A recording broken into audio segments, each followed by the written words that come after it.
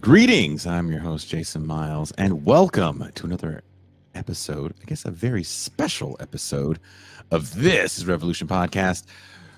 For all the returning listeners, subscribers, and of course our very valued patrons, thank you so much for your support.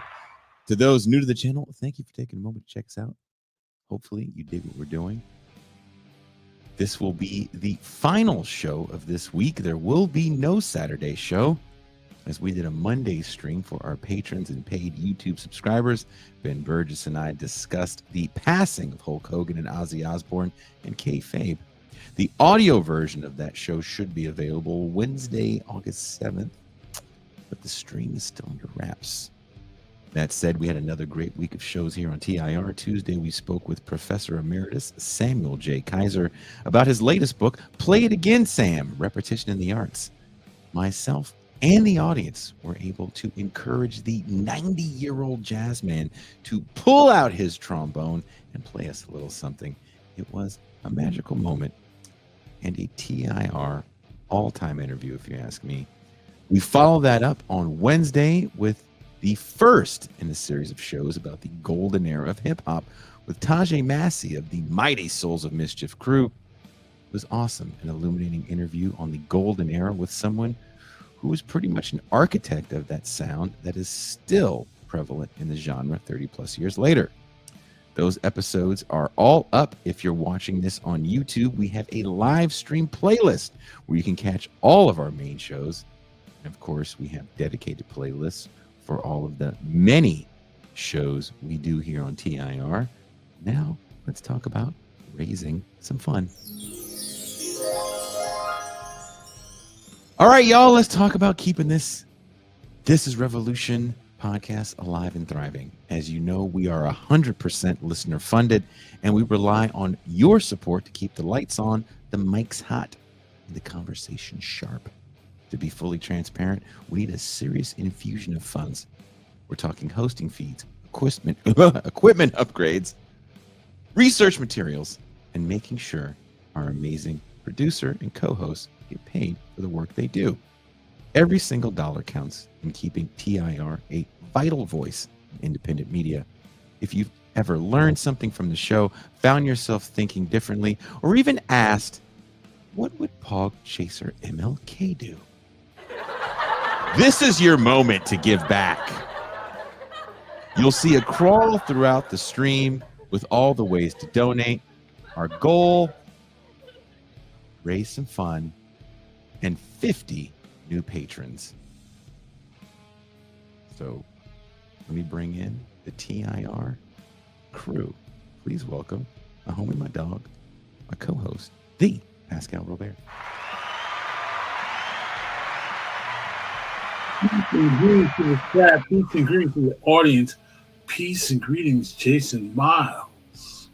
How are you this fine? It's early evening for you. Do me, baby.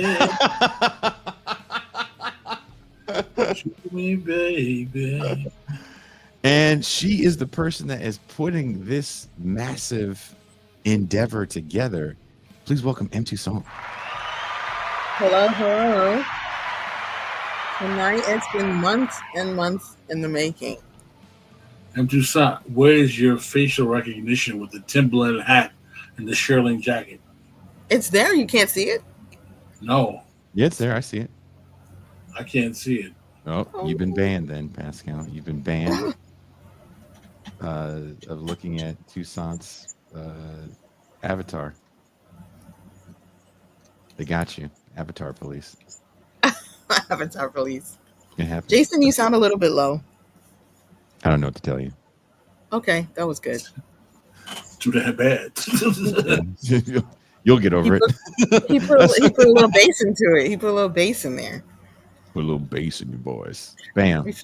He figured out the ladies were watching, so he put a little bass in there. Oh, shit. I always assume it's just a bunch of angry dudes watching. That is my assumption all the time. On the screen, we have the TIR website. It is thisisrevolutionpodcast.com, where you can get I don't even want to say exclusives. You can't get it anywhere else but the TIR website. I was hoping more people would get the Anglo pessimism tote because it really tells the world that you're funny and it's a great conversation starter. Would you agree, Tucson? Tucson, you're Oof. muted or you've ran away. No, I'm sorry. Somebody just sent me a message. One of our lovely guests. Oh, well, I guess I'll chat with them later when they exactly. Yeah. show up. So I was eating some Popeye shake. Basically, is that what you're fucking doing? Right. It's Look, your gone. job is over at Church's Chicken Ross Dress for Less. I really like the bag. The Anglo pessimism bag. It's very not NPR tote bag. The NPR tote bag was a real, what's the word? It's like brand recognition. Like, I am a liberal. I live in a society. I'm a good person. Mm-hmm. I'm not a racist. Yeah. I have black friends. I know a gay. I know. Okay. I feel like that is what that tote bag says. This tote bag does not say any of that. No, it does not. No, it does not. His throwback says Frank Willison is basura.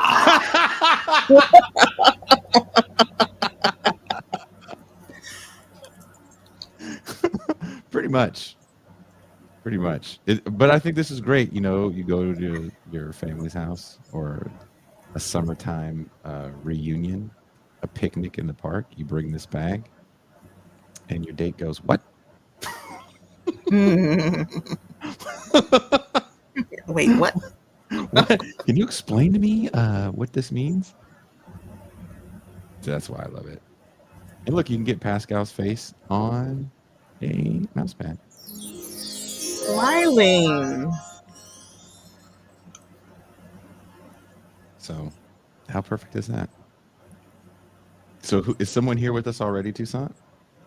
I don't know. I Oh, guess. so you can't see, huh? We do No, have I can't someone. see any of that. Okay, so one of our co-hosts is kind of the main co-host for our Love on the Left series, which has been a lot of fun. One of the more popular clips we did last month was titled "A Snow Bunny at the Cookout." Mm. Pascal's like, yeah. What are you looking at me for? What cookout is this? I Hey, who and love my where? Indian queens and African sisters. Yeah, it's bullshit. Please welcome Cynthia. Bam. Yay. I'm sorry I'm on my phone, but I'm trying to figure out my webcam thing. With a Oh. hammer? Oh, Jesus. Yes, Oh. it's We're going to need you to stop whatever you're doing. Wow. I've never seen it. This should be your advertisement for who needs a man? Oh my god. It's working. It's working. That's like not. there's like something like in front of it. Uh-huh. Oh wait, hold on. Oh shit. Yeah, you shouldn't do that. I don't need a man because I have a hot pink Target toolbox. Oh. Does it Nice. match your gun? No. But like my problem with my webcam is like, oh wait, no, now it's working. See, I did it. I don't need a man. Wow. There you go. Who needs a man when you have a woman with a hammer? If I had a No, I hammer, just fucked it up. I'd hammer in the morning, I'd hammer in the afternoon, all over this land. If I had a hammer, I'd hammer in the evening, I'd hammer in the morning. You want to log back in through your computer are you going to keep hammering it? Because either way, you're frightening me and the listener. I feel like YouTube is going to pull the stream down and say it was some sort of hate crime. I don't know. This is a piece of crap. It was like the cheapest. I can be on my phone. I guess I like that this works on my phone, but I would rather be on my computer.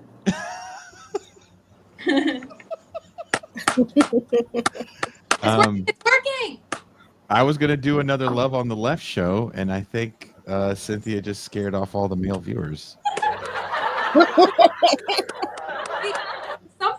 Something is working. Do you see that? See how it's like half of it? That's what I told her. Wow. Wow. Something is working. See how it's half of it? Just keep doing the thing. I don't get it. I have to agree with Chef Naj. This is hot Cheeto behavior right here. This is kind of the definition What am I of the supposed hot to do? Cheeto. Wait for a man to show up to my apartment and do this for me? I feel like you could right now, and there would be at least 2 dudes that would show up. Could they help you with the problem? I don't know. I'm pissed because like when you first brought me on, like it was like full, it was like working, but it's not. That's again, you sound like me. You know, could I before I got here, it was totally working. This never ever happens to me. Could I have gone to a computer shop? Maybe, but I don't have enough money to do that right now. Wait, I got it to work.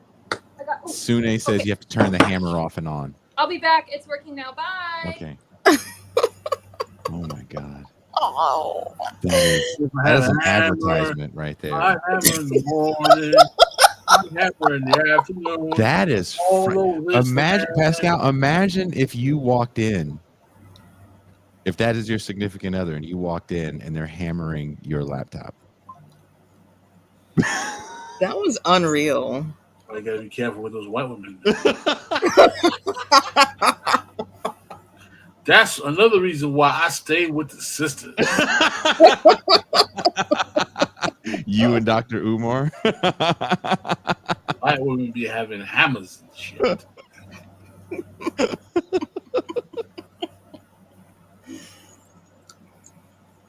I forgot we had shirts with like words on them. Yep. These are kind of dope. This is a Malcolm X quote. Yeah. And I believe this is from the manifesto. Dude. Look at this. It's a lot going on. Show me your merch. Let me see your merch. She's gonna be welding. Okay, so she's back. Bam. Are you on the computer? We can't hear you though because you broke the microphone in it. Broke the microphone on the computer. Yeah, we can't hear you at all. Seriously? Yeah, you broke the microphone. I mean, you were hammering the computer. You were hammering it with a hammer. A real hammer. I think you broke the microphone. We still can't hear you because you broke it. Maybe turn the volume up. I don't think it's the volume. Yeah, I think she broke the computer. She hammered a computer with a hammer. I think that is a good way to fix the machine. Yeah. And you know what's even funnier is just letting her complain with no. Here, just put her at the top of the screen. Keep complaining, and we can't hear you because the faces too. Yeah, Del Sol's like, wow. So you fixed your camera, but in fixing your camera, you destroyed the internal microphone. 1 moment. We'll give you 1 moment. We'll give you 4 moments. This is depressing. Oh, there you go. There it is. Oh! And damn it. He's gone. Again, don't hammer your laptop because the camera's not working. If I had a hammer, Jesus I'd Christ. hammer in the afternoon. I'd hammer in the morning. Pascal, I do have to say, I have to apologize because I thought you and Toussaint were not supposed to be on the show last night. And Toussaint has been giving me an attitude because apparently you guys were supposed to be on the show last night. You don't care. A little bit of me doesn't. Hello. We can hear you just fine. Thank you. So what's going on? What is this? What is this? Well, It's an advertisement on why, if you date a white woman, date one that doesn't have a toolkit. I love my toolkit. You can get it at Target. It has, like hot pink and black. Hot pink and black, the colors of blood and violence.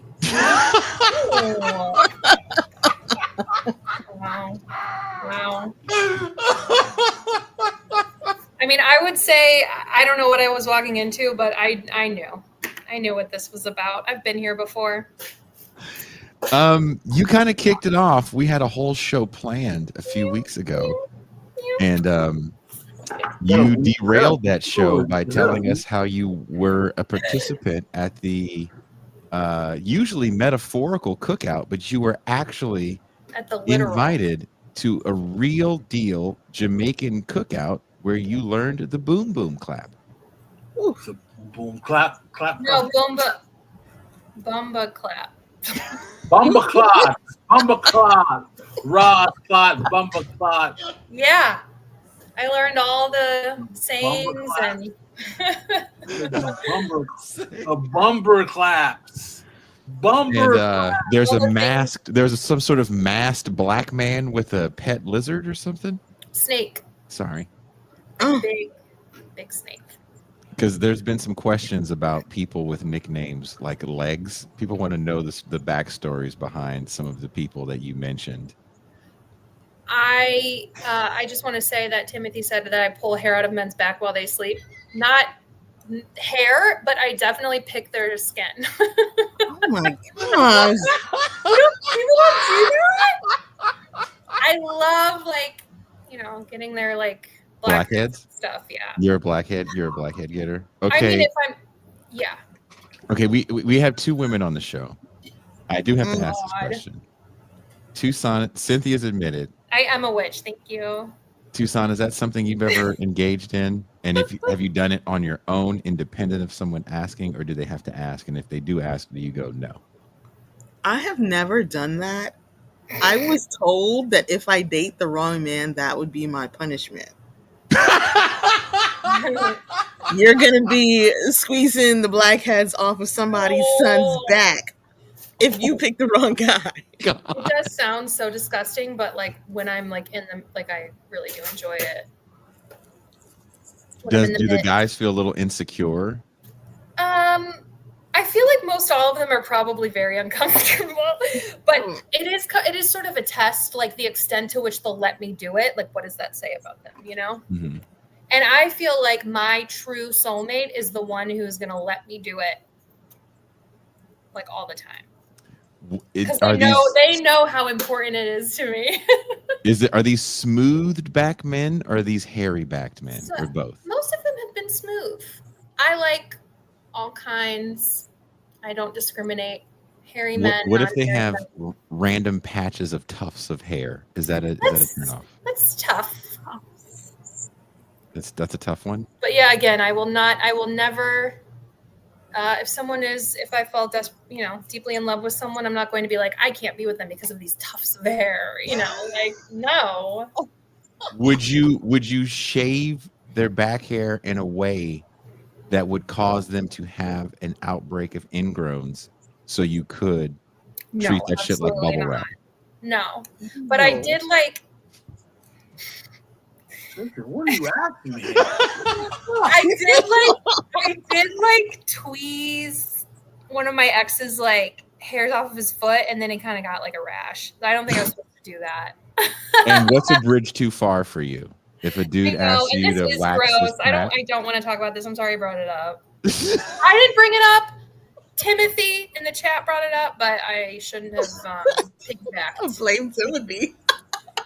Yeah, piggybacked on it. Strom said he got called a werewolf last. That can be. It depends on what you're into. Are you into men that look like werewolves? I have been with men who have been very hairy. Yeah. I've been told it looks like I have a fur vest on. Sorry. Snap at you. Trying to tackle me to you do worse. Sorry to laugh at you specifically, but that's funny. I'm glad you are laughing at my pain. I'm afraid of beaches because of that. Oh. So you moved to Mexico? Yeah. Yeah. Just walking in shame. Has anyone seen the Naked Gun movie? Fuck no. The remake? Why would you remake a movie nobody cared because about? I'm really into the like Pam Anderson, Liam Neeson lore that's currently happening, and I kind of want to go see it. That's the only reason why anybody. The marketing has worked on me, I got to admit. I was walking with Catherine Liu and her husband a few weeks ago in Irvine when I was up there when we were filming our interview, and I was talking about that movie, and they didn't believe me. Really? They thought I was lying. And as we were walking, we went to Newport Beach. As we were walking in Newport Beach, a plane flew overhead pulling a banner of the movie. And I was like, they were like, no way. They didn't believe it because that's such a ridiculous thing to do. That's so funny. Well, is that a good first date movie for you? Well, so I don't want to go on a date, but I have like some like male friends. I mean, they don't have to all be male, but like I just have this idea. I really wanted to do like a classic Midwestern Times Square AMC like thing.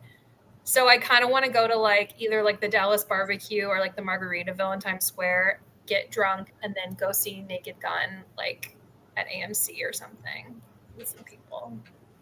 I feel like that'd be really fun. You live in New York City, Cynthia? Yes. Where are you from originally? Ohio. Ohio. Yeah. And I don't see why there's all this Ohio hate. Like, people think that like Ohio is MAGA country. I'm like, yeah, some of it, but like it's not like Oklahoma. Like Ohio is like, you've got like 3 big major cities there. There's like an admixture of Cleveland. And the rest of it is like Oklahoma? I mean, yeah, there's a lot of like rural parts, but it's I just feel like people are always like, they always, stick out like Ohio versus like, yeah, like I don't know, Oklahoma or like Nebraska. What or like, is an actual Buckeye? What about being an actual Buckeye? What is a Buckeye? Oh, I don't really know. Aren't you from Youngstown? You're from Toledo. I'm from Toledo, yeah. Yeah. That's not even, you're not even from. But I have a lot of people that I know and a lot of people that went to OSU. So, Buckeyes are in my, yeah. Can you date a man that went to Michigan? That's tough. That's a tough one. We don't know about that. Kind of hooked up Ben Burgess. You mean that country up north? I don't know about that. Ben Burgess. You said no on Ben Burgess. That's what you said. That's fucked up. Trying to hook up Ben. Doesn't he have a wife? Sorry. He's divorced, and thanks for going and putting salt in the wound. I'm sorry. Jesus. What brought you out to New York? Hope. I'm a writer. Oh. I put it in quotes because, like, it takes me a long time to do stuff. But guess what, everyone? I just sent out a pitch today to a publication, so wish me luck. It's taking me like 3 months to do one pitch. But I did it. I just had my article is being edited for Current Affairs right now. Wait, I really want to write something for Current Affairs. Yeah, sorry. Okay, well, I need to talk to you because I need help. They hit their white girl quota. They told me. I really do need help. Like, I need to like talk to people because, like, I'm like, I don't know what I'm talking about. That's my complex. Yeah. Before we get into the pitch on why TIR is good and people should become a patron, what is it about leftist men that is irritating you the most right now? Toussaint. I hear an echo. It's Cynthia. Go ahead. Oh, she's the only one without an echo. So there was a controversy this week with a popular leftist creator who was exposed as a scumbag. And this kind of keeps happening. So can you tell us the details of that? Or do we not really know? I don't really know all the details. Like, I never heard of this guy. But what's his name? We can say his name. Who gives a shit? I don't remember. You have one of those stupid names Alex, I think his name's Alex. He's friends Alex with guy? Alex Peter. That's a horrible name. He's been on Hassan's show, and Hassan was talking about it, and that's how I know. So, I know because I used to follow. Yeah, and he's been on her show too, right? Yes, like they used to do a show together, and I followed him. So, but I was like, wait, what? Like he sent people dick pics? Is that what it is? I'm not trying to like diminish it, but I'm just saying like I was trying to find like in Reddit. God, this is so embarrassing. Actually, who gives a fuck? I don't care. Trying to see his dick? I was trying to. I was typing Hunter Biden dick pic, and then I happened upon this. No, but I was like trying to go to Reddit to like figure out like, wait, what's going on? And I like couldn't really. It was like he sent like unsolicited dick pics to sex workers. Is that what the scandal was? Really? I think so. What does anyone know? What does it take? Can I ask this question seriously? Like, what does it take to be a scumbag in 2025? Because it seems like the bar is pretty fucking low. Like, seriously. Why do you keep muting? Because you keep echoing. Am I really? Well, not now. But when anyone else talks, there's an echo, yes. Sorry. Well. So what is the bar? Women answer? Or? Yeah, but you have to answer. Tucson. What are we? I'm sorry. I was putting links in the chat for people to gift a Patreon membership or become a patron because we are fundraising. You wanted to know what the standard is for being a leftist scumbag? Yeah, what it feels like it's a low bar. It's a low bar, I think, for men in general. But leftist dudes are supposed to be better than the average man, right? You're supposed to be a leftist. You have feminism that's supposed to be automatically rolled in under that. Mm-hmm. And you're supposed to, believe that we're all human and, women want the same things that you want. And they're human as well, So. You want to respond? You have to wait until she's done talking. Giving us an echo. He was accused of leveraging his fame to get dates. And I don't know the exact ways that he did that. What does that mean? Does that mean? Can we talk about? Hold on. Does that just mean that you walk in a room, someone knows you're famous, quote unquote famous, right? Because fame is relative. They know you're a thing, and then they go, "Oh, you're the guy that's the thing," and you're like, "Yeah, I'm the guy that's the thing." And then you go on a date, and they're like, "He leveraged his fame against me." How do you leverage your fame if no one knows you're famous? You want to answer that, Cynthia? You've been fame leveraged before? Am I silent or was I silenced on the This Is Revolution podcast? Whoa. White woman accusation. I was silenced. Am I echoing right now, or is it just when I respond to someone? Just talk. We'll fix it. I was silenced. No, I find myself having like multiple reactions to this, and I admit that this is probably a lot of my like built-in misogyny that like I'm just like, what is happening? Like I was just kind of like, this is what we have to like cancel this person because he was like leveraging his whatever that means. I'm not saying that's not bad.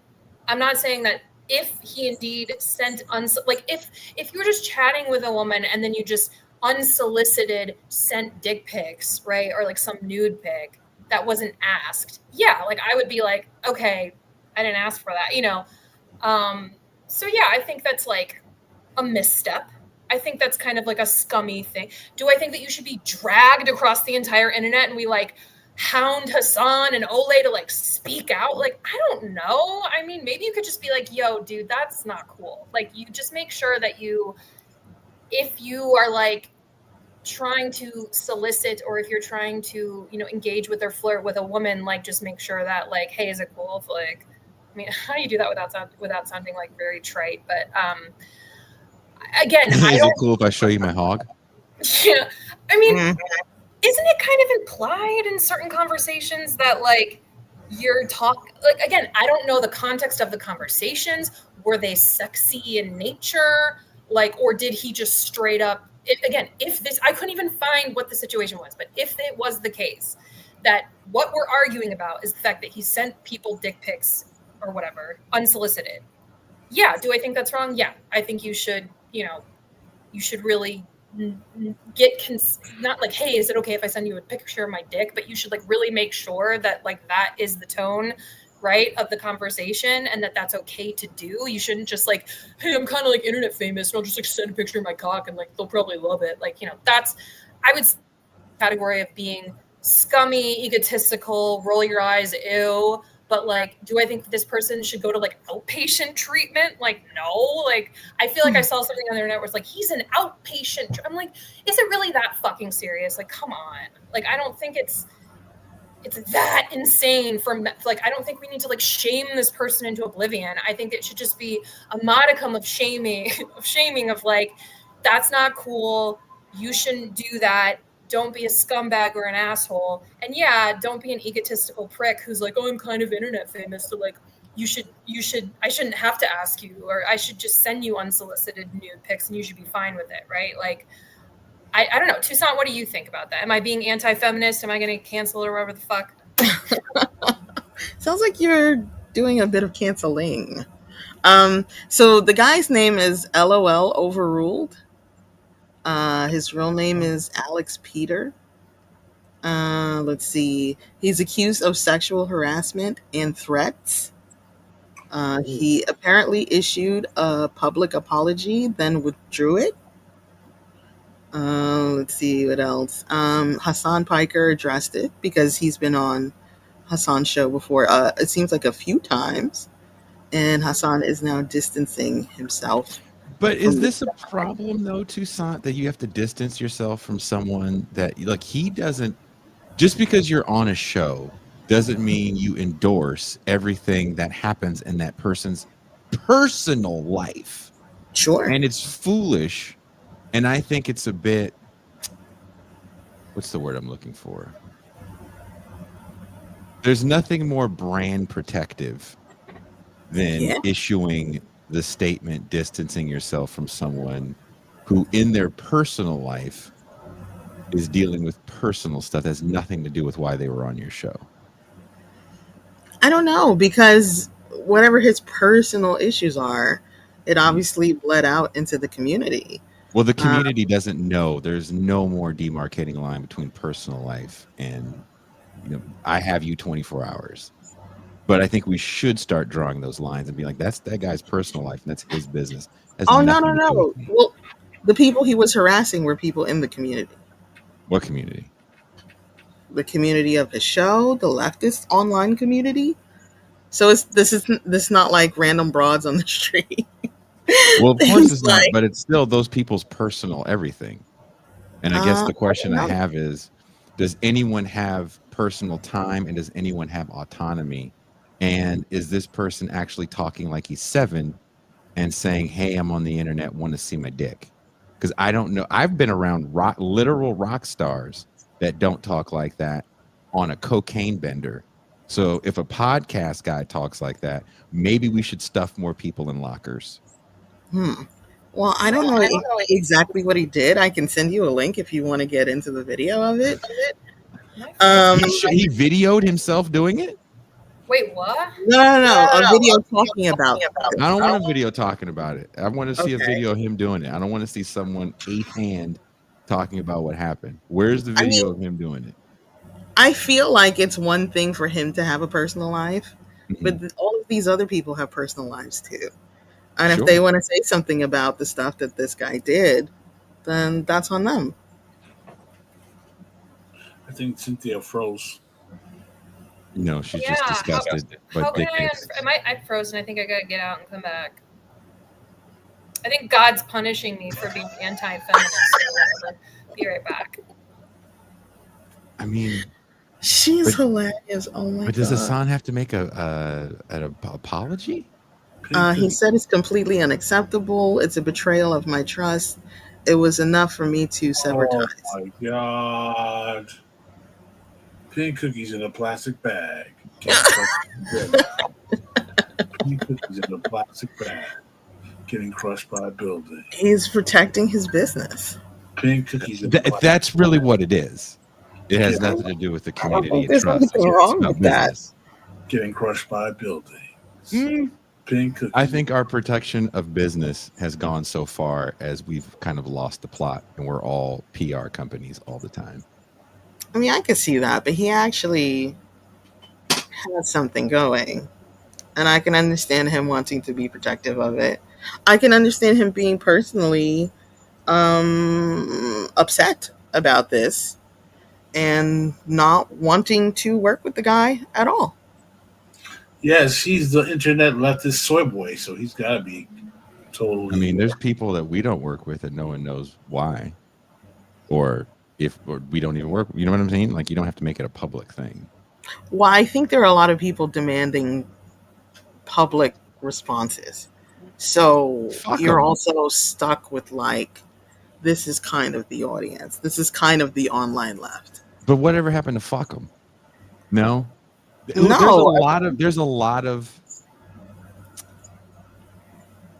It's so much a business, and people get to posture a certain way, and at the end of the day, they're all just little businesses. You know, we're to a certain extent a little business too, but shit, I'm not afraid to say fuck them. Well, we know you're not afraid to say that. We know that very well. That's why we have a fundraiser. It's gonna, yeah. No, seriously, it's gonna cost you money. But fuck it, my dignity means something to me. I mean, maybe it's not a question of dignity for these people. I don't know. I feel they like don't have it. They just don't have it because there's so much a public relations business.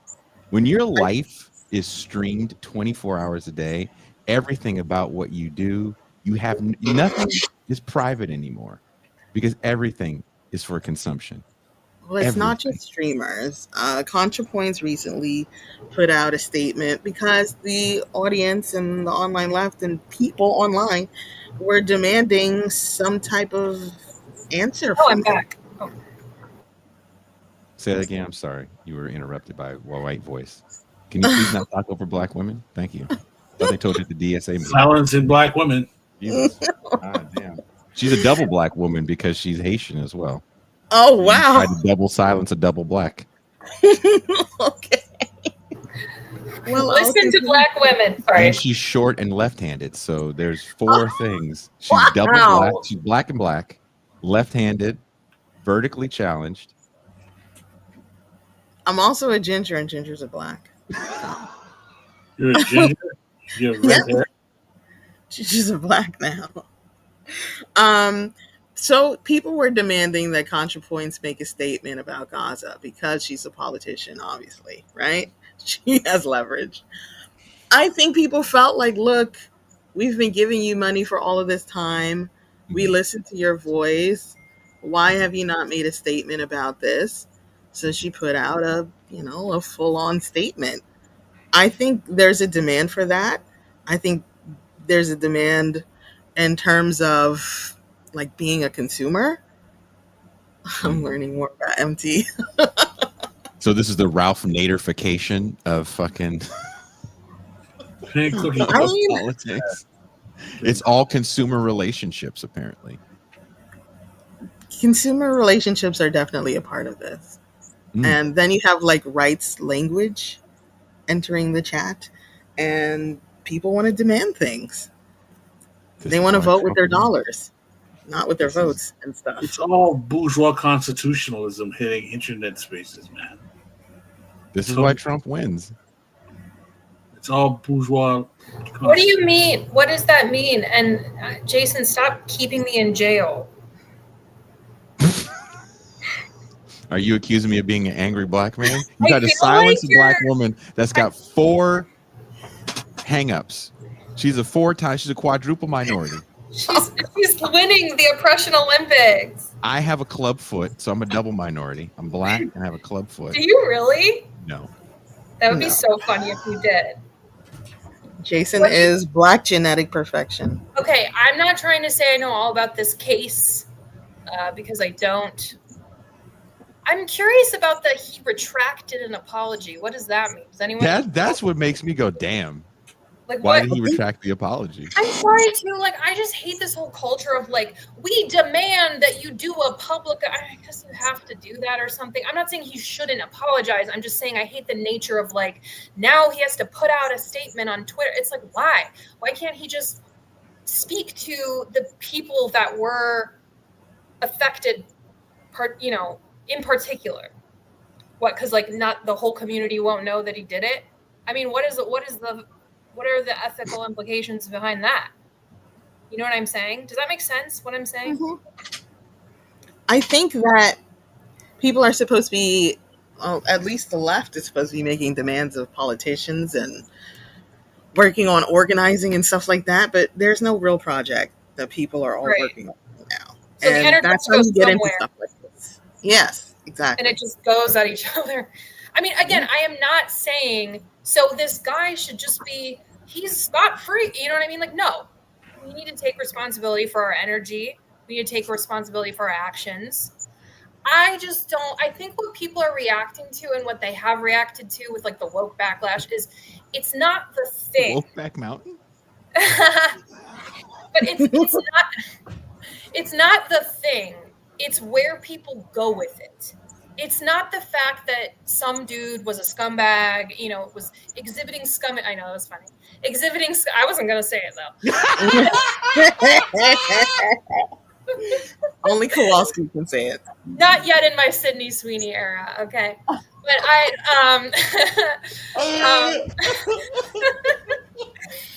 it's where people go with it. It's not that, this dude should be scot-free and that he did everything right and that no one should have a problem with his behavior.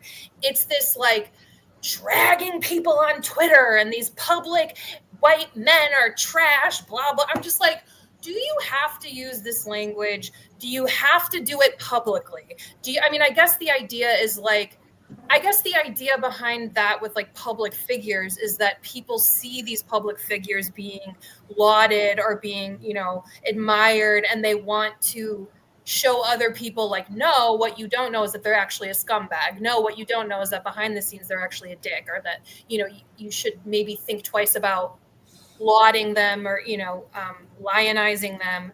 So I guess that makes sense. Like, I guess I'm a little bit like, I don't know necessarily what I think, but I just think that there's an energy behind where people go with it and the way that they like drag other people in the town square. And I find it very fascinating because the left is supposed to be about like, forgiveness. Yeah. But, and what is, why am I blanking on the word? Like about like how people talk about prisons, like it begins with an R, not reconciliation. Anti-carceral. Well, yes, yeah, anti-carceral logic, right? Like, what's the word I'm thinking of? Like redemption. Yeah, kind of like redemption. Rehabilitation, like anti-carceral, like the idea that like, yeah, forgiveness. I mean, I know people aren't like religious or Christian, except me, but like the idea that like, yeah, it doesn't mean you condone people's behavior. Redemption, yeah, I guess. But yeah, like, I think part of the problem, right, is that we are so stuck in the blowback from wokeism. Yeah. The left, because a large part of the leftism does come out of academic culture, whether we like it or not. And in these kind of spaces, particularly these academic spaces, there is this type of gotcha kind of culture, and it's metastasized online. In online culture as well, which makes it even worse. So when you take the wokeism that comes out of academia, you blow that up with the online culture, you get this kind of like shotgun bang bang. It's like, oh, you're an evil heterosexual cisgendered frog with two eyes and a wart. How dare you? And it becomes this kind of gotcha culture that, by the way, feeds the right. It makes the right seem. I mean, listen. I want to say something controversial. Oh shit! You guys have heard about this commercial with Sweeney, the Sweeney girl. She has good genes. Do people have an opinion about that? It's a dad joke. I think it's kind of ridiculous for people to be going on full on, oh my God, this is Nazi eugenics at its worst over a bad joke. I understand the logic of going from there to here. I understand, yes, we're in the age of Trump. I understand. I get it. But at the same time, people can have the right to make a tacky joke and not be totally pounded and ground to powder with conspiratorial motive. I don't know. Maybe I'm wrong. I agree with you, Pascal. It's a stupid dad joke. It's not that serious. But what happens when we're in a moment where everything is political and everything is that serious and no one is tied to a movement at all? And it's not just a movement. This is like, these aren't unions protesting this. These are individuals. So they don't have the NPR tote bag anymore, which was all they needed. Cynthia, what do you think? What are your thoughts on the swing? Okay. I think there's multiple things going on. So, first of all, as someone who's worked in media and marketing, it's like I see what they're doing. Mm-hmm. They're very obviously tapping into and capitalizing on outrage baiting the woke culture. And we are in a specific time that is like post-woke, such that the idea that we're getting outraged about this or like feeling some type of way about it or calling it out for what I believe that it rightly is, which is not American Eagle is fascist, but that American Eagle marketing executives and marketing teams and ad sales teams understand the zeitgeist of this current moment, which is like, tee-hee-hee, I'm going to do some Nazi propaganda on the Homeland Security Twitter site. Tee-hee-hee, I'm a fascist. Like, that is the cultural moment, which is obviously a reactionary backlash against the woke, of the past how many years. And even if people aren't serious about it, like I would argue American Eagle isn't seriously trying to purposely promote, white nationalist propaganda, they are doing a kind of gotcha, if you will, sort of like a reverse gotcha of outrage baiting people into talking about it, because now we're talking about it and now we're engaging with it, and now now American Eagle stock price has gone up. You know what I mean? So it's like, yeah, I don't necessarily think that the company itself or that Sydney Sweeney herself is like, yeah, we're actually trying to earnestly promote white nationalism. But we understand that this is a conversation happening right now. We understand that this is the zeitgeist right now. And the most cynical take is that they are playing into it for the purpose of selling clothes. Isn't this Calvin Klein all over again with the underage girls in their underwear? Yeah, which I just went down to Brooke Shields' Wikipedia rabbit hole yesterday. Jordache jeans. That's definitely what they're referencing with this commercial. But I would say to Pascal's earlier point about I lost my thought because, of course, I did. Jason made me big on the screen. I have come across the information that, yes, playing into the hands of the right. So this whole eugenics thing was just a couple of people on Twitter. And then apparently a right-wing magazine picked up on that. So it's actually not like the online left or leftists or whatever, or liberals are going crazy about this. It's kind of a manufactured controversy made up by the right. Like, oh, look at these leftists. They go crazy over everything. Yeah, that's what I'm saying. It's like bait. And my question is, which I was watching yesterday, Crystal and Emily debate this, and I really like what Crystal said, which I agree with, which is like, I don't know how you're supposed to react to this. Because it's like, they want you to have a reaction. They want you to be like, white fascists, and that, like, they want you to do that so that they can be like, oh, you're just like so woke and like you're overreacting and like nothing's there. But like at the same time, we have literal white nationalists in the administration. We have, I just don't think that you can say that these things don't matter. I mean, look at what's happening with ICE. Like, these are ideologies that are trickling down. You think those genes and ICE are one and the same? That's a stretch, isn't it? I think that they are again, they're related, but they're not like tangentially related. They're in the same universe. I don't think so. You know, in the sense that like this is the zeitgeist such that actually, Jason, you would really like this. Okay. Last night I watched The Decline of Western Civilization. Have you seen it? Or the first part? Documentary? Yeah. Yeah. You saw part one. Yeah. The serious one. Yeah. I've only watched part one, which I'm excited to watch part two because apparently it's all like Alice in Chains and like the 80s. No, it's not Alice in Chains. You're too young, but keep going. Oh. Listen. Yeah. Oh, no, I'm just kidding. No, but you guys, number one, you should really watch it. It's a documentary of like the late 70s, early 80s, like punk culture in LA. But this sounds like it doesn't relate, but I made the connection because in one point in the documentary, I forgot the director's name. She also directed Wayne's World. Phoebe, or I forgot. Penelope Spears. Penelope, yes. She's interviewing these young kids who are in the punk scene, and you know, Nazi culture, like flirting with Nazism was like actually I was hoping, Jason, you could speak more to that because I'm not Gen X, I am millennial, so I kind of like know how Nazi fascism. Well, what it was first of all, this is a moment where people that are kind of have been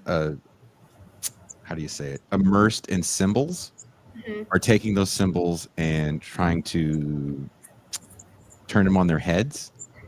So while some people, they don't really know what a Nazi is, but they know it pisses their parents off.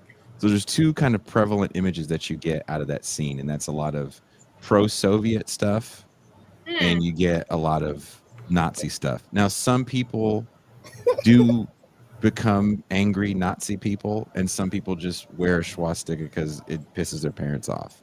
So you kind of have to ask yourself, how serious were these people in the first place?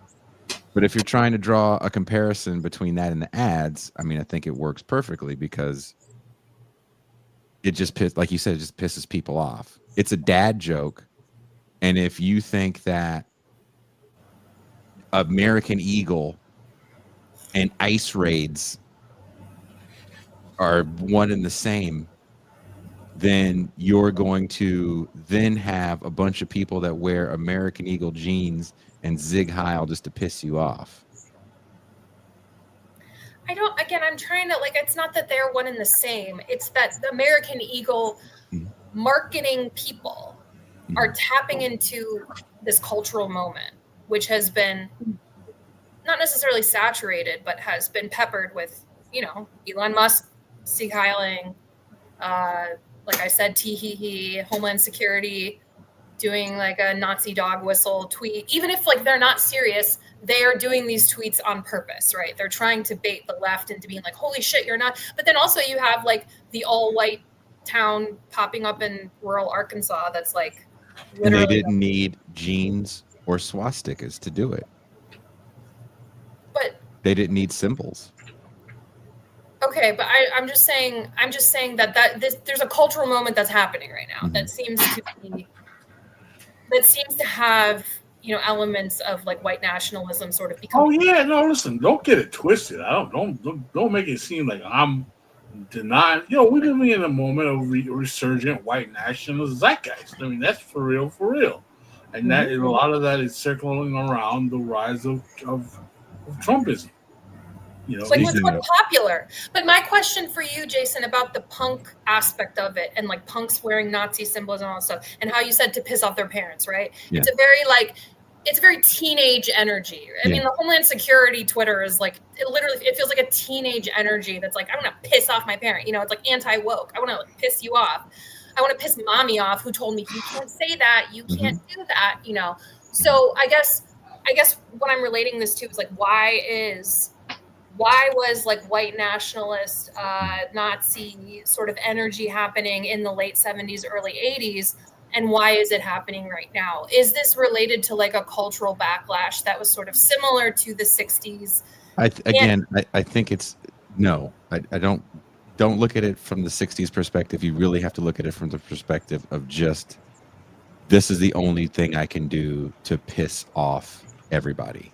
But what our whole movement coming from it is what I'm interested in. I think that there's a lot of a lot of this stems from the fact that in Western nations, moment, there's a fear of the otherization of fear of the other vis-a-vis immigrants, because there are demographic concerns of a diminishment of whiteness in these Western countries, because populations are not repopulating naturally, and they feel like they are, quote unquote, the great replacement is happening all over the world. They're threatened, right? And they feel threatened by this, and it's driving a kind of fascism light.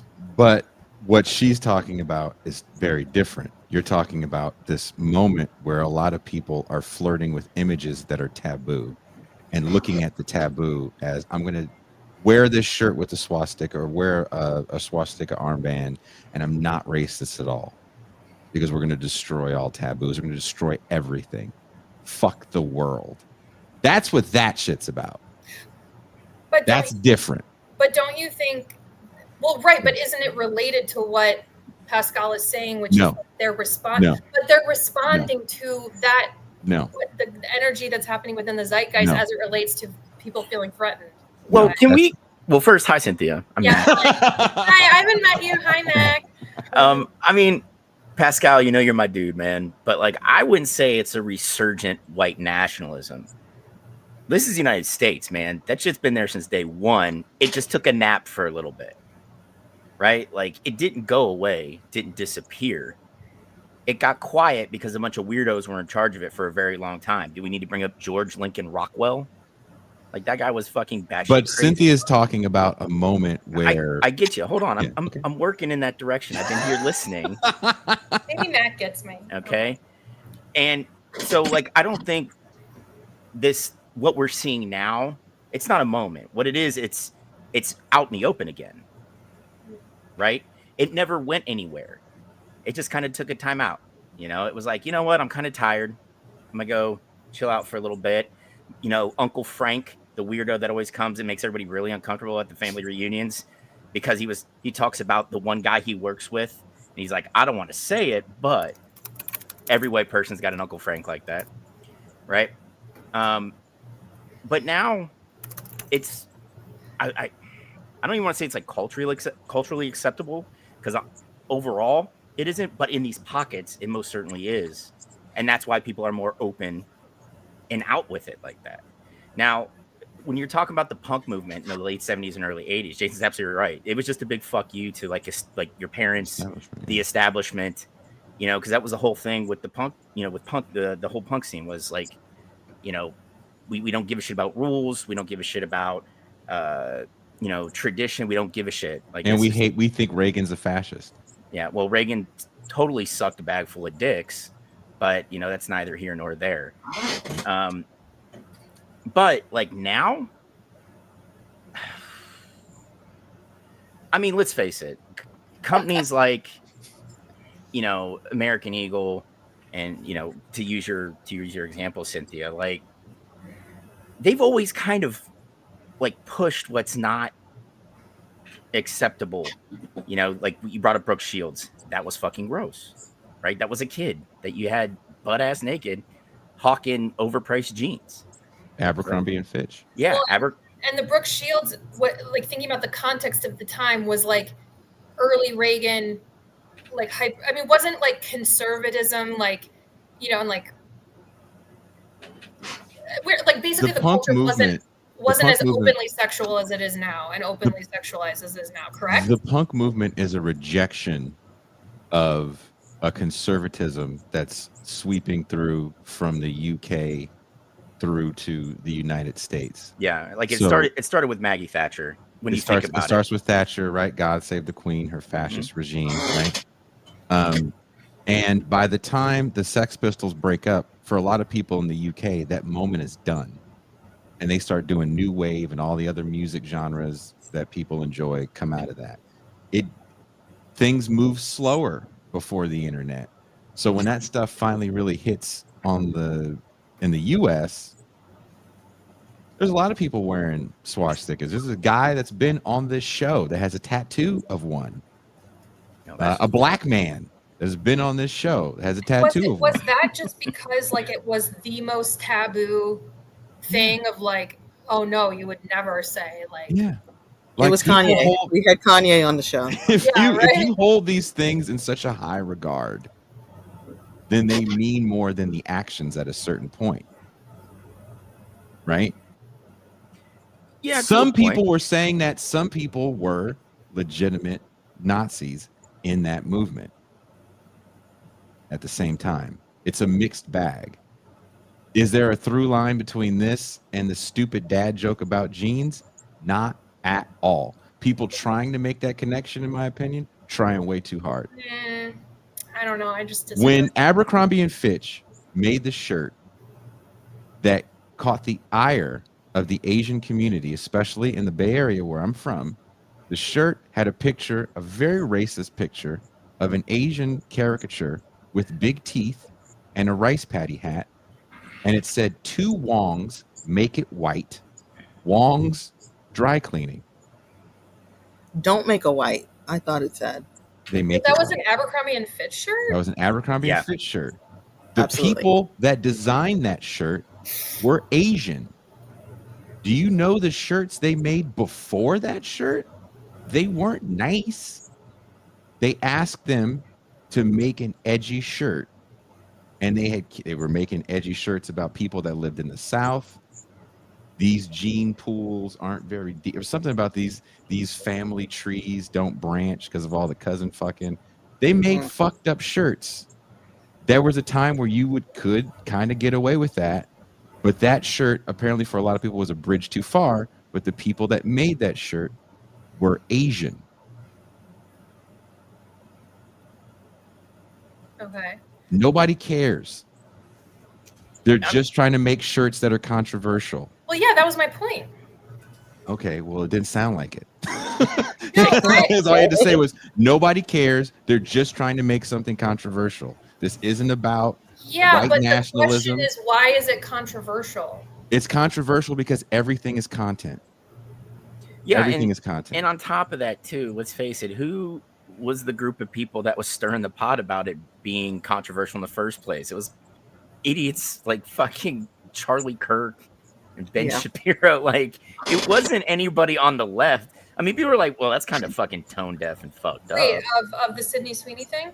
Yeah, you know, but like people on the right were dead ass just like the left, all these lefties, these woke lefties they're gonna make a mountain out of a molehill. So and why do you think that they referenced hair color and eye color?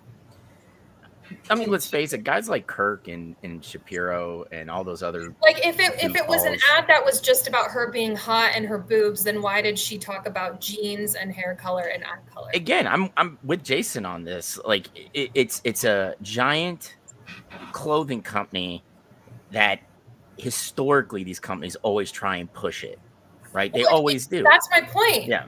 My point is that, yeah, of course, which by the way, the VP posted a thing in LinkedIn that literally said, like, we were on the phone with Sydney and we were like, how far do you want to push it? And she was like, let's push it. Wink, wink.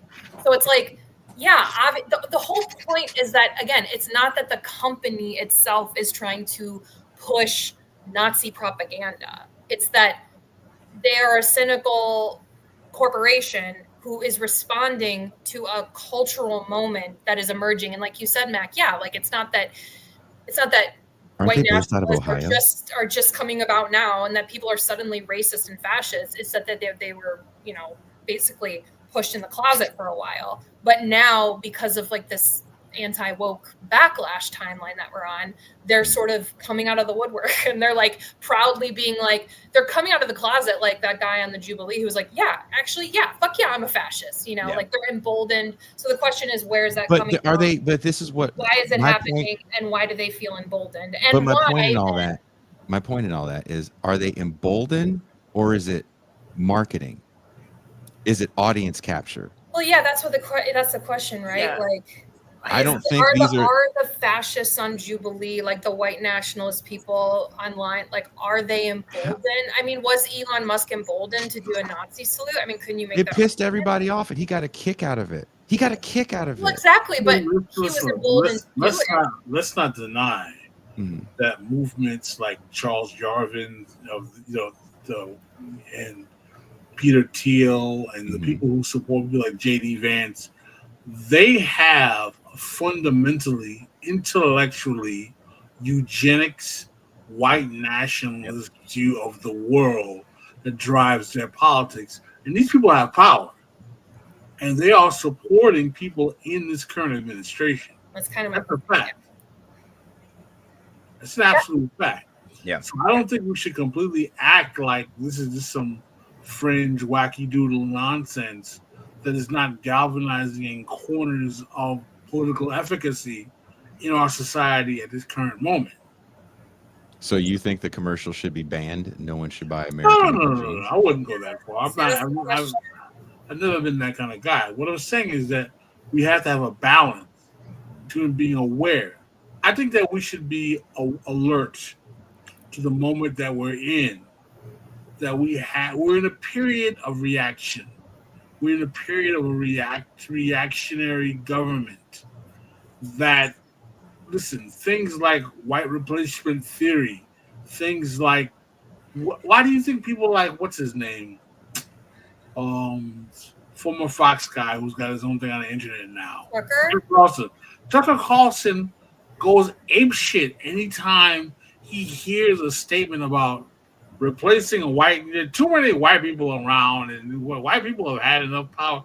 He loses his mind. And I'm not saying that, he doesn't have a right to lose his mind. But what I'm saying is that there is a paranoia over the diminishing power of whiteness that drives a lot of this politics.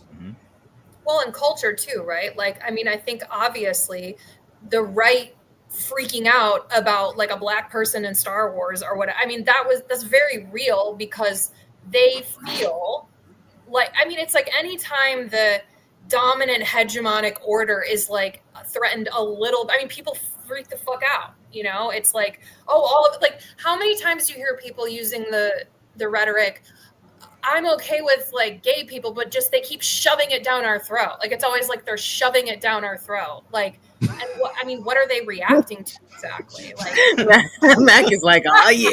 I mean, the thing is, I heard myself. I heard it. The horrible thing is that sounds like my mother, Cynthia. Like, that literally comes out of my mother's mouth. Well, exactly. It's shoving the gays down her throat. Oh, dude, you should have seen what she said to my kid when my daughter shoved came down her out. throat. No, don't make jokes about my kids. I'll kill you, Jason. But you know what I mean? Like, it's like if there's like, which by the way, I watched all 3 Matrix movies and I was like, were people freaking out in the like late 90s? The whole Matrix is like DEI central. Like, were people freaking out in the 90s? We had RuPaul. We had lots of. I mean, RuPaul isn't really frightening though, is he?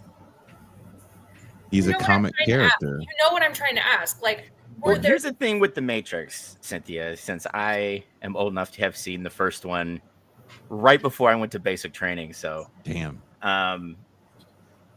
Everybody thought it was cool, right? And libertarians kind of got down with it. And it wasn't until the Wachowskis started transitioning that people really turned on them. That's pretty recent, though. Yeah, I know, but it was still. I mean, the whole red pill thing, right? Libertarians really got down with it. Then you had people like me that were like, the action was fucking great. And wait, that's Keanu Reeves? That's fucking Bill and Ted. Yeah. What is he doing kung fu? Yeah. Right? And, there was a lot of symbolism in all 3 films, and I was a teenager. I didn't really give a shit about the symbolism. To this day, I still don't. I still think they're kind of fun to watch. Mm-hmm. But it wasn't until they transitioned that you saw a lot of people. When you say transition, how do they transition? They transition to women. They're the Wachowski sisters. Yeah, they're the sisters now. Are you serious? Yeah, has a heart attack. Were people like, oh my god, everyone in this movie is like, there's a black guy, there's a Chinese guy. Like, No, I mean, were people I don't know like anyone that's out about it as they were in the 2010s with like, there's a black guy in Star Wars. Do you know what I'm saying? Like, well, yeah, and that's the thing. Like, this is. I wish I wasn't this old to where. Like comic books and comic book movies and Star Wars, it was just, like space soap operas, man. Like, didn't matter what you were really doing. If you were into it, you were into it, right? But honestly, Jason, you can maybe back me up on this. It was honestly probably around when the Tea Party movement started that we started getting the sprinkles of, wait a minute, you know, Lucas was equating like Nazism to the stormtroopers. Like, what? And it's like, dude, where have you been since fucking 78? You know, like, what the hell, man? And it really just picked up with like the Marvel movies and the more recent trilogy with Star Wars and the shows on Disney Plus. The recasting of characters, Marvel making a bit of a, especially at the end of Obama's term, they started to have new characters that were non-binary and female. Some of them were chubby. They're shoving it down our throats. They were shoving. It was gagging on these female. Gagging on the dick of DEI. I mean, isn't this definitely related to like internet? Like the way that internet and social media exploded, so that exactly. I mean, part of they're like talking about it all the time, constantly. Part of the problem is that the internet, particularly Twitter, exposes so many people to each other's ideas. I mean, I used to say all the time that one of the sad things that happened when Twitter came around is that like a lot of racist, reactionary white people got exposed to how reactionary, race-baiting black people start to think, and they all realize how much they hate each other. So you had the Hoteps and the white nationalists reading each other's thoughts. They're like, well, we're the same, but different for the same reason. We don't understand why that's wrong. You know, it's like, yeah. Can you imagine that Jubilee, the white racist dude and the Hotep just facing off? I mean, there's something to be said about thinking about a post-racial America. And if we get in the Wayback Machine to 2008, Obama was supposed to absolve us from all of our racial sins, and it didn't work out that way. Black Lives Matter is busting up towards the end of or starting up towards the end of Obama's presidency. So we don't have the post-racial America, but we really start to dig into DEI, right? Diversity, equity, critical and inclusion. Race theory. What happened to that? Critical race theory becomes a big talking point again, to the point where killed me because it's a legal term. Like, it's not an academic thing; it's a legal thing, and it gets turned into this like academic boogeyman. And when you bring this up to somebody who, like, I don't know, half my family, unfortunately, they're like, "Well, that's what they teach in schools," and it's like, dude, no. That is not what they fucking do in schools. Take it from a former substitute teacher. You're lucky if you get students to like stay awake in class, let alone, you know, get a freaking curriculum approved by the administration. You know. Oh, I mean, this is a good point. BLM and Caitlyn Jenner covering that magazine were when the 20 Twins woke movement were full swing for me. We watched a movie last night on TIR called Fly By Night. And it's a horrible film, and it's one of the most offensive films I've ever seen. But the film takes this really crazy early 90s pivot to wokeness, where a aspiring rap group gets a record deal. And in their record deal meeting, the record label owner is apparently a Zionist and goes on a Zionist rant. But as they're leaving, they're excited because they're going to get a record deal and get paid. And then one of the members of the group, who's the quote unquote realist, says anything white people give us, they can take away. And Claw, actually, we watched it as a watch party, and everybody got to contribute and talk. And Claw said something kind of interesting. He said, this is when this movie takes a really odd turn for the woke.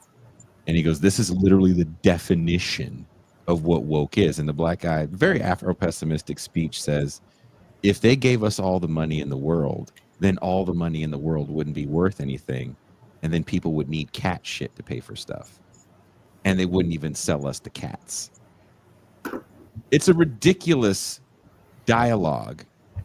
But for that moment, it really felt like he was saying the realest thing ever.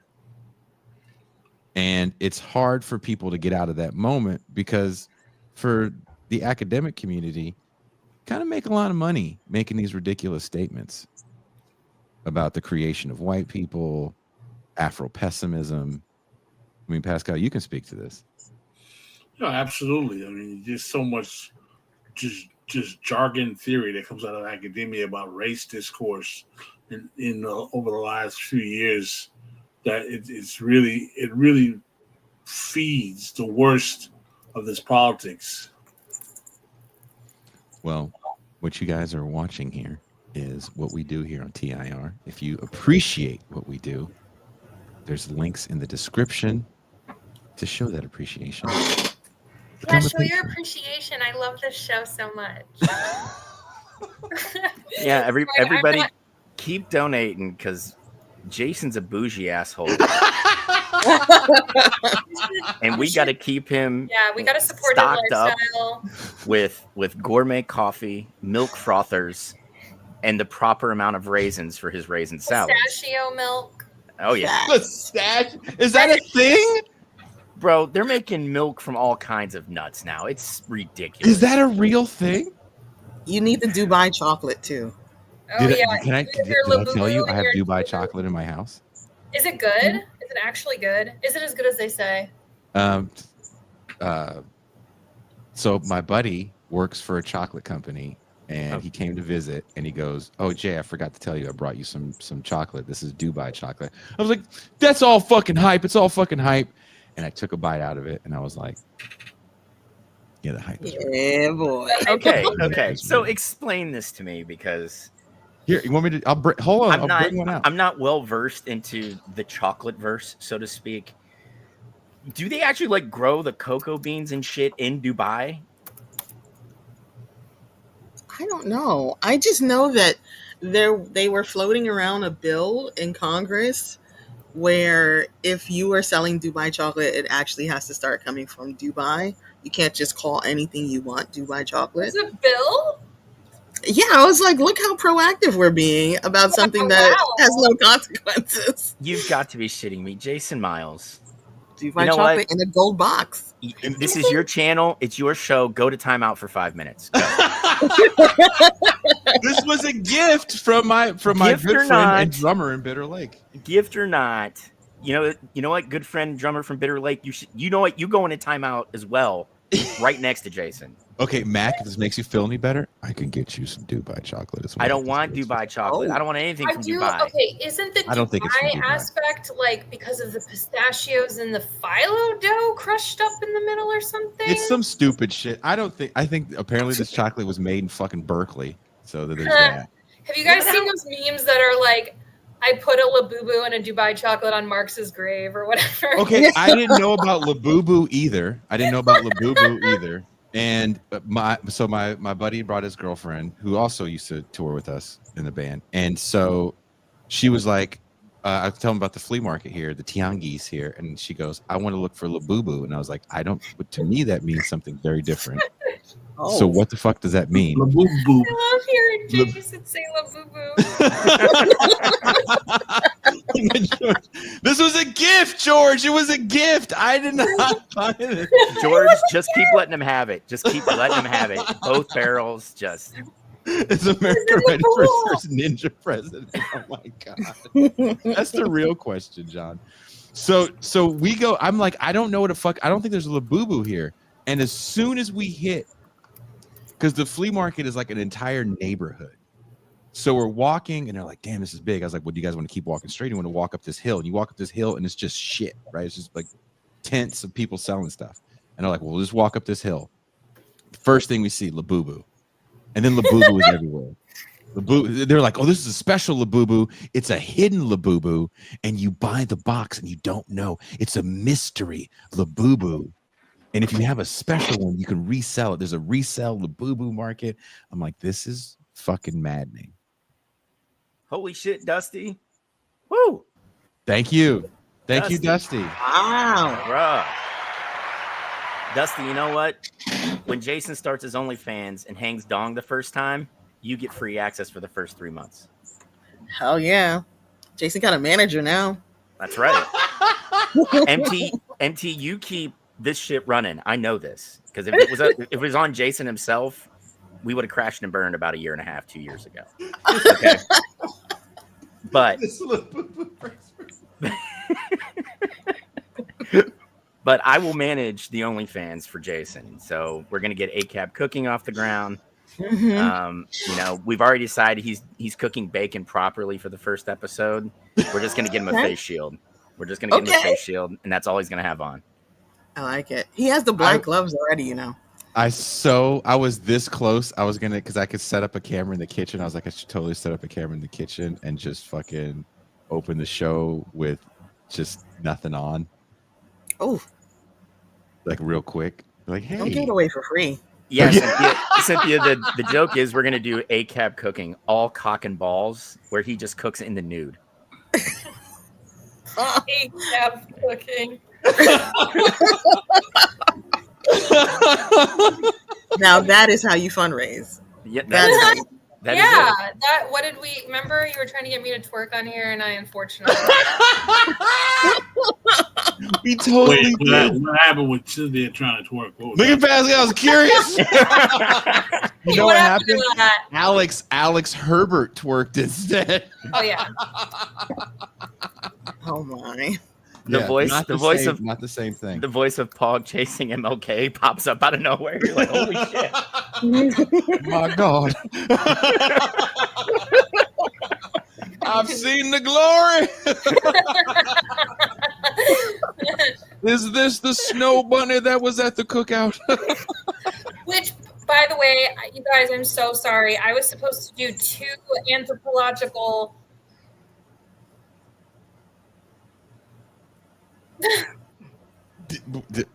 Black guy got your tongue? Anthropological dives into the world of Negrodom. What the fuck just happened to you? That was weird. I thought that only happens to old congressmen. Did you just shit yourself? Cynthia just had a Mitch McConnell moment. Oh my god, that was so trippy. Okay. Sorry, I just left my body. I've been practicing OBEs. No. OBE. What the fuck An is out-of-body experience. Okay. Wait. You can't actual traveling hard and walk away from that. Did what you drop acid before you come on, Cynthia? I'm gonna cry. Let me explain. I was trying to post this on Twitter to be like, come to the I had my Mitch McConnell moment, okay? But no, I was trying to post on Twitter, and so I started to say something, but then like the video on Twitter was like going, so then it sounded like Mac was like starting to say something, and then I was like, oh, sorry, and then that's not. And I was like, why? I was like, that's so fucking rude. Why is he talking over me? No, that's no excuse, dude. You McConnelled, man. You fucking McConnelled all over the place. No, I was trying to say that I was supposed to do 2 anthropological studies this week, and I failed. I didn't go to either of them. I was invited to the cookout once again on Sunday. Mizzo invited me to the cookout. I did not go. And then there was a New York City DSA dating thing that happened yesterday. And then what was it? Was it like a speed dating thing? I don't really. So my friend went. I was supposed to go with her, but she said that it was like kind of and it was at this bar, and she's like, they asked 4 prompt questions at one point. People had name tags with their seeking masks, seeking femmes, or open to all. Whoa. Their name tags. Oh, Jesus. I mean, to each their own. Jason and I do the sports show on Wednesdays, and we are what we call no kink shame area. So whatever you're into. But I don't think I'm going speed dating where I have, what are you looking for, Mac? At this point, I don't fucking know. I know. Just don't peg me, bro. Yeah, I'm not into pegging. I'm not into it. That's the new don't tase me, bro. Don't peg me, bro. Don't peg me, bro. I just don't I don't, Jason knows. I don't like the, this is what I'm seeking. And then someone has to come up to me and be like, hi, I'm, I don't know. I'm an organic gal. I like to just have it happen, Yeah, I mean, can you imagine an interaction like that where how mask you looking for? Yeah, I don't know, but I am seeking masks. So. What the hell does that mean? But no, masculine. I wanted to. Whoa. I guess this was supposed to be the hetero one. I don't know. They have a specific queer one, and then this is I don't know. whatever. But like, the point is that I just don't like forced like speed dating things anyway. But I wanted to go because I wanted to see what the vibe was, at like the DSA mixer. So I'm sorry I didn't go. I've been in my like monk mode. Is that what we call it now? Yeah, I've just been trying to be very disciplined. Jason calls that gooning. By the way, gooning is different. Gooning, I always mix them up. So gooning is just like masturbating a lot. That's different. What's the one where you like or edging? Sorry. Yeah. Gooning is like supreme edging. No, I thought it's edging with discipline. No, I thought. Do you pull your cock up when you're like gooning and you're about to come? You just like fucking. You pull it up like an emergency brake. What do you do? Wow. I thought that was edging. I thought gooning was like you're just masturbating. Aren't you asking the wrong person? Because she's a woman. She wouldn't have it. I was asking everybody. Yeah. It's edging with a master's degree. It's edging with a master's degree, but the job you applied for is asking for 10 years experience and starts at $12 an hour. Oh my God. Wait, Jason, I thought gooning was like someone who has like a masturbating problem. I don't know if it's a problem. Oh. Well, shows how you really feel. Yeah, if you're dating a guy and he goes, "I'm going to my goon cave," don't date that guy. Yeah, that's a problem. That's a problem. Yeah. Yeah. I mean, how are you feeling? It's Toussaint, voice of reason. Voice of reason. Are you anti-gooning? I'm not anti-gooning. I think if you are going to be watching something explicit for a long time, that's problematic. What if you're watching the Flintstones? If you're watching Love Jones, what? Flintstones. No, he said the Flintstones. The Flintstones. Well, I can understand that. Betty Rubble really does it for Jason. Porn is bad. I agree with Strom. What, the Jetsons are next? Oh, God. Jane, his wife. I think everything moderation. I think if you're watching porn every day, that's not good. What if it's just Friday night is goon night, and for 7 hours you're gonna slap hands? No, that's just no. 7 hours. That's a work day. No shit. I'm not getting paid for it. I'm not doing anything for 7 hours. You never clocked in and masturbated before? It's just me? Shout out to the unions. That is a full work day. Shout out to unions.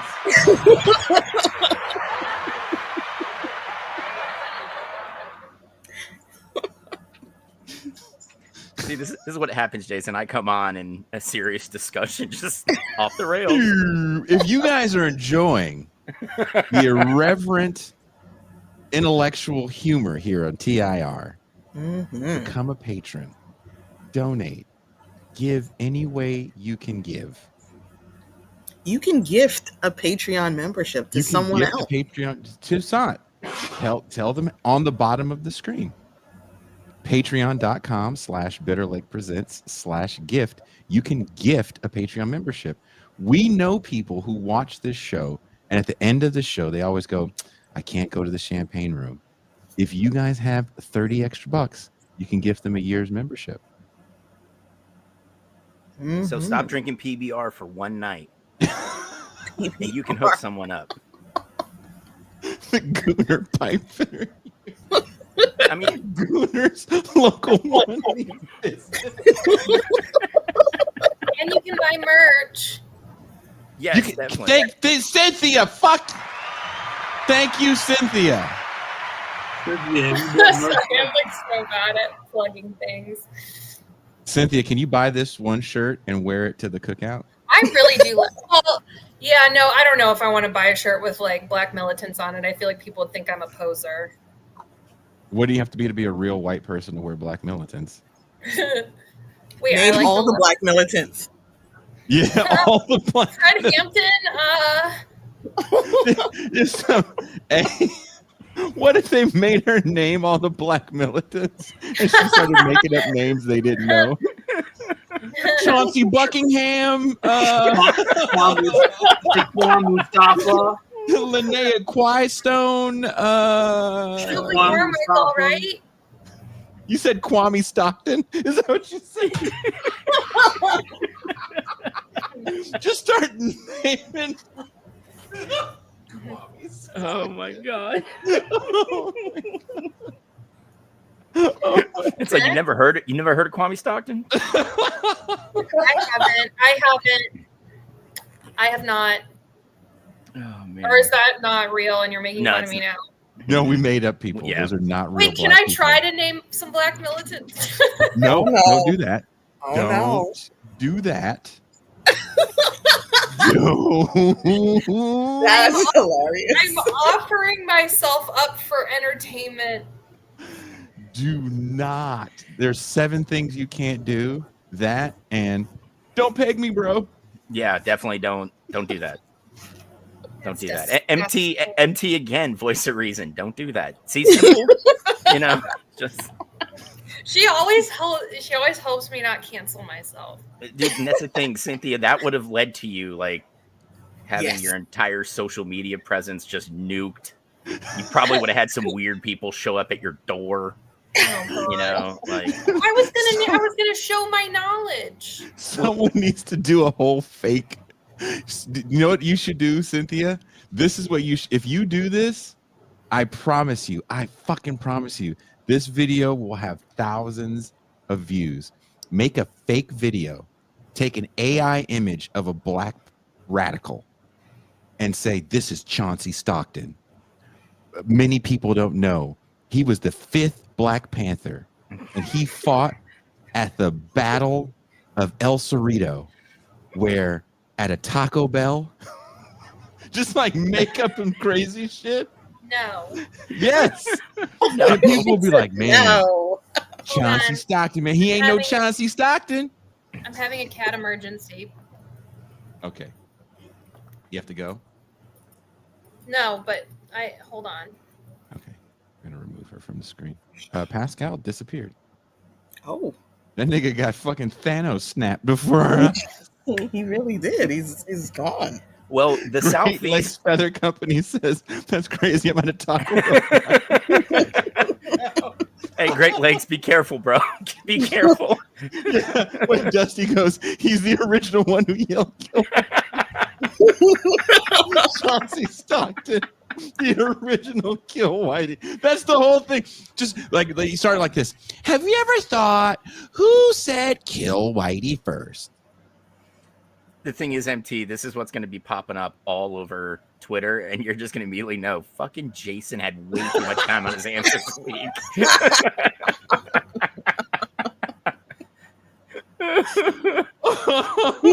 we're gonna be like calling him like, Jason, put your phone down. And he's like, what? I'm not on my phone. I'm on my computer. No, Jason.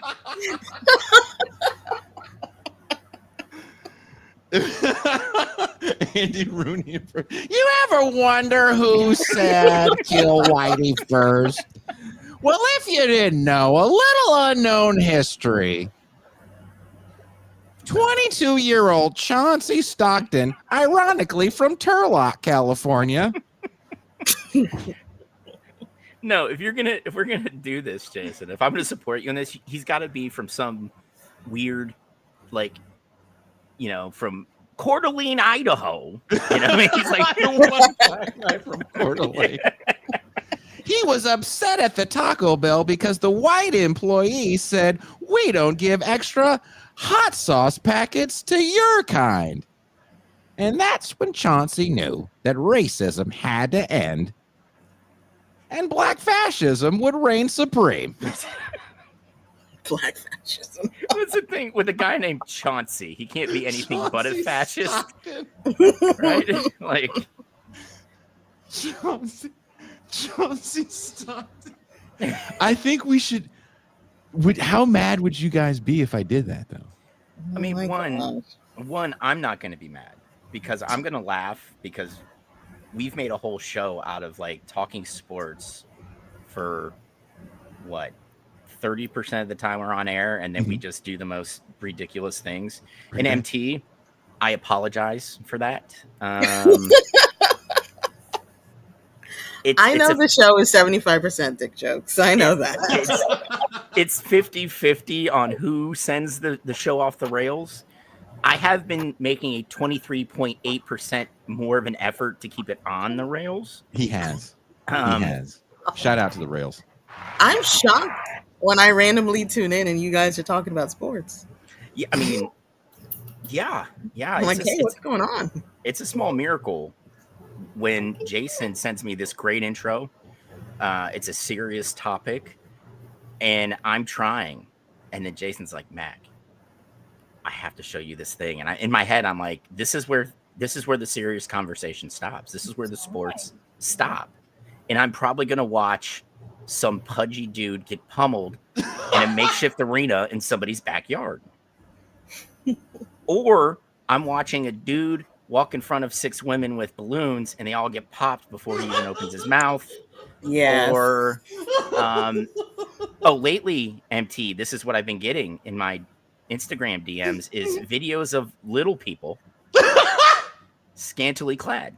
So, wow. Charles, thank you, dude. Thank you. Woo! Jason. We have a Cynthia fan. That's right. Whoa, Cynthia. we have more than my one God! Oh my God! Charles, thank you so much. Now Cynthia is going to get forced into twerking because I am a sex pest. Don't clap for that. That's what you're supposed to do. Cynthia, don't let him bully you. He gets enough of cheeks clapping from his algorithm on Instagram. Like, I don't understand how he can see anything. Yeah, I know. And normal. He sends me all of them. Trust me. I send her. No, that's not true. I strategically send you white people.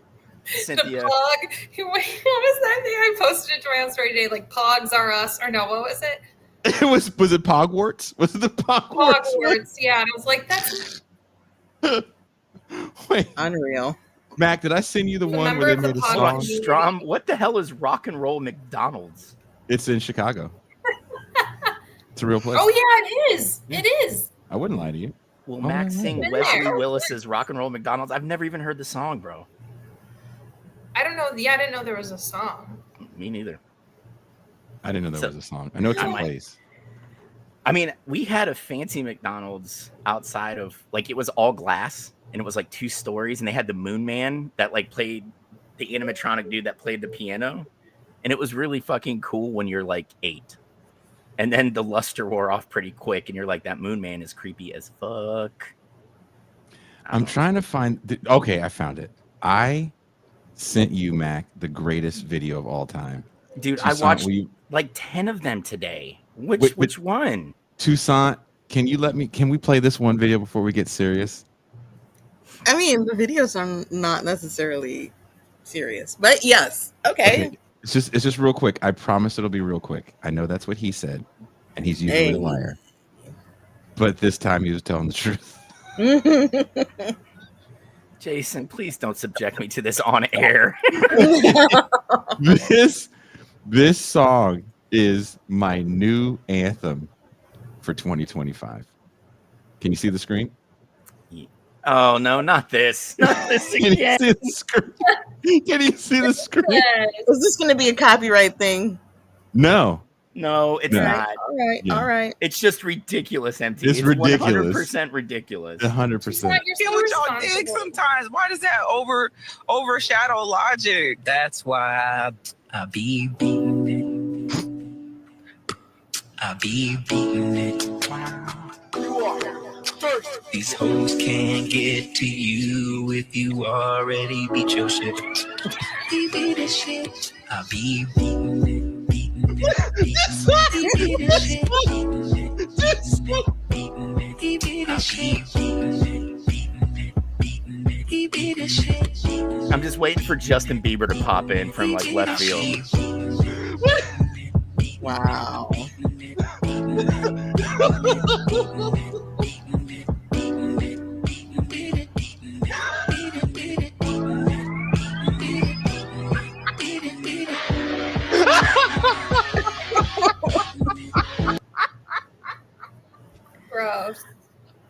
Explain what we're watching to our audio listeners. Okay. It's apparently a podcast, and the woman says, you guys think with your dicks, and you create these problems because of it. And the guy goes, he starts singing, that's why I beat my shit. Basically, that's why I masturbate. But what's funny, someone made a song out of it. Mm-hmm. Oh. And the visuals are all on beat to the music. Yep. I was like, why is she singing along? What is going on? Okay. Yeah, all the people dancing are really on beat. That's I've learned playing this in the background on repeat during a gooning session. That's what made me die laughing. Like, real talk, I died laughing when I saw the dancing. It's not the song, it's the dancing to the beats. And see, this is where I learned that it's a must-have that I have my earbuds in before I open up anything Jason sends. Yes, that is true. Yeah, because I was in my back office today. I'm like, all right, hey, Jason just sent me like 15 fucking things, so let's just check a few of them out. And bam, it's right there, and I hit play. And I'm like, oh my god, back so many. But look at this. Oh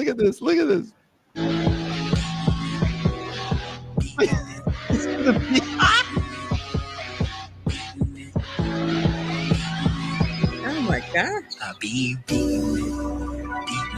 That's a good song.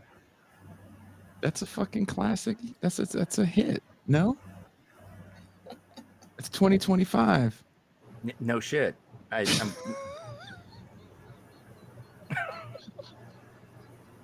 Timothy says y'all out of control. That's why Pascal had Wi-Fi problems. Pascal hasn't made a whole show in hell long because his internet Is just that true? clicked. Well, the thing is, it's like the Southeast is getting pummeled with rain right now. There's this massive storm rolling in. You know, it's now the first week of August, which means that we're ushering in hurricane season, which means that that too. It's that time of year, man. I have never touched my penis because I'm not gay. Good for you, Jakob. Good for you. I'm a full-fledged flamer. If you're trying to fingerprint my dick, like, it was a suicide. Oh god! I think we found the culprit. Jason Miles. Yeah, you died of dehydration from a long gooning session. I just think dick jokes are gross. Cynthia thinks the dicks are serious and they should be taken seriously. I do, actually. Do not joke about them. I do, actually. Kushlik says, what an interesting time to press. That's right, Kush. Welcome. I think that dicks and sex and all this crap, I think it should be taken seriously. I do. Can you read this comment then? That's funny. Can you read it? No. Mac, you want to read this? My old boss called masturbation gay incest. What? Oh my gosh. Like, who comes up with that shit? I'll tell you what, the senile onset brain of a boomer. That's who says shit like that. Because I got a boomer boss, and that dude is batshit crazy at this point. Like, his brain is so smooth, you probably could skip it across the pond like 50 times. Gooning is the leading cause of death among those under 35. There's a crisis among young men. We know this. Are you ready for that infomercial, Cynthia? Where Josh Hawley sits down with his long face, just like, there's a crisis in America. They hire Sydney Sweeney for it. It isn't woke liberalism. There's a crisis. It isn't a communist taking over New York City. It's gooning. Gosh, you guys, what am I going to do when that commie takes over New York? Well, and there's just gooning everywhere. Gooning on the subway. It's going to be gooning and Islam. Beating it. I'll be Shakira law? beating it. Sharia law is going to be input into our city, and they're going to make everyone goon. What are we going to do? That's Sharia. I mean, I feel like you can convince an idiot. That is an interesting take, Cynthia. Well, and now I think it's funny because tomorrow morning there's gonna be a bunch of people on Twitter that are like, "You guys here? They're gonna institute Sharia law, and you just have to goon all day." Is going to be implemented, and men will be instructed to goon at least 7 hours. Pascal just came back. Hey! Yay! He said Sharia goon. Goonia law. Woke Sharia.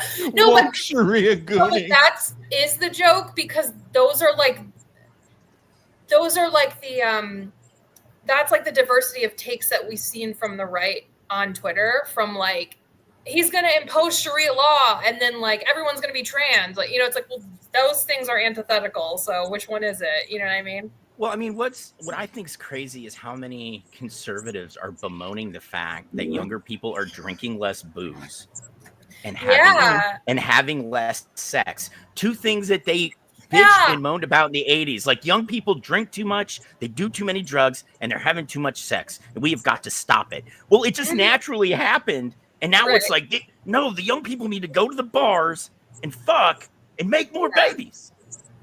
Why do we need more babies? It's because we have to put them to work when they turn 14. Is that why? Because can someone explain to me why they're obsessed with natalism stuff? Is that why?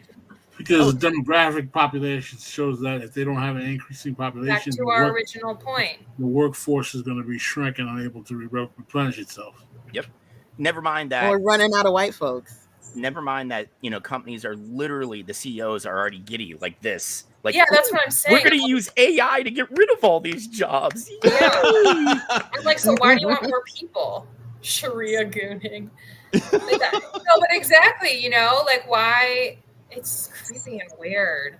It can't be only like a utilitarian reason, right? Like, there's also like the religiosity of it. Well, I mean, here's the thing. Like, there is something to that as well. Like, God wants you to go forth and, make babies. Yeah, and all that shit, right? But, I mean, let's face it. I think all of us can agree all this religious nonsense from right politicians, especially in this country, it's all bullshit. All 100%, right? None of them have read the fucking Bible. And if they did, they cherry-picked what they want from it. Because if they actually read it, they'd realize, Jesus doesn't like banks, doesn't like money, wants to help poor people, wants to help immigrants, right? And doesn't want guns in schools. I'm just saying, I was forced to read the fucking thing. I grew up Catholic, so I think it's mostly, how can we get cheap labor? That's why we've seen so many states start to scale back labor laws. Right? Yes, especially by you. Oh, hell yes, dude. Arkansas passed a law under Sarah Huckabee Sanders that lets kids as young as 14 work overnight shifts in meat packing plants. Yeah. Some of the most dangerous places in the country to work. Right? North Carolina is passing a law to do the same thing. It's disgusting. Not to mention the laws that just had our General Assembly just overrode our governor's veto. Like, now, I can just walk into a school armed. No big deal. This country is so fucked up, man. I know. Right? Well, look, Toussaint spent a lot of time putting videos together for us to comment on for this extra long fundraising stream. Again, let's raise some funds all the ways. You can PayPal booking at thisisrevolutionpodcast.com. However you want to do it. Or if you'd like to wait, it'll be acapcooking at onlyfans.com. You should donate and buy merch. You can definitely buy merch. Merchandise. If you donate and buy merch, you might be able to have blonde hair and blue eyes like me. Or blue hair and blonde eyes. Either one, whatever works. Yeah. I thought you were going to say you were going to twerk on screen or some crazy shit. But I like what you said. No, it has nothing to do with eugenics. I don't know what you're talking about. Wow. You guys are, the left is so ridiculous. I swear to God. If you talked like that and did the Chauncey, what do you call Chauncey Stockton video? Chauncey Stockton, yeah. Oh my God, you would be so rich. Or as what's that guy's name? Curtis Yarvin says you'd be N-word rich. Oh, Yeah, that really threw me off today. I was not prepped for that. I was not in a mental headspace for somebody to send that shit to me, you know? Thank you, Christopher Cotton. thank you so much, Christopher. $50. Thank you. Christopher, you just kept Jason in foo-foo coffee for the next 6 months. Foo-foo coffee. Foo-foo coffee. Jason, Out of my Prince mug. that's right. For ACAP cooking, he's going to do ASMR where he's like, I'm taking the milk frother. Bag. Hair and blonde eyes. Pink cookies in the plastic bag getting crushed by buildings. I'm like, Pink cookies in a plastic bag getting crushed by a building. No, what's that song? George Dorsey says, "What the fuck is nigger rich?" What's that song? No, they say it in a song. Is it a Kanye song? I think Rich. Well, Oh, yeah. You know what song I'm talking about? I don't Yeah, know. but Say the whole word again. I couldn't hear you. Say the whole Yeah, word. I Say something there. We There's a sort of got him connection trying so problem. hard. MT, say it again. Say it again. Don't do that. Don't do that, Cynthia. I mean, the thing is, Cynthia, I don't know if you saw it, but literally Yarvin goes on and was like, the problem in this country isn't billionaires. It's N-word billionaires. Yeah, yeah. That's what he said. Literally. Yeah. Yeah. Charles Robinson said that too? Yeah. Yeah. Yeah. He said all these billionaires are N-words, and I thought he meant like Kanye and Drake. Did he say that What does recently? he mean? I thought he was just. At first I Yeah, was like, yeah, that's What's Kanye that. and Drake have to do with this, problem. Yarvin? It's that song. I got a bad bitch. That's my fucking problem. Or no. And yeah, like the Sorry? fuck, I got a fucking problem. Such a Oh, ridiculous You're song. gonna have to stop rapping. Yeah. That's my Because I'm passion. not That's my trying to get passion. all these. I don't want to go back to Oakland and be like, you the nigga that's got the white broad on the show saying the N-word. NASA? I did not say the N-word, okay? Can I tell you a true story? Can I tell you guys a true story that actually happened to me last time I was in the Bay Area? If it doesn't have anything to do with your mother inventing the scented urinal cake. You know what I mean? What? My mom's name is Ethel. No, Jacob said Jason's mom invented the scented urinal cake. He's Oh, yeah. loaded. Her name is Ethel Is this Merman, and better? she invented the scented urinal cake. No, I was in San Francisco with a friend, and we're walking down Market Street, and we crossed where the what do you call those people that hate us? Black Israelites. Oh. Sorry. And she thought it was funny because I was like, hey, let's keep walking. She's like, why? I was like, because them niggas is mad at me. She's like, why? And I tried to briefly tell her. She's like, no, that's not true. She's like, hey! And I was like, stop. Whoa. Whoa, she called you ups. Yeah, she Jason, you know what's funny? They have a huge following in Fayetteville. Do they really? Yeah, every Friday, Saturday, and Sunday, they are downtown in numbers, like 20, 30 deep. Black Islam? No, Black Israelites. You wish it was Islam. Yeah. Yeah, I'd rather Minister Farrakhan out there. You with would his- much rather have fair. Yeah. Cynthia. Sinful, delicious my white brother. chocolate. Yeah, man. Oh, my brother. That's You do not. Cynthia, wait a minute. Where'd it go? No, my brother. You do That's- not want those people around. it's crazy. Like, because like of all places, why would you think Fayetteville, North Carolina, they'd have a footprint? But they absolutely do. Dude, it's okay. So look, we have a video. Toussaint, I haven't seen. She goes, Jason, don't watch the video. She doesn't really talk like that, but that's how she said it. Yeah, I was gonna say I've never heard MT sound like that. You never heard MT sound like a stereotype of a gay black man? Yeah. What What do you mean? You never? I mean, I've heard MT completely aggravated with you. Her tone changes quite a bit then. But... Of course, it's a white blonde woman. All right, let's go. Timothy Cornerstone says all Cynthia needs to know is the original Jews were black.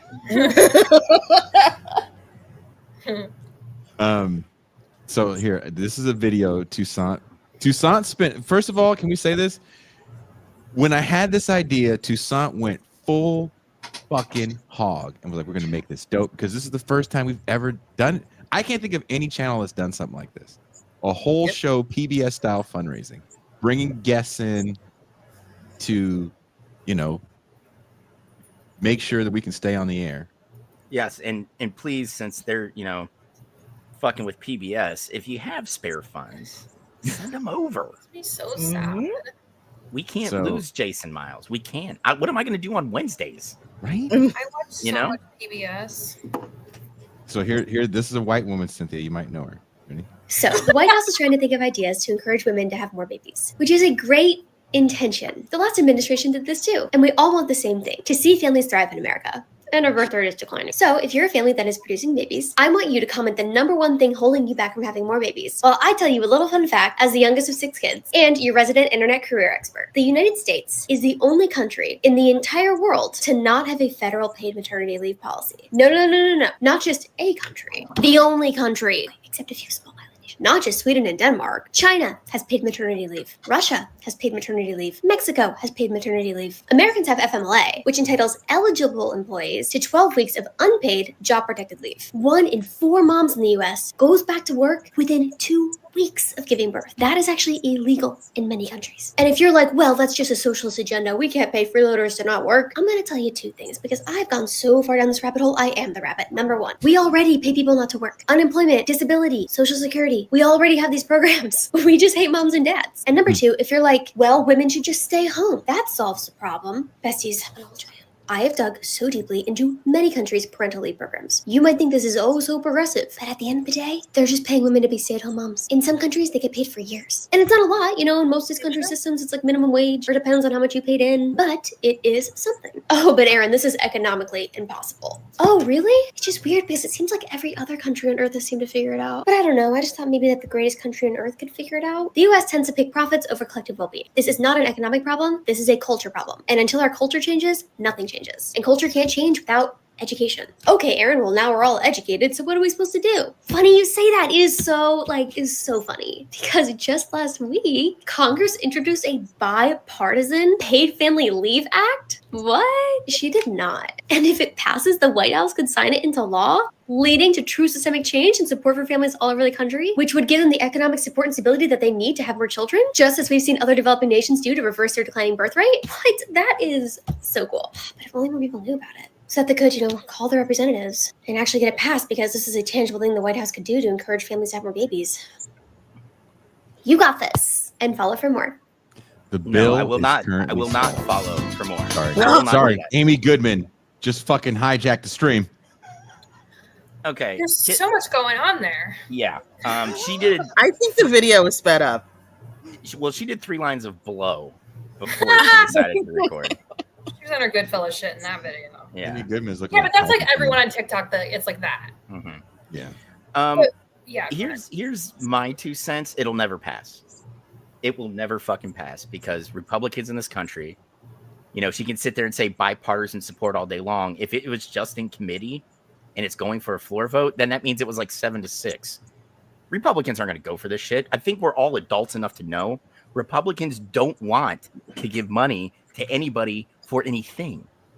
Yeah. Oh, you got hurt at work? Workers' comp? No, we're going to axe those fucking programs. Bitch. Oh, you lost a leg at work? Jam a stick in there and get back out there and do whatever it is you're supposed to fucking do. Like this is a pipe dream, man. Like, I'm so tired of seeing, bipartisan support. Dude, there's no, it's in committee. That small chunk of 435 people talked about it, and it's going to go die on the House floor. Ugh. I want to say shout out Godcat. Shout out. I love that. Godcat.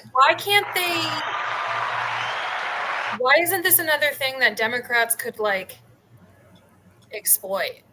You know what I mean? Like, you say you want more babies. You say you want, you know what I mean? Like, has anyone done that? Has anyone tried that? Because Democrats are bad at messaging. I mean, yeah, like, what kind of question is that? Have the Democrats tried this? Yeah. But, you know. Jason Pascal, has an update for us. Since you have the center square, Pascal, would you like to go off on this whole birth rate thing? I think I've talked about that quite a bit. Talk about it more for the new people that don't know. Yeah, I want to know your take. I haven't heard it. Yeah, see, there you go. No, I think that, well, there's a problem with the concept of, I've heard a lot of feminist women say that they do not like the natalist posture of trying to push them to have more kids. I was watching a thread of some leftist women who were replying to a Jacobin article that was, the headline of the article was, low birth rates are bad for socialism as well. And I found it interesting that as leftist females, they had a problem with pushing the notion that women should be having more kids, because they were like, how you're basically trying to tie our wounds to a project of populating a country that is not going to make life healthier for us in the first place. So I'd like to hear what Cynthia and Toussaint think as leftist women about this natalist posture of pushing women to have more children. I think it's not going to work. In many countries all over the world right now, the birth rates are down. There's a movement called the 4B movement in South Korea. And these women are just like, look, we're not having it. You're not making this country hospitable for us. You don't make it hospitable for kids. We don't like the sexism, and we're not having your kids. We're also not dating you. We're not doing anything with you people. Yeah, she can't say that this isn't cultural. I forgot where I saw it, but by the way, there's a great podcast called Diabolical Lies. It's two females, femoids, who talk. They do really great in-depth kind of like work about certain like feminist issues. And I think that, I mean, I just did a quick Google. It says birth rates in Scandinavia, while still relatively higher than some other parts of Europe, have been steadily declining. So like, it's not, which I think she just blatantly said in the video, like, they're up everywhere. I'm like, that's not true. So there's that. But on the same token, like, yeah, obviously I think it's like watching that video, it's all over the place. It's like, on the one hand, I'm like disgusted. And then I'm like, okay, wait, yeah, I'm for this. You know what I mean? But obviously the pro-natalist rhetoric always just creeps me out and makes me, it's like this feeling of like, you should be having more baby. Like, oh God, it's so disgusting. I don't know why. It just makes me, I guess it's like the Christian culty thing vibe of it all. It just always feels so gross. And then, yeah, I have that kind of like, don't tell me what to fucking do. You know what I mean? Like, I really have that energy in me. That's just like, absolutely not. But yeah, this kind of reminds me of like the AOC voting no on the Israel, the weapons thing, because I guess just because it was Marjorie Taylor Greene's proposition, it's like, obviously, yeah, it's probably not going to pass, but that's the criticism that we have a lot of time with Democrats, especially progressive Democrats, right? Which is like, why aren't you exploiting that? Like, even if you don't like the pro-natalist creepy shit, you should be exploiting this as an avenue to get something like this passed, because it's a net positive to have federal, paid family leave. Like, it's a net positive to vote yes on a bill that proposes stripping Israel of weapon. You know what I mean? Like, it's like, why would you not vote yes on that? Why would you not try and exploit this and use this as best you can to be like, yeah, we should, and raise it as a, kind of like how they're sort of doing right now with Epstein files, or at least like Ro Khanna and Thomas Massie are, like trying to, because they see that this is a avenue to exploit. And you can say to Republicans, like, you could force this as an issue and be like, you say you're all for pro babies, you say you're all for women having more babies, why wouldn't you support this? You know what I mean? Not like they're going to do it, but I just think Pascal, what do you say to all that? Well, I think it's a tough situation, because ultimately, what are you going to incentivize in women to have them to have kids? I think that we need to talk about this in terms of political economy, because since the rise of second wave feminism and the sexual revolution, women have been incentivized to go to work. Now they have to go to work to be able to actually subsidize their lifestyles and pay for their quality of life that they keep. So as also we have a situation where we have the downwardly spiraling quality of life of men in terms of the workforce. So we're in a situation where men are not exactly viable mates to women in the first place. Women have to work, and everyone in the right on the right, the red pill world, the manosphere wants to blame this on second wave feminism or the sexual revolution or whatnot, and the left wants to say that this is a result of capitalism and whatnot. I don't think it does us any good to try to blame either side, but we have to find a way to resolve this. But do we? Like, aren't there enough people? Can someone explain to me scientifically, like beyond the conservative propaganda or the nefarious interests of the capitalist class, like we need more workers. Do we, if the birth rate declines, aren't there enough fucking people on the world? Like, I don't understand. Do we really need more people? Or is this just a kind of imaginary threat? Pascal? It's a very good question. I don't have the ultimate answer to that. It's per country. Mm-hmm. So each country has its own birth rates and fertility rates. What's going to happen if you have a United States where the birth rates decline? You might have to let in more immigrants to help balance things out. And that's something that a lot of people don't want to do. Well, we wouldn't want that, because what would happen to the blonde-haired, blue-eyed people? I mean, here's the shitty thing, right? It's, we can talk about the political economy of it, like Pascal said. We can talk about like the cultural thing, like Cynthia mentioned. But this whole entire, and I'm with you on that, Cynthia, like the pronatalism shit is gross. It's creepy. It tries to reduce women to nothing but walking, talking incubators, right? And that has given us a whole other group of folks like Nick Fuentes. That's it, your body, my choice, right? Like right. You get shit like that. But I have 2 teenagers, and my teenagers are actually pretty like low maintenance, low key, don't ask for a whole lot, and they're still expensive as shit, right? Like everything on the planet has shot up in price. Everything from natural resources to it could just be something as simple as going to get us trying to get out of the house for a little bit and going to the movies. Dude, I used to be able to sneak off to the movies for like $4 or $5, and I'm not talking fucking 20 years ago. Now a ticket just for me is $15, right? Yeah.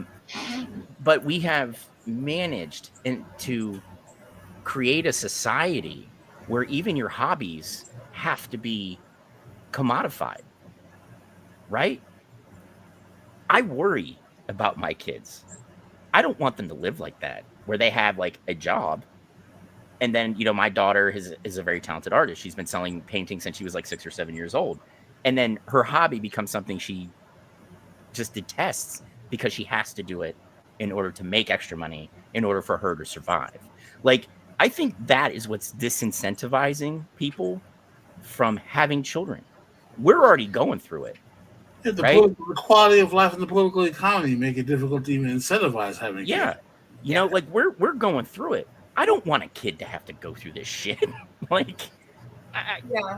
This sucks, man. I'm 43 years old, and I love my roommate. Like he's helped me out immensely, and I love him. But I live with another grown adult. Like, I just want to like my own apartment so I can walk around naked when I want. And I can't really do that right now. So you can ACAB cooking. That's right. But like I can't afford my own space. Like even in North Carolina, I cannot afford my own space. Crazy. And like we're getting to the point where, we're seeing that one of the people shot in the building where the NFL headquarters is. What did she do? Oh, she was just the head of BlackRock's real estate acquisition arm. Like, we find out that BlackRock in the past year alone has gobbled up over 300,000, single unit homes. Why is BlackRock buying fucking like my house?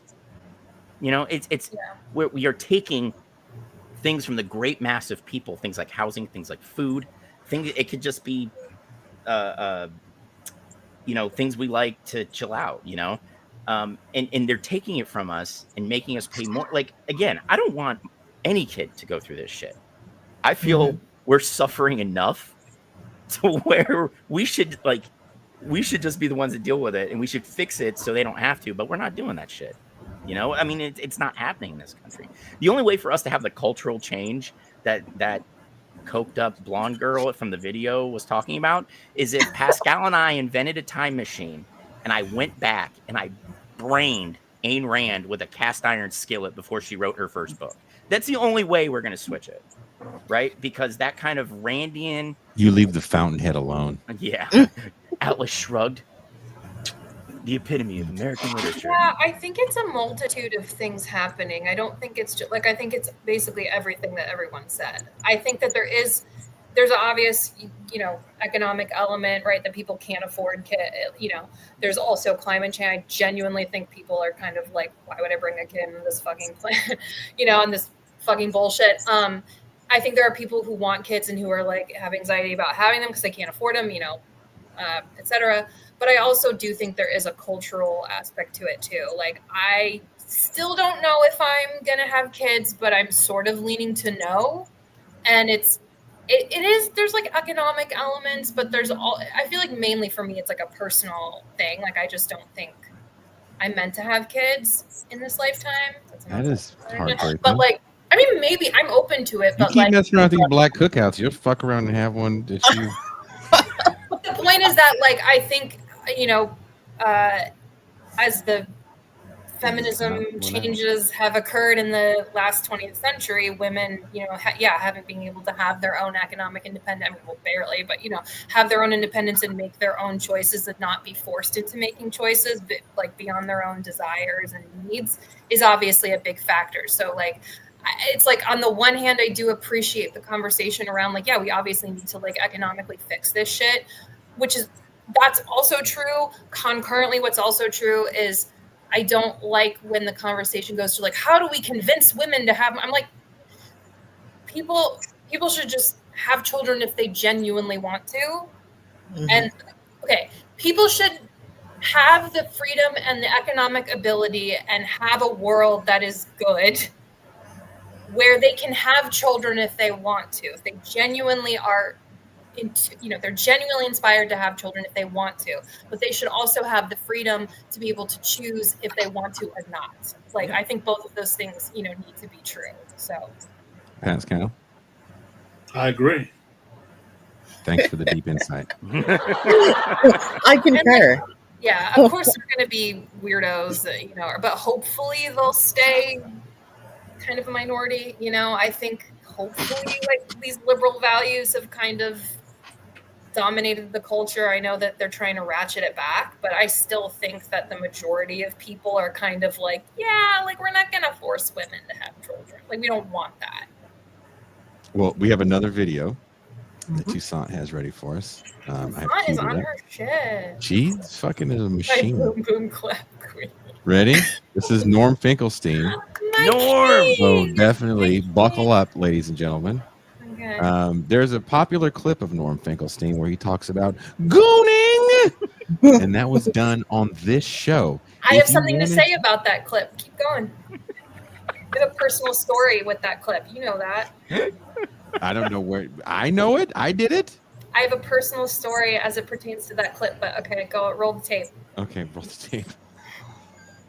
A lot of young people feel they're being battered by this system. Every young person I meet, you know, my day, a job meant something very, very simple. A job meant 40 hours a week, Saturday and Sunday off, 2 to 3 weeks of vacation a year, retirement, pension, and so forth. That was a job. Anything short of that, we didn't call that a job. It was something else, but it wasn't a job. I never meet a young person now who has a 40-hour-a-week job. Everybody has gigs. Oh, I do this and I do that and I do that, or I'm between jobs. So that generation, the millennial generation and thereafter, they feel like they're being battered by this system. And Gaza is a paradigmatic case. Gaza has become a kind of metaphor for a powerless, stateless, impoverished community that's being battered by an overwhelming external force. And for young people, that feels a lot like them. It's great. That's a really good take. Yeah. What do you say, Pascal Robert? That's a profound take by the one and only Dr. Norman Finkelstein. Mac, do you want to add something to that? I mean, there's something to be said for that.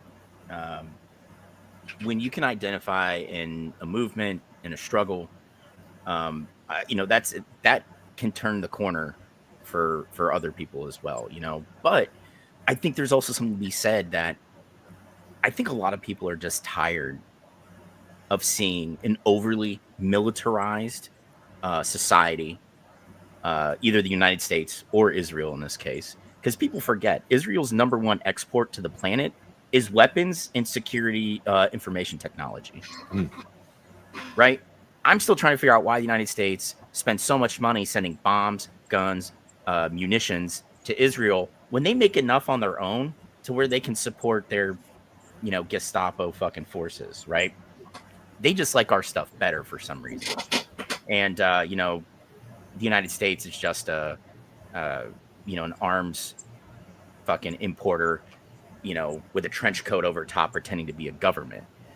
But, there's something to be said that people are just tired of seeing overly militaristic societies bullying, other nations, other groups of people, So I think it's probably a combination of the two, and I'm saying that as someone who wore a uniform and was part of the bullying. And I'm not proud of that. Like, I think everybody who watches this show knows I'm very conflicted about my time in uniform. It seemed like a good idea when I was 17 and I joined, which is something that should be discussed about allowing kids without a fully developed frontal cortex putting on a uniform and going to war. But, that's what we are. When you have the biggest, strongest militaries on the planet and you're using that force and flexing it in a way, to get your point across, and there's no recourse back at you, you're not an advocate of freedom. You're not a defender of freedom. You're a fucking bully. And frankly, that's what the United States and Israel is at this point. Pascal. I think Mac is very eloquently stating the situation as it is. Israel is a bully, and it's acting accordingly. But I think also fundamentally, man, young people in the age of TikTok and the age of social media, they're tired of seeing the bloodshed, man. Their consciousness has been awakened with the disgusting reality that this is a massacre. Yep. I mean, this is just a visceral massacre of a community that really has no power to respond in time. For me, it's the Miss Rachel moment. The woman that has the children's show, when she got some pushback for having the little girl on, or she said something about it, and she had a little girl on who I think lost either both legs or one of her legs. And then her parents were in Gaza and they were like starving. Yeah. So when it hits everyone to the point, and this is what's interesting to me, it's kind of hit everyone to the point where the only thing mainstream media can do is they can't ignore it, but they can say, well, Netanyahu's approval rating is down. Huh. Wonder why that is. Yeah, and isn't this the kicker in all this? They will send. This is how fucked up the Israeli government is. They'll allow press into Gaza, right? In dribs and drabs, state controlled and all that shit. But what you're not seeing is the literal large street protests in places like Tel Aviv and Jerusalem, where Israelis are openly advocating against the war. Right? You're hearing quite the opposite from them. You're hearing that nobody in Israel cares. Yeah, and it's like, that's nonsense. And I don't mean to cut in anybody else's time, but like, cut into it. We have like 4 hours. Brother, I am so sick of watching countries flex military muscle like it's a positive. It's not, right? It's an abject negative on your entire idea of government. You are willing to dump trillions of fucking dollars, right? And that's where the United States is at right now. And everybody's like, oh, we're just now getting to a trillion. No, we're not. If you look at the Department of Defense budget between 2022 and 2024, it was at anywhere between 800 and 900 billion dollars, right? Well, you know what else they have as well? The Joint Department of Energy and DoD budget over nuclear weapons. That is $600 billion. So we've already been blown way past the $1 trillion mark. Okay? Why are we spending that much? What is the fucking point when we could be using that money for, I don't know, education, healthcare, fixing up the infrastructure, where I think the highest rated bridge on an ABCD or F grade, the highest rated bridge we have is like a C minus. These things are all going to fucking collapse and fall apart. We're sitting on an infrastructure like, you know, a collapsing infrastructure timeline that is going to reach zero here soon. Okay. Blackmail? What's that? I'm sorry? Is it blackmail? Oh, dude, no. I'm going to tell you right now, Cynthia, working in the military, even people at the higher levels, they're not what you would call smart people. Look at Stanley McChrystal and Pascal. I don't know if you remember that. Stanley McChrystal was in charge. He was COM-ISAF, commander of all forces in Afghanistan in 2009. That was after Petraeus decided to fuck his mistress on the desk in his office in Afghanistan, right? So they pulled Petraeus. They stick McChrystal in there. And he has Rolling Stone reporters embedded with him, and his entire staff just shit talk and badmouth President Obama the entire time. And he ends up getting a pink slip, right? It's like, dude, you're supposedly the force whisperer. You know, he's special operations guy. He's a special forces and ranger. And he literally allows, that should show you they're not really that smart people. But what they do is they network well. That's how you get those jobs, right? It's not your knowledge. It's not what you were able to do while in service. It's the fact that you networked well throughout your career. You got in front of politicians and you got nominated for these positions and got through the the nomination process. You know, that explains what Pete Heck says. Yeah, exactly. I mean, dude, right? But when you think blackmail, these people aren't smart enough to build up files of blackmail. What it is we live in a militarized society. Look at our cops, right? They run around better equipped than I did in a fucking war zone. You know, like my life was actually at threat. My first deployment, my front plate, you know what it was made out of? Just the Kevlar part. I had no ceramic plates because the company that made them said, we'll go really cheap if you give us this contract. And there was no repercussions from that. Quite a few people died or were severely injured because we had faulty ballistic plates in our body armor. And we have cops in this country that fucking walk around in the most Gucci of Gucci military gear. Mm-hmm. And we allow it to happen. And, you know, I hate people are like, well, you know, the government appropriates this money, but we vote these fuckers in.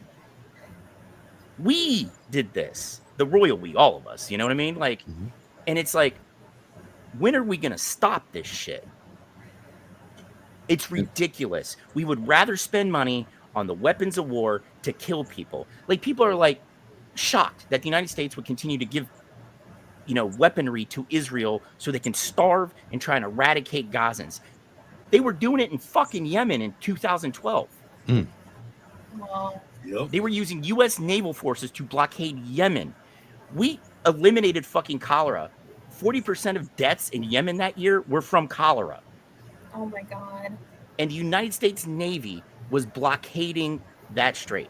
Like, this is what we do. This is what the United States government does. We decide we're going to flex because, you know, again, most well-funded, most powerful military force in the world, but somehow we're afraid of the Houthis. Well, that's my question. Well, about Houthis? First of all, obviously the internet sucks. But one of the great things about the internet and social media is that people are becoming awakened to what's really going on, right? Because, I mean, especially with like police brutality, I understand Black Lives Matter has a lot of like, you know, issues within that movement, mainly the leaders of the movement, right? But like, Yeah, I mean, people are suddenly becoming awakened to like what's really going on because now you can see it on your phone, you can see it online, you know, so that's like a net good. Yeah. But like, have you guys listened to any of thing from like Whitney Webb or like Jason? Have you had her on? No. You haven't? None of you guys have like listened to her stuff? We have or, a like, white woman on it. Guys, wait, what? Or is this? Do you like think she's a fraud or something? There's a limit to white women that can come on the show. We have a white woman quota on this. We have a quota. Sorry, we have a quota system. Well, I found her through Katie Halper's show and Brianna Joy White Gray's woman show. limit. Okay, well, anyway, every time I listen to her stuff, it's like completely blows my mind because it's like, okay, wait, like this is so much bigger and so much more nefarious than like you think. You know what I mean? Like all the connections and like basically how our government is run like a mob, you know. And I mean, I'm not smart enough to like retain what you just go listen to her on like Kim Iverson's show, Katie Halper's show, Brianna Joy Gray's show. I'm gonna get her books because I'm really interested in her. I think the first volume is One Nation Under Blackmail, but just talking about these like connections with like Epstein and, you know, Israel intelligence and like just connections between Israel intelligence and the US, because it's like, why are we so cucked? Like, how are we so cucked by Israel? And I'm not saying like, oh, it's only blackmail, but I'm just saying I think it sounds like there are like many different layers to this that goes beyond just like, oh, we just want to help them, you know, like that's like the dumb answer. But I did want to say about Norm and that clip, which is from your show, Jason, about gooning. Yeah, remember I told you this, Jason. I was at that event that Norm was talking about, and I met Norm. Unfortunately, my first meeting of Norm was my ass was in his face. Oh. Ooh, more detail about that, please. More detail about that, Cynthia, please. Paint that picture for us clearly. I was okay. This was an event called for the Mars Review of Books, which, by the way, I did not realize was related to Urbit. Do y'all know what like Urbit is? The Curtis Yarvin, Peter Thiel universe of it all. Yes. Oh yeah, that thing. Yeah. Which I didn't know, but I knew the guy who runs it. And then my ex had something published in it and was reading for this event, and this was happening like Lower East Side of Manhattan. And I go to this event because my ex was reading at it, and another sex writer, Magdalene, what's her last name? Magdalene something, but she's a good writer, sex and culture writer. But she was also reading. She read a piece about gooning, or she wrote a piece about gooning, and Norm also was invited. Yeah, Magdalene Taylor. Okay, that's her name. Look up her stuff. She's good. Oh, A Visit to the Goon Cave. Here, I'll put it in the chat. She read this piece, A Visit to the Goon Cave, and Norm Finkelstein was at this event, and I was trying to get in to, like, it was so packed with people, and my ex was like, because my ex is a big time lefty, and was like, I was sitting next to Norm and talking to Norm, and he was like, there's an open seat next to him. So I was trying to get in, and my ass was just so fat that I was like trying to get in, but I like couldn't like. Pascal's face. Pascal, lean forward. Like, what you say now? Like the blog at the techno-feudal fascist book reading was just trying to make her way in, and like this was not a place for pogs. And I was trying to get Oh my God! This is a place that discriminated against pogs because I was trying to get in. And my like fat ass was like in Norm Finkelstein's face. And I was like, oh, I'm sorry. Oh my God, I'm sorry. And I like sat down next to him and I was just like, I really like your work. And I was like trying to tell him how much like I appreciate his work. And he was just like, uh-huh. Can you make it clap? That was very embarrassing. I've never seen in all my years. So that was my shitzer built like you. That's my introduction. My God. to the great Norm Finkelstein was my pog ass. For years, I was an atheist.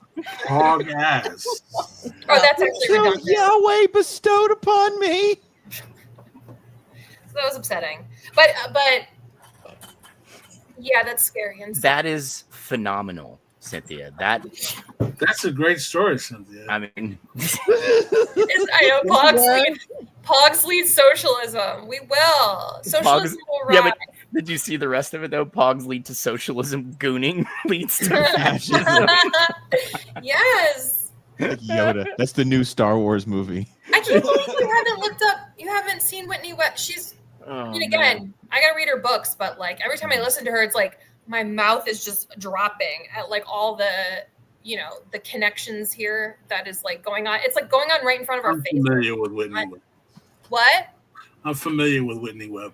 Yeah. I don't know. She just paints the whole, like, she just like makes it, and it's all public knowledge too, but she's just like a great investigative journalist that like really puts the pieces together. And it just basically shows how, we're just basically run by a mob, and like, it doesn't matter left or right. Like, it's all run by like the corrupt mob of it all. And all of the arms dealing and the business deal. Like, it's just, it feels, what do you guys think about, because she noted, because every time she talks to people on these podcasts, and they feel the same way that I feel listening to it, which is like, God, we're just like completely powerless. Like, what the fuck do you do in this situation? They have all the power, and she talks about like, oh God, I don't know if I want to open up a full Pandora's box of like, should we do electoralism or should we work outside the system? But she just basically talks about like, basically how we have to, I don't know, start our own things outside of systems. Well, I mean, I'm typically with you on that, Cynthia. But the thing is the way that we identify essentially citizenship, through like state mandated IDs, social security numbers, starting anything, you're going to have to input into the system. Yeah. Like, how do you get out of that? Yeah. Like, if I want to go purchase land for our rad, bougie lefty commune, I'm still going to have to go through a bank to get a loan. Right. Yeah, I'm going to have to sign deed paperwork. The shitty thing is that's a great idea. But honestly, and I hate to say this because I don't like seeing anybody get shot or hurt, we're going to see more Luigis. We're hitting this tipping point where people are just like, you know what? Fuck it. I can get a gun in 2 days. Right. And drive across country and accidentally shoot the wrong person because I went up the wrong elevator. Yeah. Like, I think this is going to become a more and more commonplace thing. Right. And I mean, I'm not going to lie. I don't care. Like a bunch of rich people fucking get murked. I'm sorry. I don't feel bad. Especially when you can go to multiple places in this country and go downtown and see people without homes that froze to death overnight, which, I'm originally from Cleveland, Ohio. That's a horrible problem that we're dealing with now. Ohio. Yep. Toledo might as well be Michigan, but I digress. But we're seeing, over a quarter of insurance claims get denied through, algorithmic AI for life-saving treatments. Like we plebs are falling over dead, and these rich people don't give a shit. So I don't give a shit if they get fucking gunned down in an elevator. I don't care. Yeah. I just don't have it in me. The thing is, Andrew, with that point, that's a great point, but it's always going to continue. Police departments in this country for decades have been, militarizing because they made the decision to have an us versus them attitude towards the people they're supposedly supposed to protect and serve. Right? They look at any kind of mass action as a threat to the state. We're not going to stop that, right? But that advancement. Hey, Red, you're wrong. You're Red. You are wrong. You're 100% wrong. But we're not going to stop that advancement by doing certain things. Now, we all know that the thing, if it happens, is going to be dirty. It's going to be nasty. It's not going to be short. But, you know, there's certain elements of this country from both right and left that are kind of pushing certain things in that direction, you know. What's that JFK quote? Is that JFK? I like blondes that are not my wife. Is that That's not what you can do for your country, but ask what you can do for you. No, like if you make peaceful revolution impossible. If you guys know what I'm saying? Keep going. This is just fun. If you make peaceful revolution impossible, you'll make violent revolution inevitable. Is that JFK? I don't know if that's JFK, but I know the quote. But you know that. Oh yeah, like, you know, if you okay, well, fine. If you're gonna make this impossible, you know, like we're trying to do it. It's kind of like with. I'm not gonna say that. I'm gonna get deported for that. I'm just saying. Deported back to Toledo. No, yeah. Yeah, I'm sorry. I think I can speak for Cynthia right now. Ohio is not the place to be if you're anywhere on the left. Shout out Mr. P for the $20 super chat. Labubu funds, let's go. No, honestly, I have some friends in Cleveland. I feel like the Cleveland, Detroit, like these are going to be the new spots, especially with climate change. Yeah. I mean, the thing is, listening to any of this nonsense. People are sweating, you know. Oh my God, I'm so fucking hot, and I have my air conditioning on right now. Time to clap. It's John F. Kennedy. It's John F. Oh my God, I can't fucking speak. Those who make peaceful revolution impossible will make violent revolution inevitable. Yeah. And those who don't clap cheeks are not freaks. Can someone briefly explain to me why did they kill him? Okay, hold on. Hold on. This is a guy that's going to explain everything to you. Please welcome, coming all the way live. Uh-oh. You guys see it? She's getting ready. We didn't see it the way Norm did. All right. We didn't see it the way Norm did. Coming all the way live from a secret bunker somewhere on the Death Star. He is my brother from another mother. Please welcome Deep State Cuba. Hi. Hello, everyone. Cuba. Cuba, Cynthia wants to know why JFK was assassinated. Wait, you know this? He was there. I mean, there's a bunch of theories that are at different levels of substantiation. I think that it's most plausible that it was a combination of dissident Cubans and the Chicago mob working with the most reactionary and Republican elements of the CIA and the security apparatus more generally. Like the mob had, first things first, like JFK absolutely cheated to win against Nixon. Oh yeah, absolutely. He got the Daily Machine in Illinois to deliver the state to him through the whole thing about dead people voting. That's kind of like a trope for how you cheat in elections. That's 100% how they did it. That's how Illinois got delivered for Kennedy, Lyndon Johnson. There were also some shenanigans in Texas. I don't know if that tipped the scales.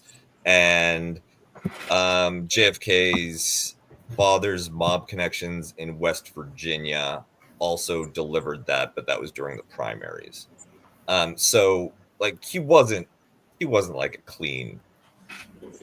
He wasn't Camelot, King Arthur, Knights of the Round Table, pure as driven snow.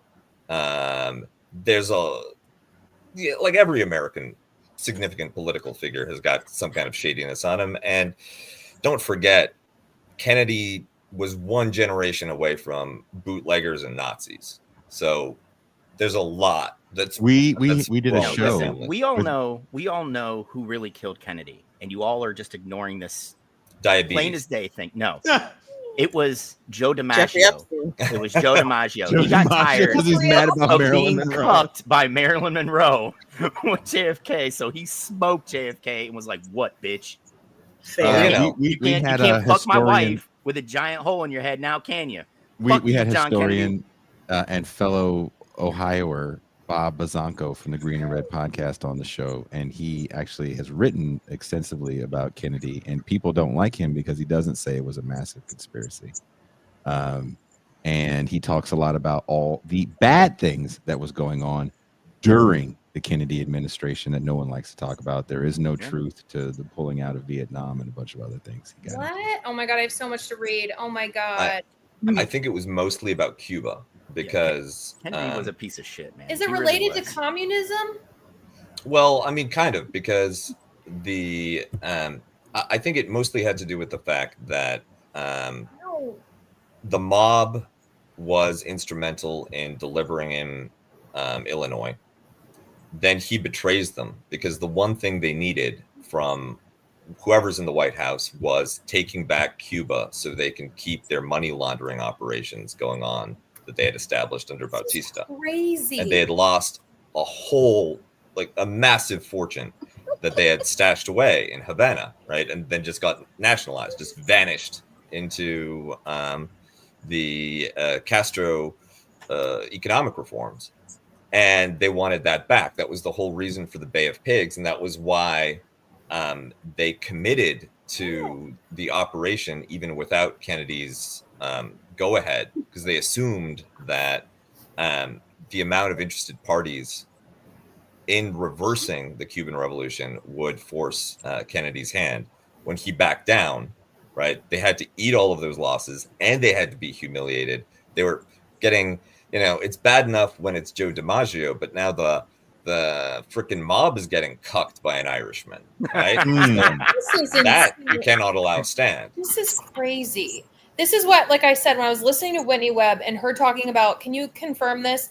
Again, I don't retain information well, but I think she said something about how like the CIA literally was the mob. Like it was the inception of the CIA was like no.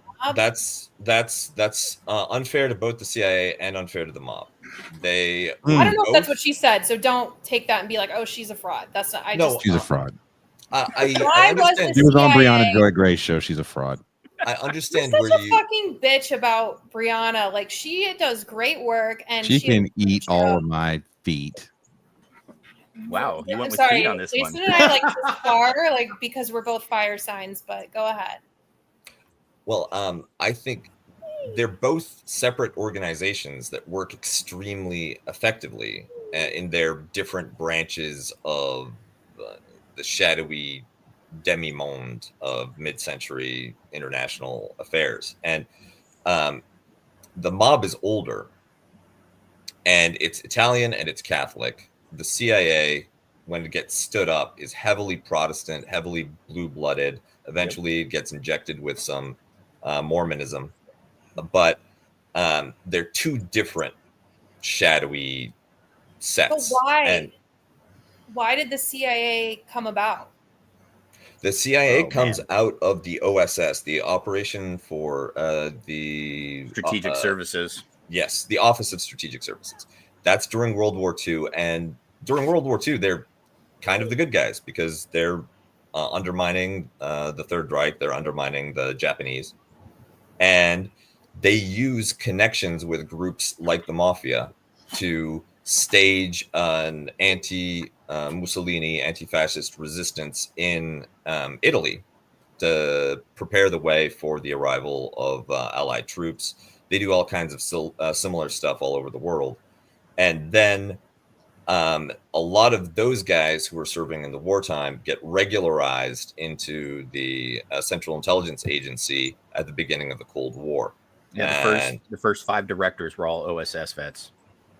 Yeah, and they build on all of the connections that they have with, like the OSS. It's funny because the OSS starts out fighting Nazis, but then it becomes one of the main organizations running rat lines for Operation Paperclip, for heard of that.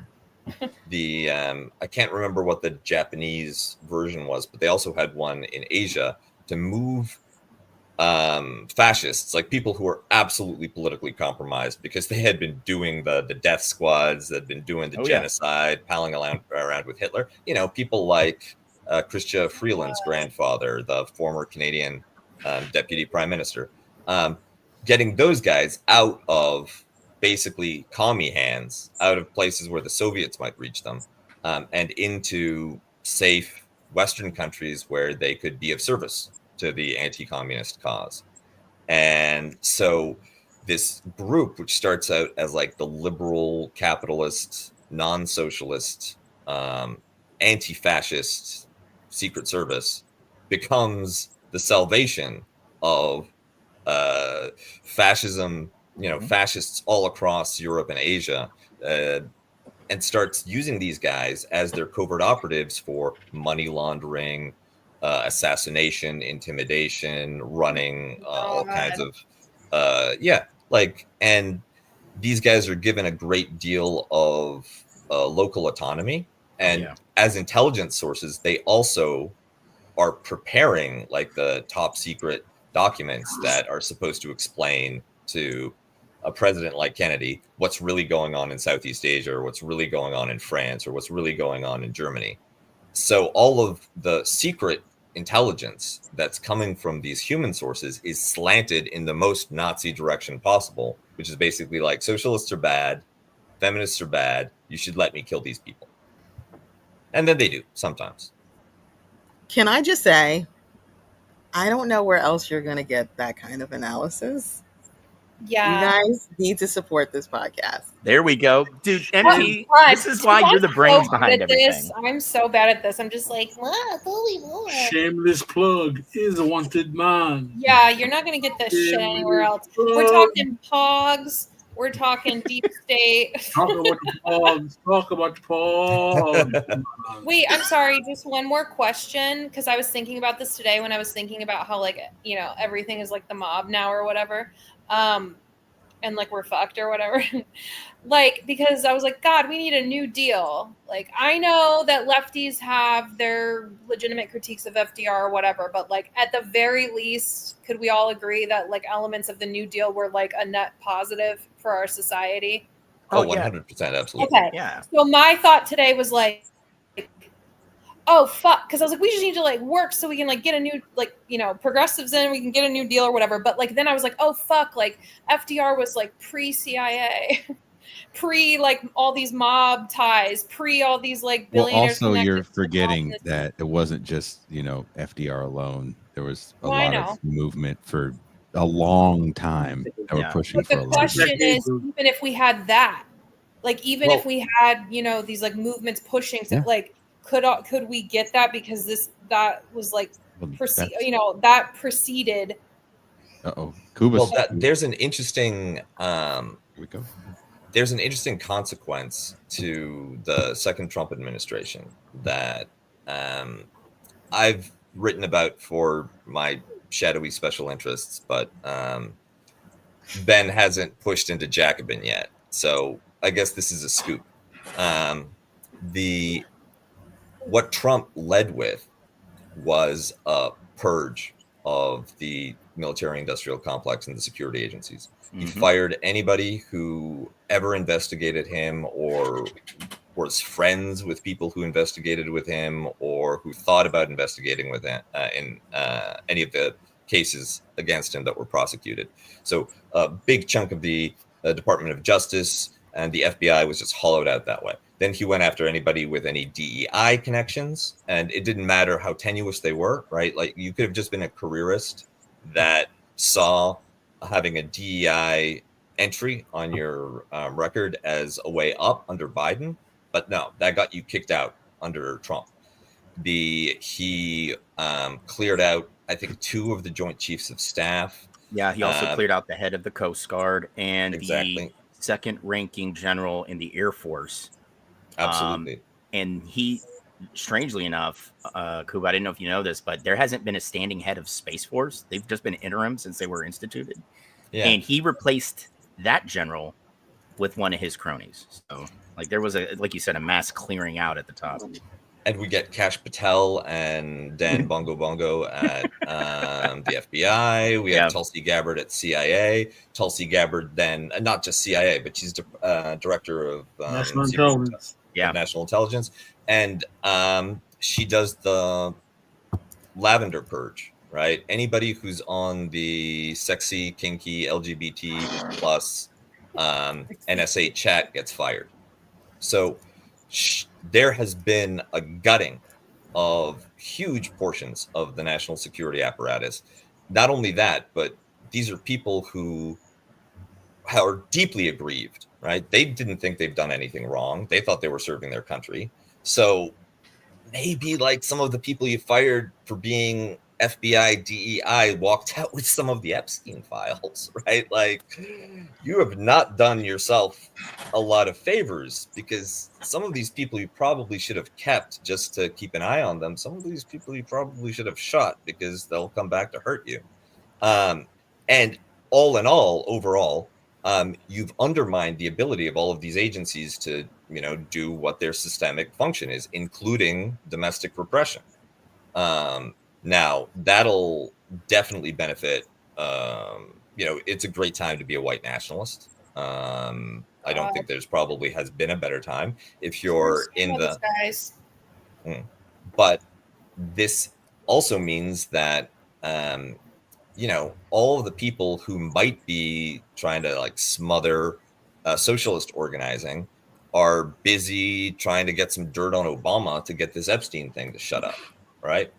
The Trump had to cut out basically half of, a big chunk of medium and senior ranking national security officials, because they had come up under Clinton, Obama, even the Bushies were too establishment oriented. Like James Comey was a Republican, right? He's not even like a bro. He's not even a brocialist or anything.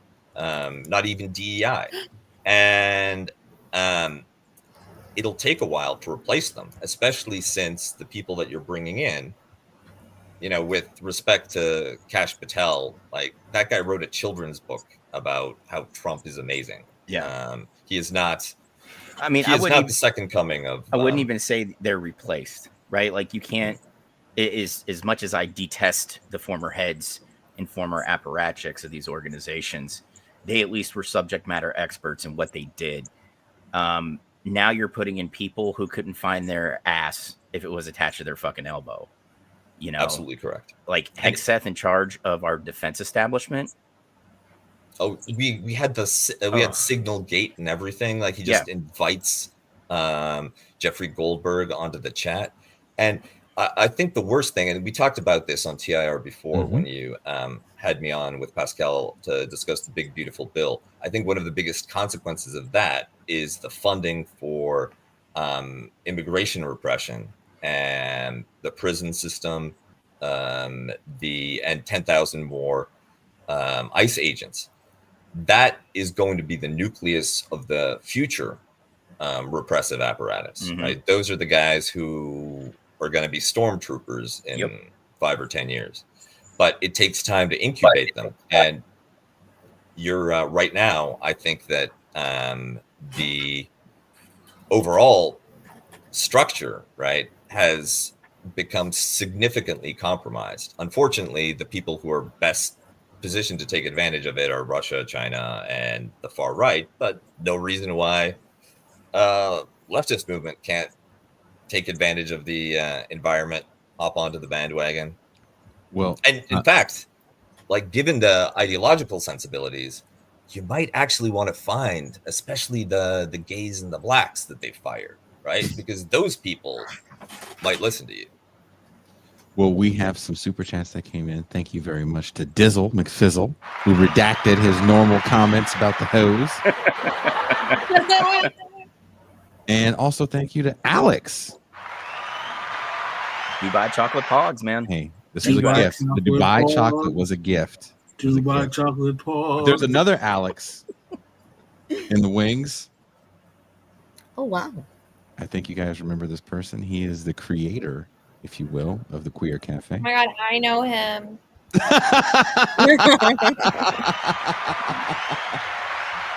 Wow.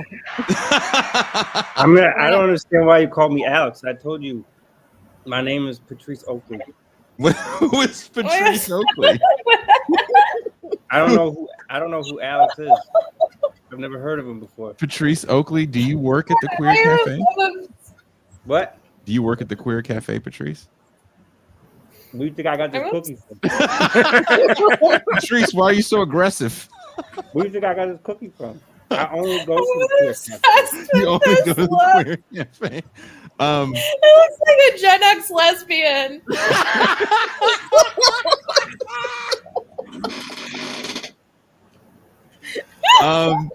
Can you tell us how those vegan peanut butter cookies are at the Queer Cafe? Oh my god, I want one. I feel like it's not real peanut butter. It's like pistachio butter. What is They that? make it with almond butter. Oh my god, that sounds so good right now. It's a little dry, but Literally, you're in a queer cafe. but it's What full is of that indignation. background? It's full of indignation, you said? Yeah. I can't stop laughing at this look. Alex went to Turkey to get some new hair. You went to Turkey? I don't know why y'all keep calling me Alex. Patrice Oakley, are you familiar with what was his name again? The black guy we met? I'm really honored that you would invite me on the show for the first time. And you know, I've never been on the show before, but you invite me on the fundraiser, and I'm very honored by that. Well, at TIR we have a diverse group of guests. We accept everyone, even if they're mentally disabled. Jason, did you find me from my OnlyFans page? No, from a Craigslist posting about glory hole. Jesus Yeah. Christ, Jesus. You know, it's kind of a dead art. I've been looking for him anyway. Kuba, are there glory holes on the Death Star? Actually, yes. Actually, they and the specifications mean that there's one at Ewok height, human height, and Wookiee height. It's good to see the Empire's efficient, Kuba. the Empire's DEI initiatives. Patrice, we have a viewer that wants to know what your pronoun is. All right, Anton. Thank you for asking. It's a very personal question to me. I will say I will answer this question for you, Anton, because I'm sure that you asked in good faith. But any future questions directed towards me, I won't answer unless you send money to This Is Revolution podcast. This is a fundraiser after all. Any amount will do. But Anton, to answer your question, my pronouns are definitely, I mean, what do you think? They, them, dog. What? They, them, dog. Yep. Yeah, spelled DAWG because I'm a millennial.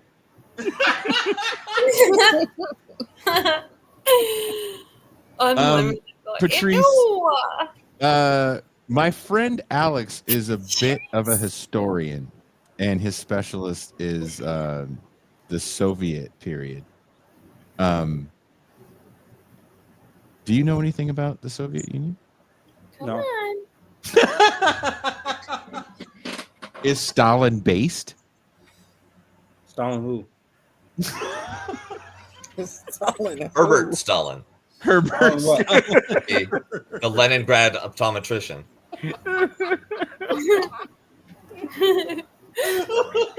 I want your viewers to stop stalling their payments. Get them home. Let's do it. Let's get this damn podcast funded. That's why I'm here.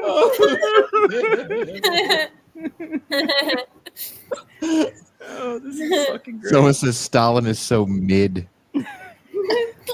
I really need to take Patrice's cousin's class because I don't know enough about socialism and communism.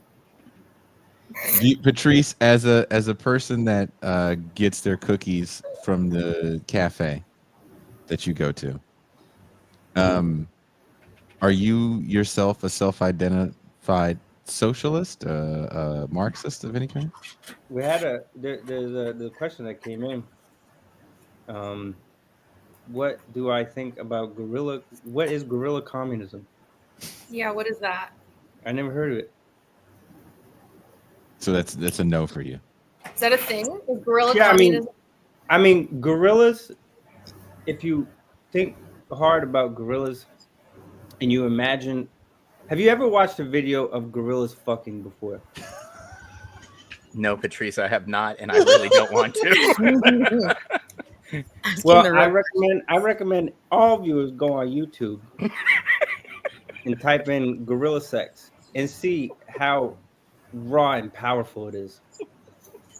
Ew. And that should tell you something, I think, about gorilla communism. Dusty Glorilla communism? Dude, I don't know if Glow really Glorilla. I don't think Glow gets down with communism, Dusty. Glorilla communism. Gorilla just had some plastic surgery. Where? On her nose. Why? She's had been pointing. Are you fucking kidding me? It's serious. That's retarded. You saw what? Glorilla is a black female rapper. She had some plastic surgery. Do you not listen to hip hop, Patrice Oakley? No, I only listen to pop music and techno sometimes. Techno. That's it. Wait, I have a question. What's the difference between a Marxist and a socialist and a communist? They walk into a bar. Because I need to be educated so that when people make these arguments, I can be like, no, because actually the difference is this. Oh. Patrice, come on, you got this, Patrice. You got this, Patrice. I don't know anything about this communism. I've heard about it. I know that who's that New Yorker? Mamdouni? He's pretty hot. He's a communist, right? Patrice, do you know about the movie Fly By Night? I have not seen it. I believe that. My only favorite movie is The Substance. What? Why? It's such a lucid commentary on the objectification of women's bodies that, you know, it's just a real commentary on today. Nice. We have a video that we have to watch. Toussaint has this is the first round of videos, and I think it's queued up and ready to go. This is Bill Burr, who is really hitting his stride as a comedian right now. And he's doing that thing where the guy is on the subway train. So here we go.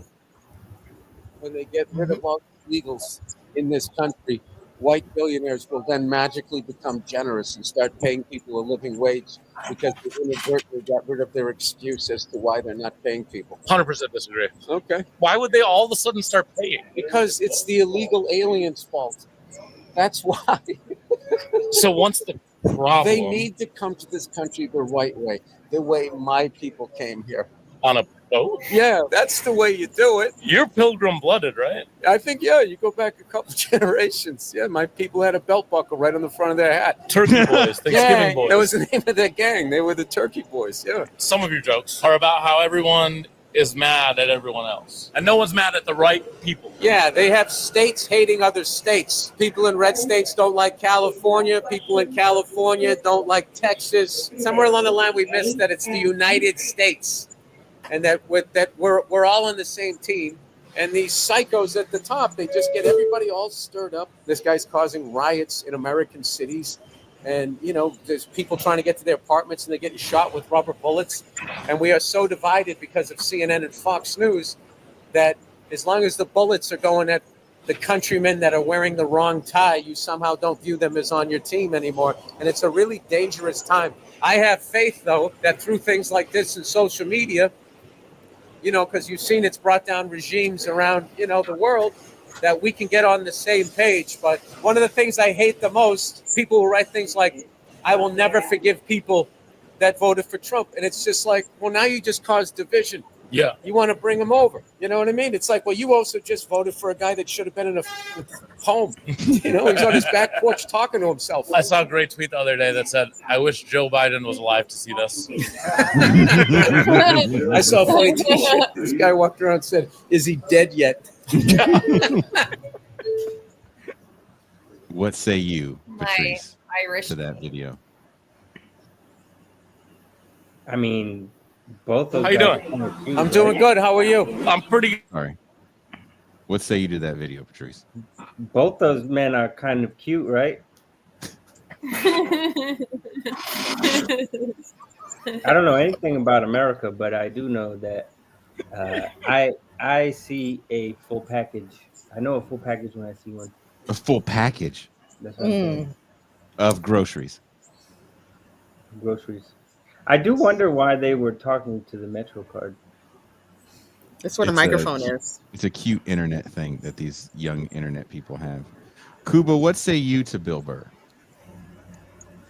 I think that the United States are fundamentally divided in ways that you can't just paper over, even with class consciousness. I think that part of it is just that if you want representative democracy and civil liberties on an individual level, you can't scale it up in the way that you just can't do it when there's 300 million people across a bunch of different time zones, and half of them are the irredeemable or unredeemed ancestors of slave owners, and another bunch are the ancestors of those slaves, right? Like, there has to be,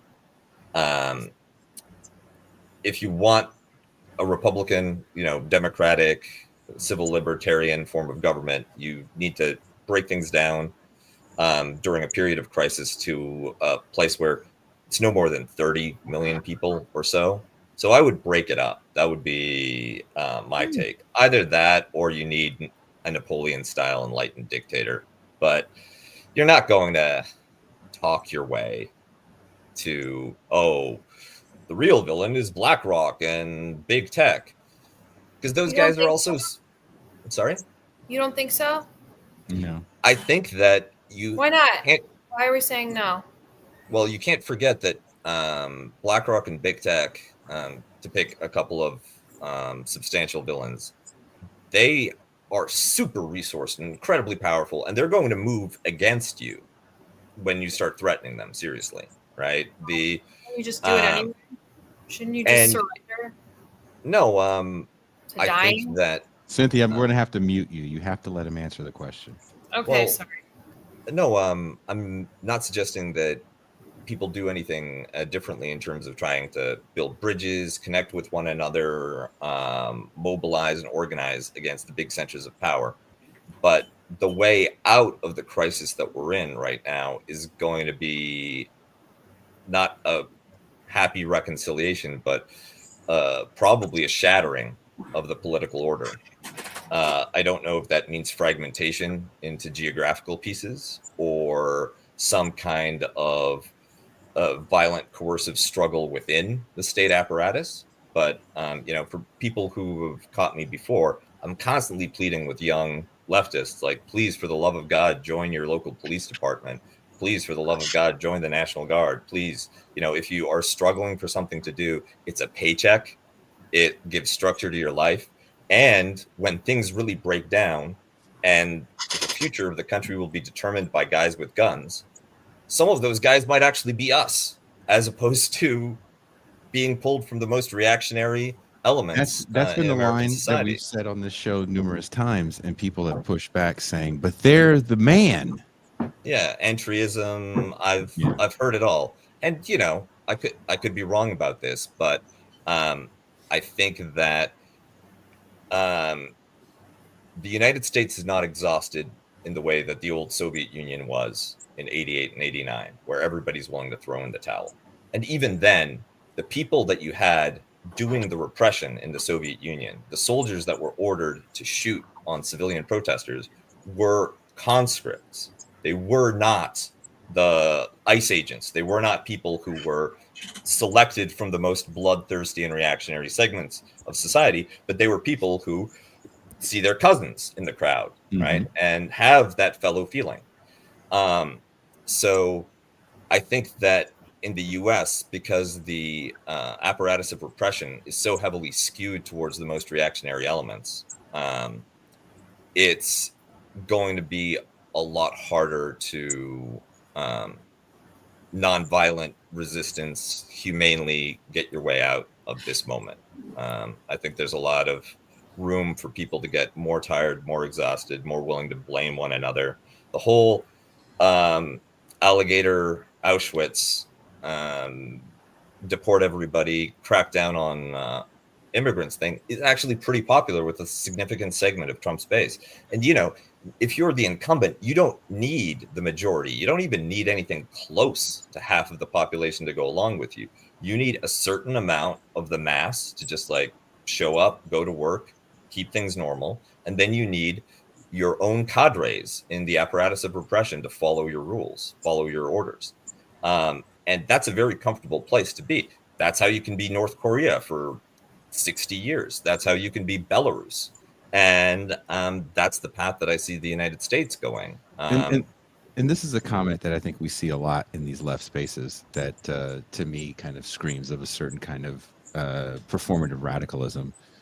We can buy guns at Walmart. We don't need to become foot soldiers of empire to get one. First and foremost, you can have all the guns in Walmart. And if you think that means anything to even a local police force, then you're fooling yourself. And you probably don't know how to use a gun. Oh, yeah. Mac, you were in the military. Yeah. Can you talk a little bit about that? I'm going to tell you this right now. Like Jason and I have known each other for what? We're going on 7-8 years now. And I was way more cantankerous than I am now. But after Jason and I had a long talk, Marcus was there. You know, we had a pretty good discussion. I'm going to tell you right now, if you go into this fracturing of this country, and I really think this country will balkanize at a certain point. I'm with you there, Kuba. Like at a certain point, we have 350 million people in this country right now, and we're supposedly represented by two parties. That's impossible to do. A country this size should have 10 to 15. You know, but as long as we continue down this two-party path, it's always going to be an us versus them system. And nothing will really ever get done on behalf of the people, especially when both parties are heavily subsidized by big tech and BlackRock and other, forms of capital that really have their hands on the levers of power. But when you talk about armed struggle, right? When you talk about rifles and munitions and things like that, a lot of leftists like to bring up what happened in Spain between 36 and 39. The fact of the matter is this: that was a military that went in either way. So both sides had planes. They both had a naval apparatus. They both had, military weapons and other means of prosecuting a war. Now, when you talk about buying guns at Walmart, right, go ahead and get 1,000 of your buddies and go buy those guns, get that body armor, go ahead and get the rounds and, fill your magazines. And when you 1,000 folks go out and walk, it'll be the U.S. government sending in 2 drones and you're gone. That's it. It's going to be 2 probably E-4s in the Air Force controlling the drones from Nellis Air Force Base in Las Vegas that drop 2 giant hellfires on you and you disappear into a pink mist. That's why I say, if you want the thing to happen, right? We do not have that footing. Yes, we can buy all the rifles and all the rounds we want, but we don't have a means of combating aircraft, either fixed wing or rotary wing. We don't have the means to combat dialed in artillery that can hit you from a couple miles away. We don't have the means to communicate effectively on a battlefield. We don't have any of that right now. And where I will diverge in opinion with Kuba, I don't think anybody should be putting a uniform on at this point. It's a thankless task, as it should be, because you're not training for actual defense of anything. You're going to be sent overseas to prop up economic concerns for corporations. Does anyone actually believe that the soy boys that we have on the left are prepared to go out and stand and fight the actual right for the powers that we have? I mean do we look at have we looked at the guys that are on our side? Well, I will tell you this. This is what I love when conservatives sit here and talk shit to me about weapons. I own weapons. I shoot often. Matt, you're not the average leftist, dude. Yeah, I get that. But see, there's a lot of people that are getting involved in things like the Socialist Rifle Association, the Huey P. Newton Gun Club. A lot of folks that you would not consider people to be, I guess, flexing their Second Amendment rights are starting to now. And honestly, it's out of fear. In the SRA chapter I'm in, half the members are trans. And they're terrified. We've got a couple people that are, DACA, that are Drea. You know what? If the left is Patrice, I am of the left, man. I love Patrice. I'm not going to listen to two white boys talk about it.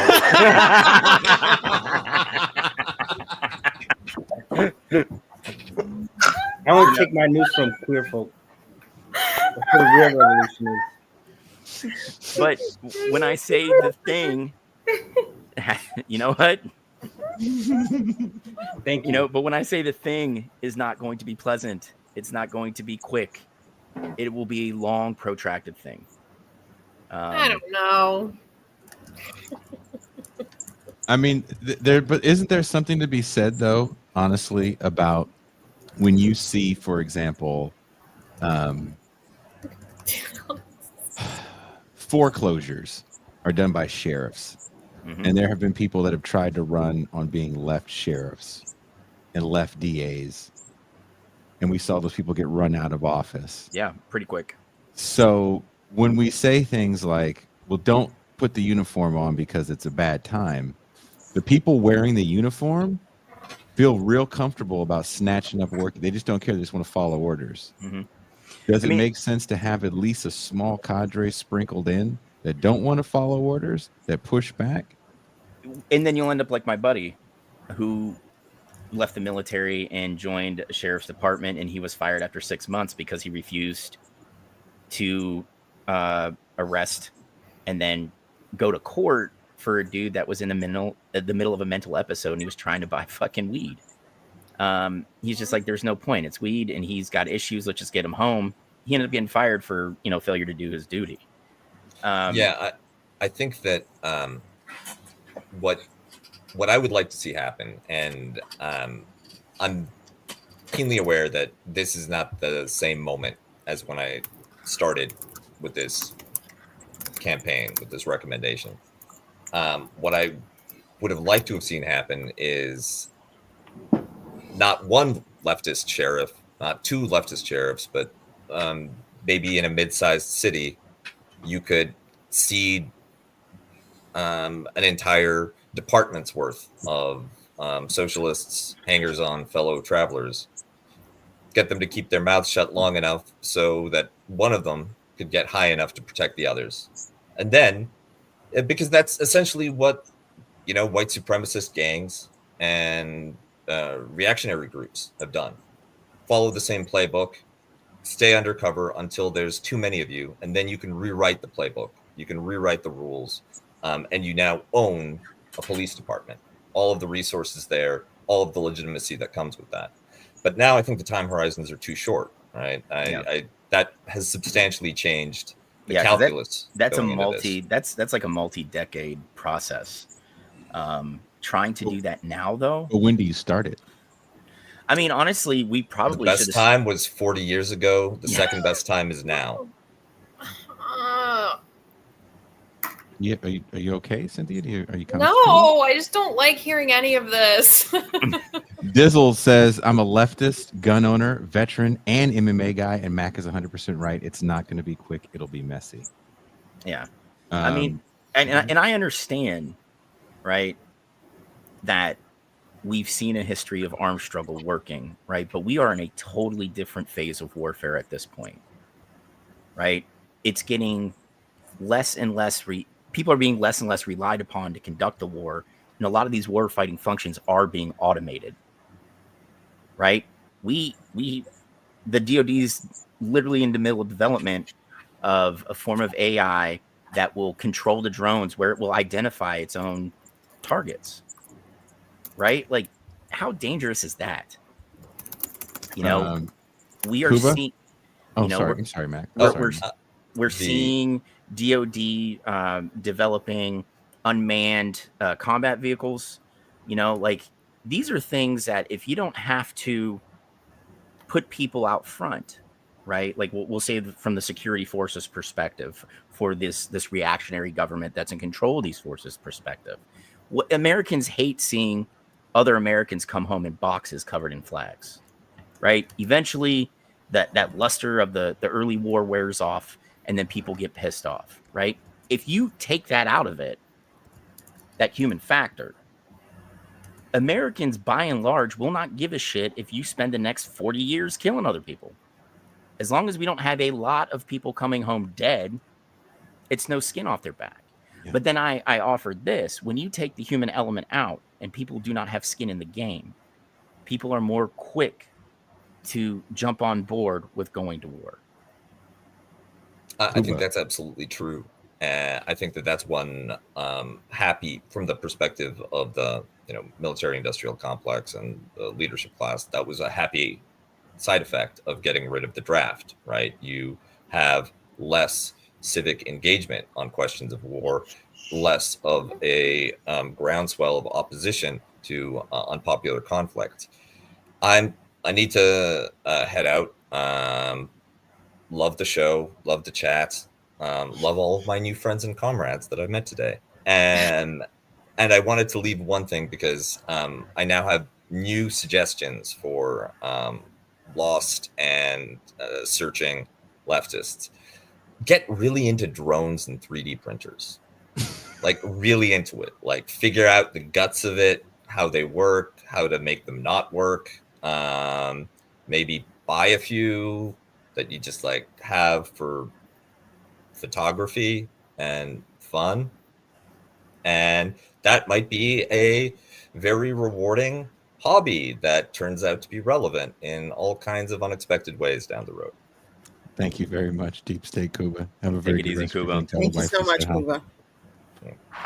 Cuba is a very valuable part of this show. He is part of the central committee. Me, Pascal, Cuba, Minjing Bajlan. And we all know that you and everybody you named is just the neck, and Toussaint is the head.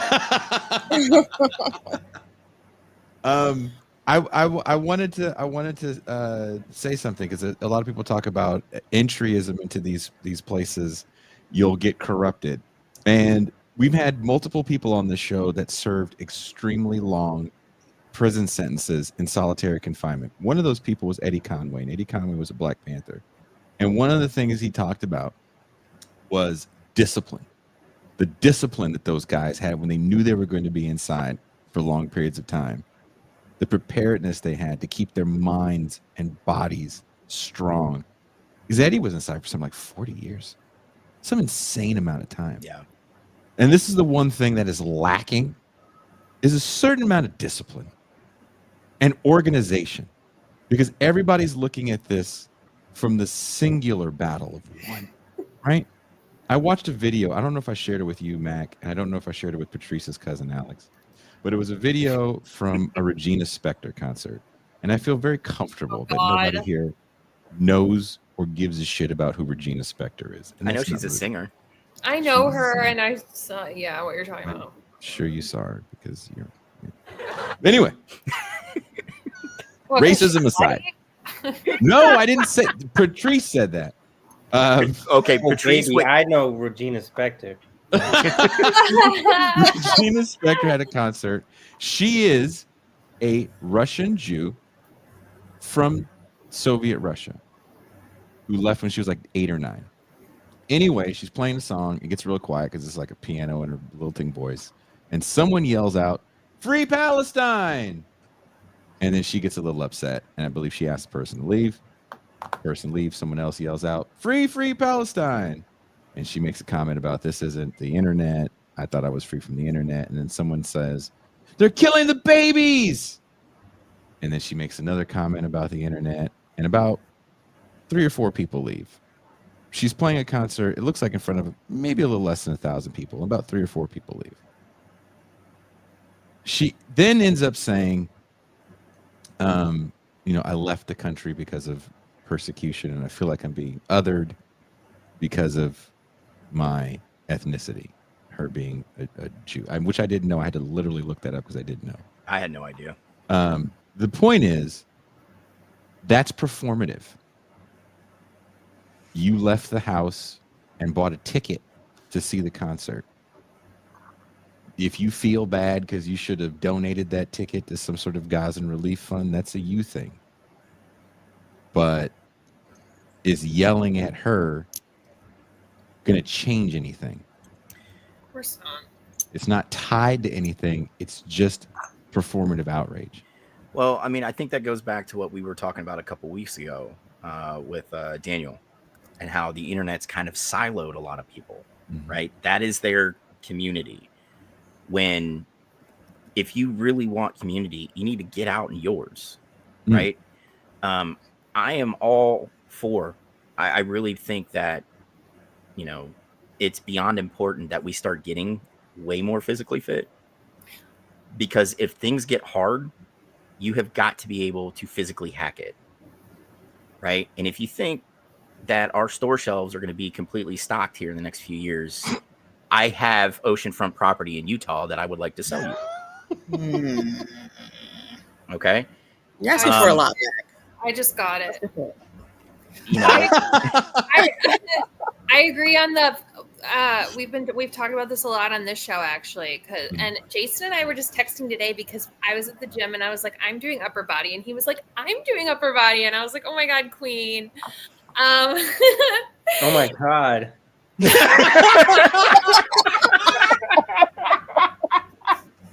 so funny. Your enthusiasm, Patrice. It's heartwarming and silly. Well, because you get. I was talking to a friend who had to go to a bunch of protests, and one of the things that he was noticing at the protests, and this is merely anecdotal, was that most of the people there, the majority he found, were not tied to any organization whatsoever. Well, what organizations are people supposed to, Well, before you ask that question, ask yourself this grander question. When you think about the March on Washington, what signs did you see? Which march? There's only one that I know. Are you talking about the fucking Million Man? No. The March on Washington in 1964. What signs did you see? Oh, you mean like the jobs? The jobs. But what signs did you see? Those signs were from the AFL and CIO. And there were rules about what signs you could have. And there were people going around that were part of the civil rights movement. And if your sign was not in line with what was approved, they were taking it down. There's a certain level of discipline you need to have when you do these demonstrations. It just doesn't exist anymore. But I think you're pointing too much on like the individual people, whereas it's like, didn't they just have better organizations so that there's some truth to that, yeah. Like, and more people were like specific, because also too, I was watching this documentary. Oh no, it was see, this is why I am very personally offended by the PBS defunding thing, because I watch so much PBS because I love history. And there was this like 6-part series about I don't know, just like I'm sorry, I just don't want to seem like I'm pandering to the Black community, but it was about like the African American history in the United States. But it was so interesting. But like there was this it wasn't the Martin Luther King, it wasn't that march. It was another march. The Million Man March? Maybe that was it, but they didn't even have it. They were like threatening with a march. Oh, before the March on Washington, there was a proposed march. Yeah, they were able to pull certain levers of power because they were just threatening a march. First of all, what sucks is I don't even think that would happen today. I feel like people are marching all the time. It doesn't do anything. The only thing that would actually cause any kind of levers of power to be shifted would have to be a labor strike, right? Like that's the only thing that would probably shift anything. But like, you don't think so? No. And I'm not saying that to belittle the work that our unions, both old and new, are doing now.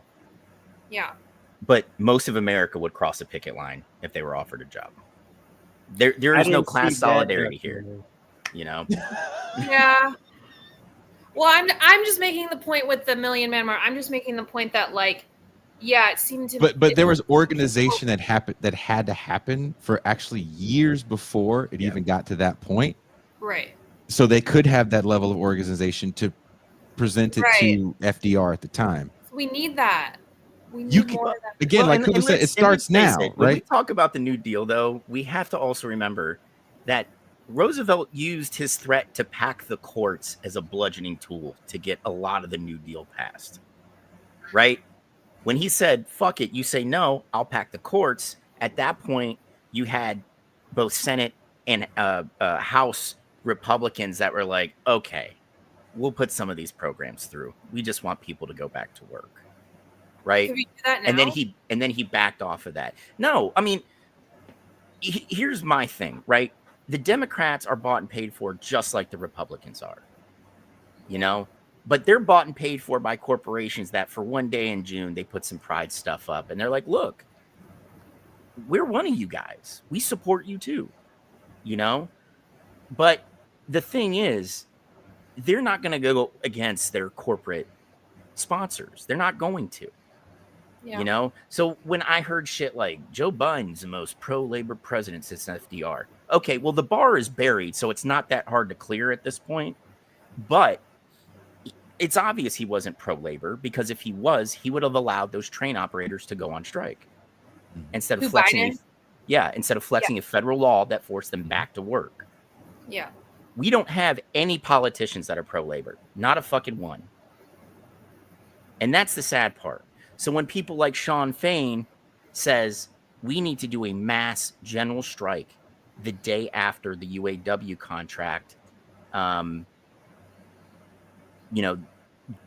lapses, and before they enter collective bargaining, he said in 2026 we all do a mass strike. It won't happen because the fact of the matter is we have too many American workers whose entire livelihoods, their entire life, their health care, their bullshit 401k, their pay, which they use to pay their car payments or their rent and get their food.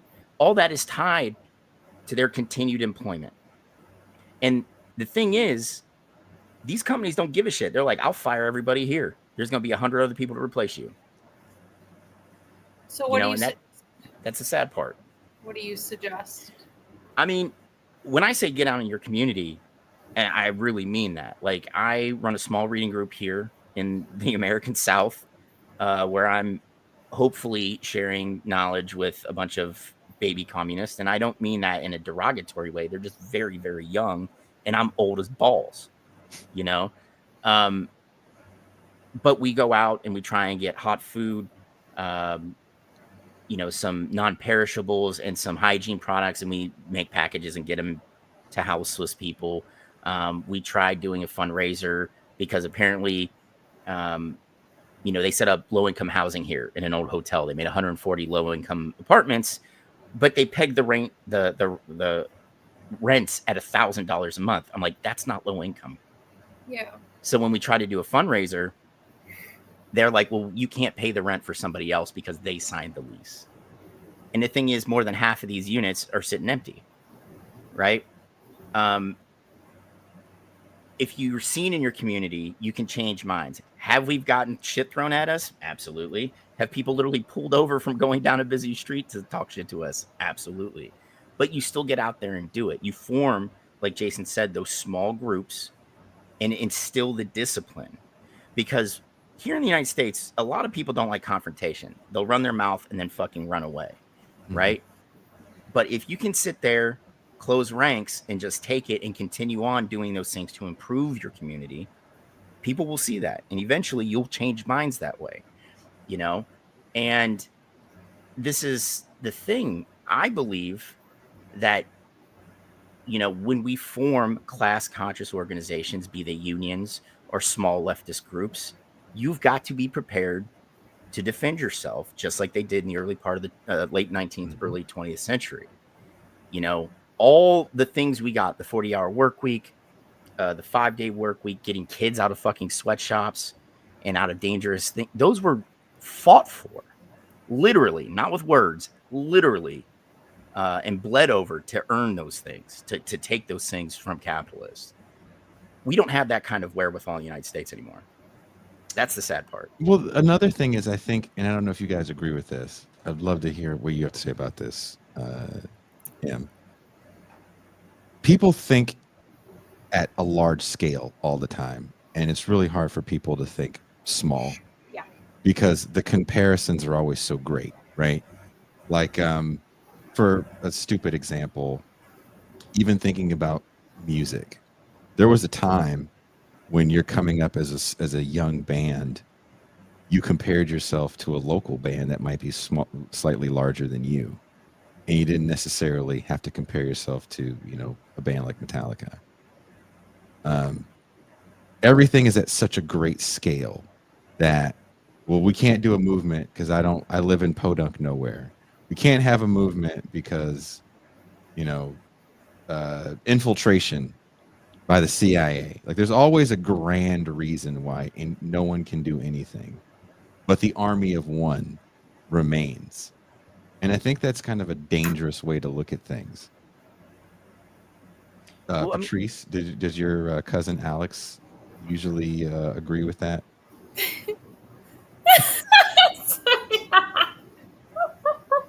I don't have a cousin Alex. Look. I don't know. All I know is that Cynthia was talking about a documentary on PBS. I've never heard of it. I did see the documentary on PUBES. That was on the creation of gooning. It was very interesting. If anybody is into that. Em, do you have something to add to what I said? Wow. I don't know. We live in a very individualistic culture. It's very hard to get people to think of the collective. And when you do get people to think of the collective, they think about group work in school and how horrible that was. And that didn't used to be a part of the school curriculum. That was like influenced during the Cold War. Of, all right, guys, now we have to teach you how to work together because that's what the Chinese kids are doing. That's what all these other people are doing, and we need you to be up to snuff too. And when the elections don't go the way people want, or COVID stay in place, instructions don't go the way people want, they say this is a group project and you guys are messing it up for all of us. This is a country where on the Independence Day, people have separate celebrations in their own yards. Yeah. And the most collective celebration is put on by a corporation that is Macy's, and they shoot fireworks. Like, that's what this country is. So trying to get people to work together is going to be difficult. We can change it. One cookout at a time. Well, Jason, I agree exactly what you said. I feel like I've been thinking this a lot lately, especially like, I know this is like an individualistic thing, but I'm just talking about like the micro as it relates to the macro. Like, I've been realizing, like, in my own life, things that I'm trying to accomplish and things that feel so like egregious, or, oh, I can't do this because, you know, like it feels like such a huge feat. And what I have learned in my own journey, my own life, is like sometimes you have to break it down into baby steps or like smaller chunks, because you just become so overwhelmed by the task at hand, or by, like, you know, how much weight you need to lose, how much muscle you need to build, or like whatever, you know, the case may be, how much money you owe here, how much.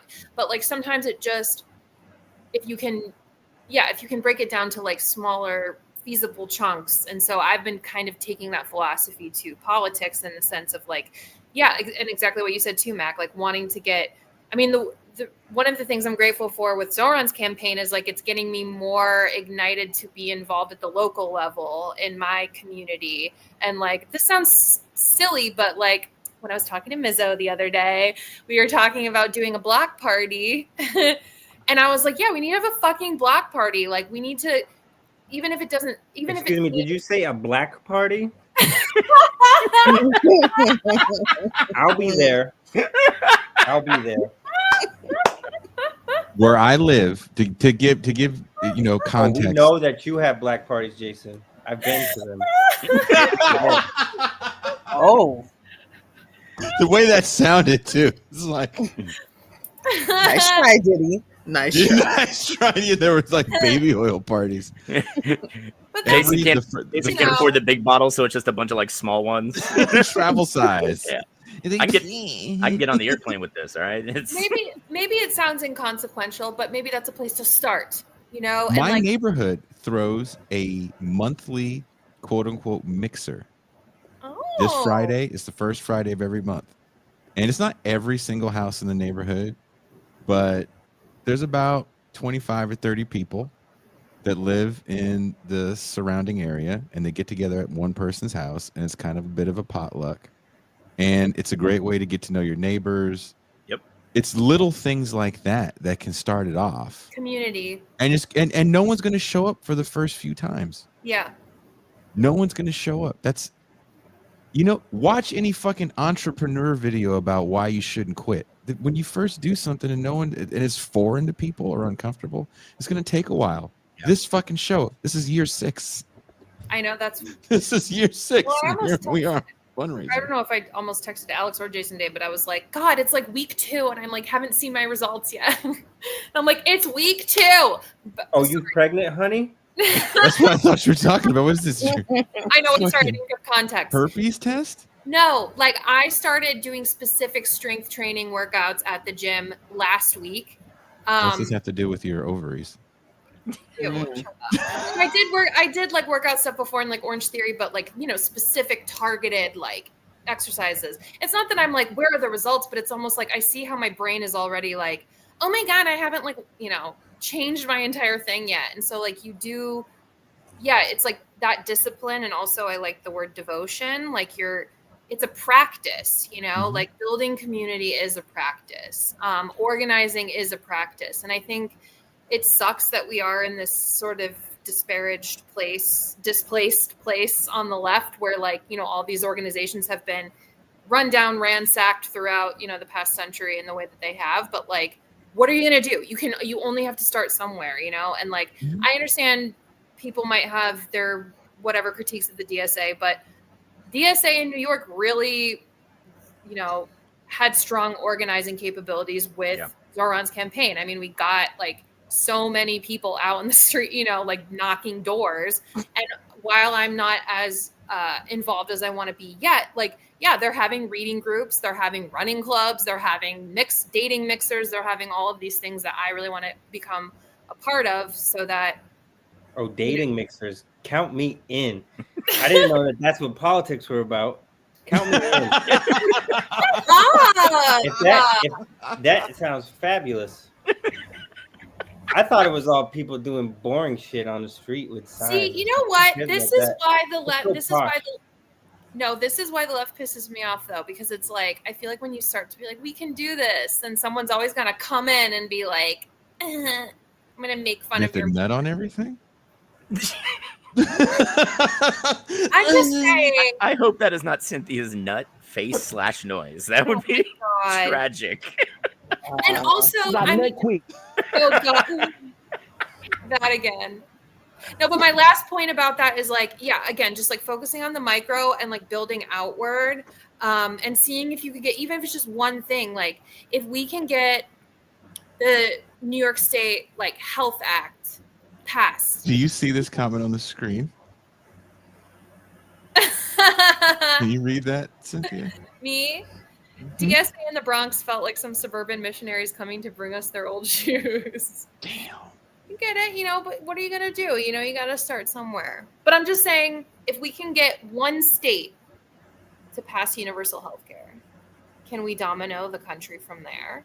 Maybe we should focus on states. That almost feels like the if ifs and buts were candied nuts, we'd all have why gold not try? granola. I'm just saying. I think Hold on. Dizzle can back me up on this. We had a saying in the military: aim small, miss small.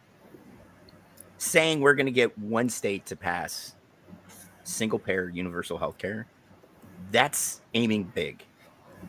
Okay. Can we get past in a city? For that to happen, you need a lot of communities where you're aiming small, missing small, working together towards that goal. Right? It can't be a monolithic thing because, and Jason, you've heard me say this. Mm-hmm. What works down here in Fayetteville doesn't work in New York City. What works in New York City will not work in Cleveland. What works in Cleveland will not work in Toledo. Everybody, every place has different material conditions on the ground. There may be similar circumstances, but there's massive differences. So if you get those communities working together, right, like Cleveland, Sandusky, Toledo, they're taking care of their shit at the local level. Then at that point, once you have that tackled, you can start looking towards that bigger goal. But to sit there and put single payer healthcare in one state before you start working on the material conditions at the very local level, then you're aiming big and you're going to miss big. Well, I just think why not try a bunch of different things okay. What I'm saying is Zoran is running for the Democratic, primary for mayor in New York. I'm going to go out and knock doors for him. I'm going to campaign for him. I'm going to vote for him. I'm going to try to get people to vote for him. While concurrently, I'm trying to organize my workplace.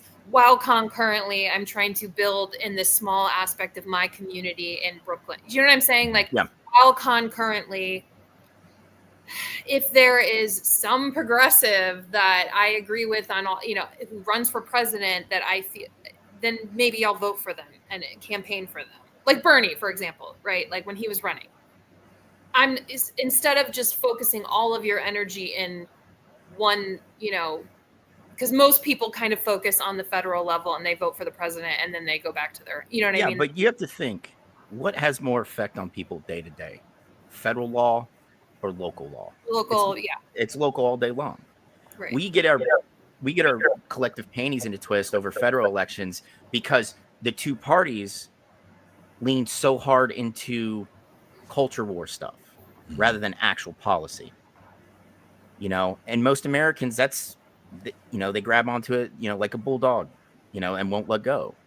And that's part of that cultural change that you had brought up. How do we change that to inform people that you are more affected by things at the local level, like zoning laws? That has more effect on you day to day than anything the president signs into law. Especially when we talk about housing. Yeah. Patrice, I know it's late for you where you are somewhere in, I don't know. You know where I live. Thank you. Thank you for joining us. I live in Muncie. Great town. Great town. Indiana? Great town, Muncie, Indiana. Detroit? That's where Bob Ross lived.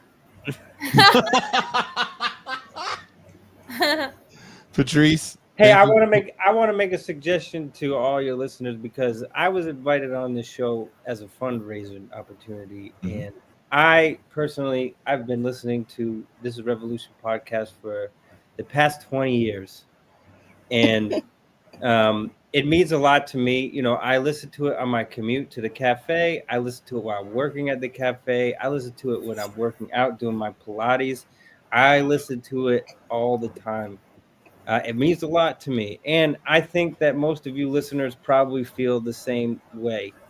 So the thing is that I was invited on the show as a fundraiser. And so far, I've seen some money come in, but I haven't seen a lot.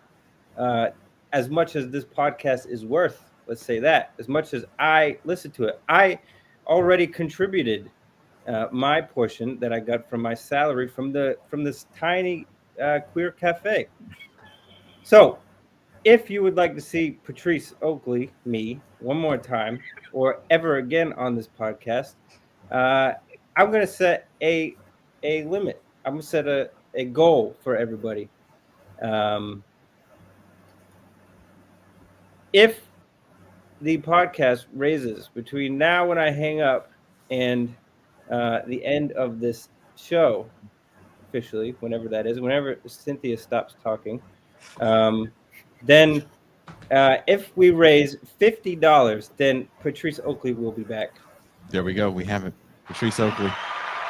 Thank you very Good night, much. everybody. Thank you, Patrice. Thank you very much, Patrice. Have a very good night. Connor, thank you so much. $10. Another 10. Woo! Keep it coming. Connor just bought Jason a new milk frother. 2 new milk frothers. Everyone donate. I'm sorry, I'm not very good at like doing the spiels. Okay, Kay, let's go. Ken. Thank you, Ken. $49.99. Everyone's got their shit. Trees related to Charles. We really appreciate it, you guys. Oh my god. Yeah, you guys are doing great. And buy some merch. Don't Buy forget. the what was that one that was like Here, this? Which one? All right, everybody. Jason and I have been talking about this. We're spitballing this. You see all this great merch. oh yeah. Hey, If what you does continue- angle-pessimism mean again? It means what you're not. Yeah. If everybody continues to hang out, enjoy the programming and all that shit, Jason, first episode of ACAP Cooking, is going to premiere the Anglo-pessimism thong that he will strip off before he starts cooking. One of a kind. All right. Is it edible? Damn. Jason said something about my pubic afro can't handle edible underwear, so. Oh, wow. So it doesn't taste like Dubai chocolate. Define Dubai chocolate.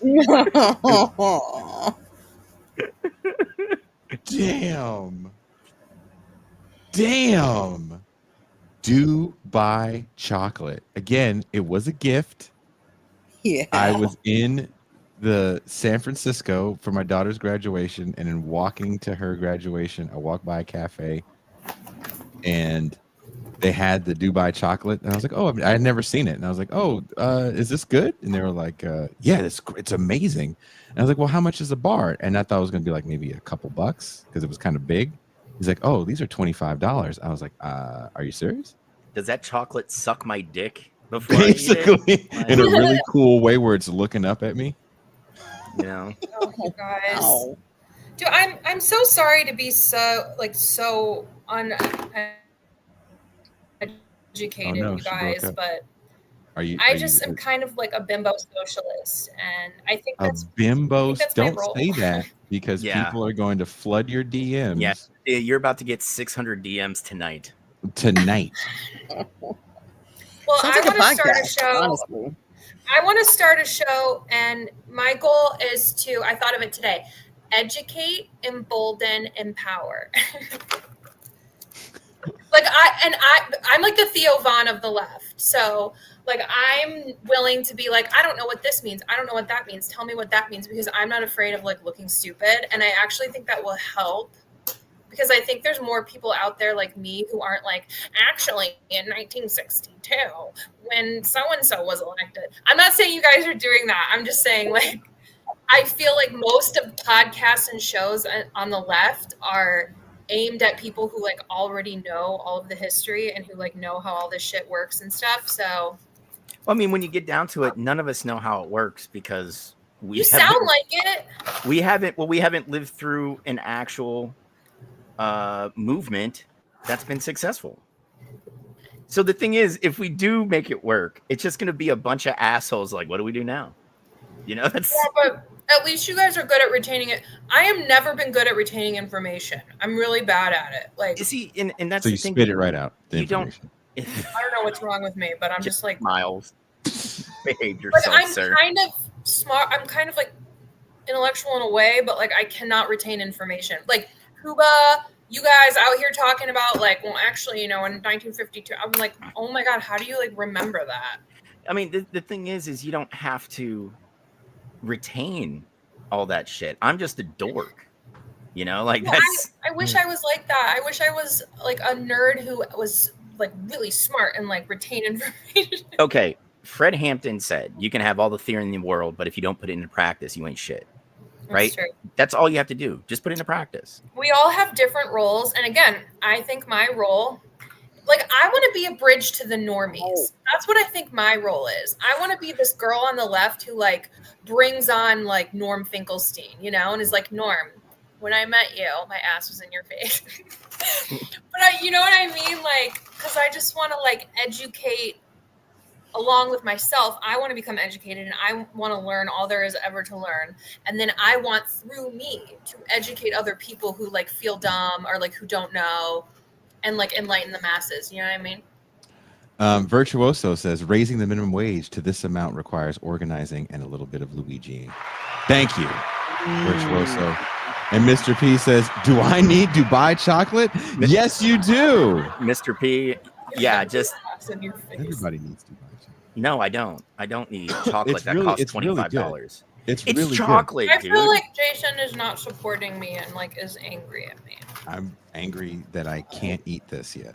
Yes, you No, can. you're I saying can't I talk too Jason, much and you Jason needs raisins and fun. I'm He eating needs both. I'm eating granola in honor of Patrice. Toussaint, can you? It's time for a funding pitch, Toussaint. You're the best at it. Okay, so I'm gonna be completely honest. Make sure we save that comment. So we're going into our 4th hour. Mm-hmm. We're shit, probably I gotta gonna go to bed. continue. I'm a little It's up to you. bit. It's up, yeah. Are you tired?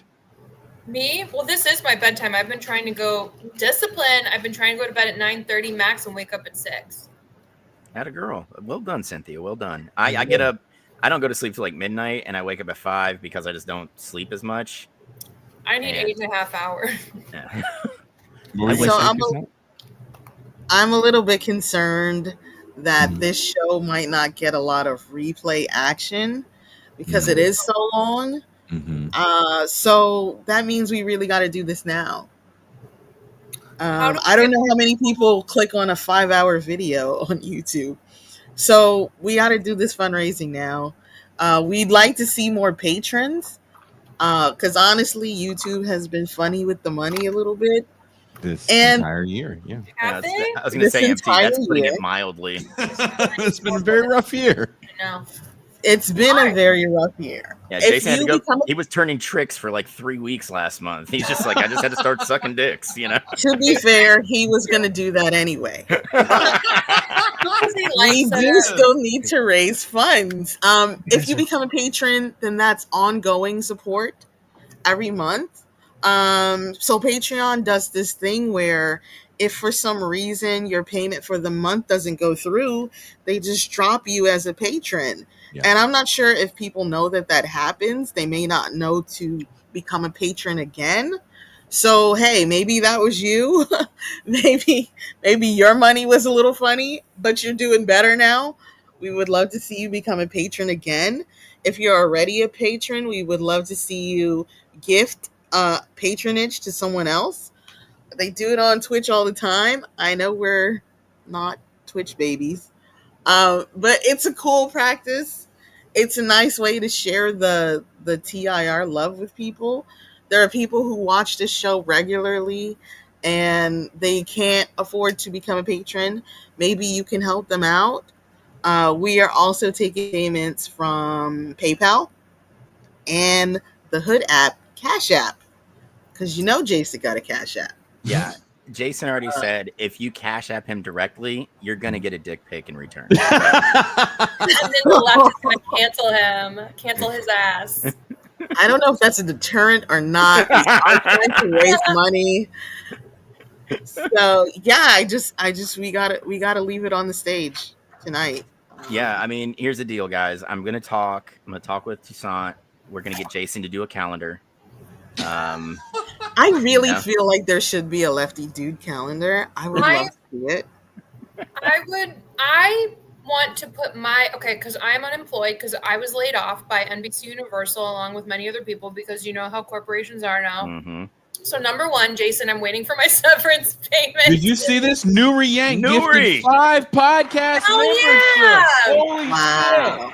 Wait, are you serious? Nuri, Thank thank you you, so brother. much. Now you know Nuri's he's gonna put conditions on this. All of you have to watch at least 3 soccer matches, 2 of which are EPL. Dude, I do have some good news. I didn't want to say it. I just wanted to announce the show.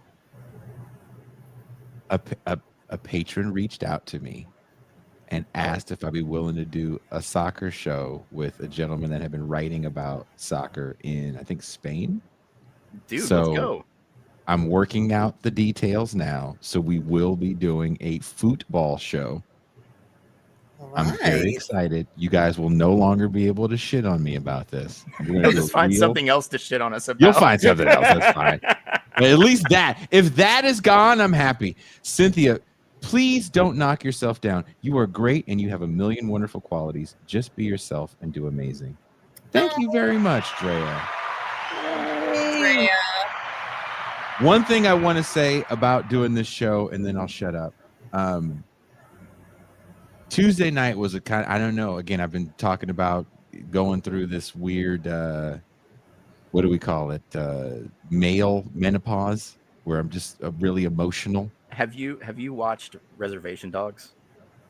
No. You need I've to. seen the clips, and the clips are You hilarious. need to. The spirit guide for Bear. Yeah. Like Bear's all emotional, you know, and he just looks at him and is like, "Is it your man moon? You know, your dude your dude period, you know?" I'm having a man moon moment, and we have this guest on, and I don't know what to expect with this man. He was a lot older than I thought.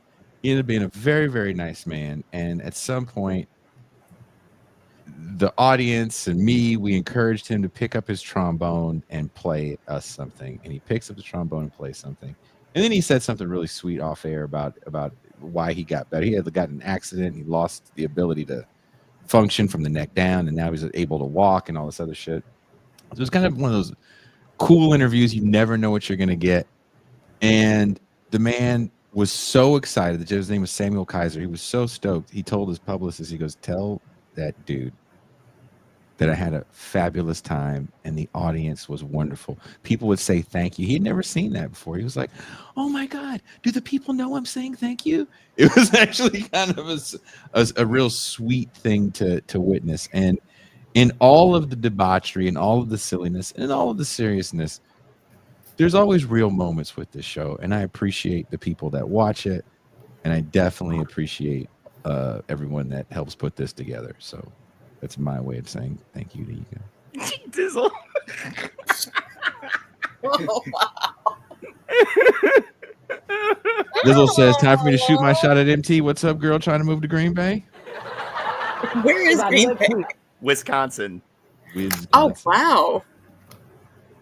Wait, I mean, when are Tucson and me hanging out in New York? Never. I thought you liked me.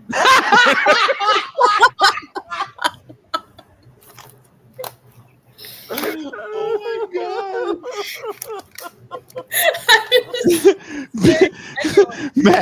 Mac, is it horchata cannons time? I'm asking for a friend. I don't even know what that means. What is that? What does that mean? That's not for you to ask, Cynthia. If you want to know about horchata cannons, you do not want to know about horchata. Tune in cannons. whenever Wednesdays that Jason and I are on for Beyond the Red Zone. I saw this video, Toussaint, and I was like, I think Toussaint would appreciate this video. Are you ready, Toussaint? Oh my Hold on. gosh. We better start showing the 511 videos I saw. you gave us champagne room material for like the next 2 years. I mean, we got through 3 of my videos, man. We cried at Norman Finkelstein and talked for an hour. I don't know what happened. Can I okay, I will play the videos. I promise I will play the videos. You went through the trouble of finding those videos. I will, if all of you leave, I will play the videos by myself. I promise. That being said, you have to see this video, Toussaint, because I watched this and I thought of you. I kinda stood over him real quietly. I couldn't believe it happened to thee until I heard him saying this in his dreams.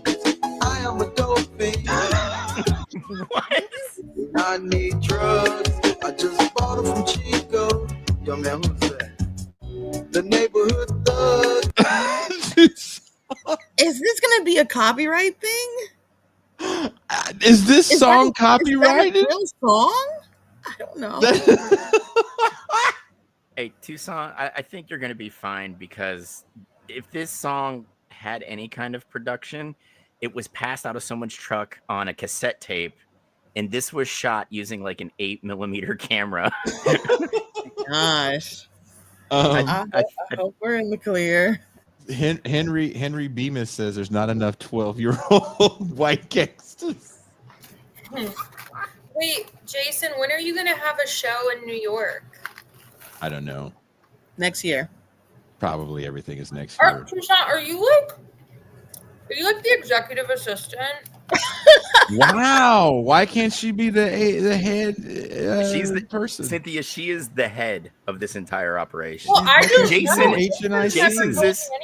Jason's this pretty face, and he surrounds himself with really smart people. And then Tucson is the one that works her ass off to keep everything on track. She reached out to me this morning, and I was like, "Yeah, you might want to tell Jason I never got the email." And she's like, "No, dude, he sent it on the 16th or whatever." And I was like, "Shit, she's right." I didn't know the TIR. Oh my god, I didn't know the TIR lore. Yeah, this is. Oh, just wait until you get all the cast of characters that we've made up. Oh man, there's so many. So many. But Tucson is the one that makes everything run on time. She is the brains behind the operation, and I appreciate her. Paul Prescott. Shout out to Paul Prescott, who just joined with a $3 donation. Woo! Jason, as soon as my severance check comes, I'm gonna buy some merch. Shout out for as soon as the severance check comes, go buy some merch. I'm waiting for my Anglo pessimism thong. When it hits the site, I'll get it. I will. No, I honestly will. You sound Thank like you, Mac. talking to the I need some lefty merch. Can you guys see the screen? Okay. You see Hassan Minaj? Mm-hmm. Okay. What option do people have who hate both parties? I think in my lifetime, Democrats as a party and as an institution, they've never been more unpopular in my lifetime. Yeah. So where do they go as you make the rounds and you speak with many different people of all kind of political walks? And Look, I guess I'm sympathetic to that. I would say this: we all got a rash when it comes to the Democrats, and it might be different. There's certain things. It might be policy, it might be style, it might be confidence, leadership, tone, but it's all pretty minor in the grand scheme of things, compared to the threat that we face for Donald Trump. And we can't say with confidence that we are sure that we will have a normal democratic election in 3 years. The economy is cratering around us. We are on the side of Russia, I think, and the war with Ukraine. Across every vertical, the threats that these guys pose to everybody's day-to-day life, I think are even greater than most people realize, unless you're really hyper engaged on this or hyper radicalized against Trump. If I was those people that don't like either party, what I would say to them is the Democrats have this opportunity to remake themselves. Try to help them reimagine that in a way that would get you excited. As a former person who Mac, did you say fuck this man? Read the note that I wrote about this video. Okay, hold on. You wrote a note about it. Tim Miller is the former comms director for Jeb Bush in 2016. Fuck! Oh my god. Okay. Is that who he is? Really fuck that guy then. He's talking about the Democrats have a chance to reinvent. No, they're not gonna. Any progressive member into the Democratic Party immediately starts towing the line. Yeah. Yeah, I didn't know who this ass clown was until I saw the his thing with Zoran. And I was like, who is this?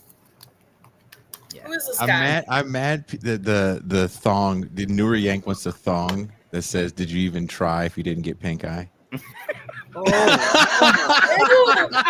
on. That's part of the TIR lore, Cynthia. Yeah. Oh. We were talking about all the ass eating. Wait, just like hot Cheeto girlfriend? Hot Cheeto girlfriend or hot Cheeto behavior Oh, yeah. needs to be a shirt. Yeah. Fanny says, not quite Paul Prescott. Thank you, Fanny. Paul, we weren't trying to put you on blast. Toussaint said I have to shout out every patron. Thank you, Paul. We appreciate you being here. You are crew.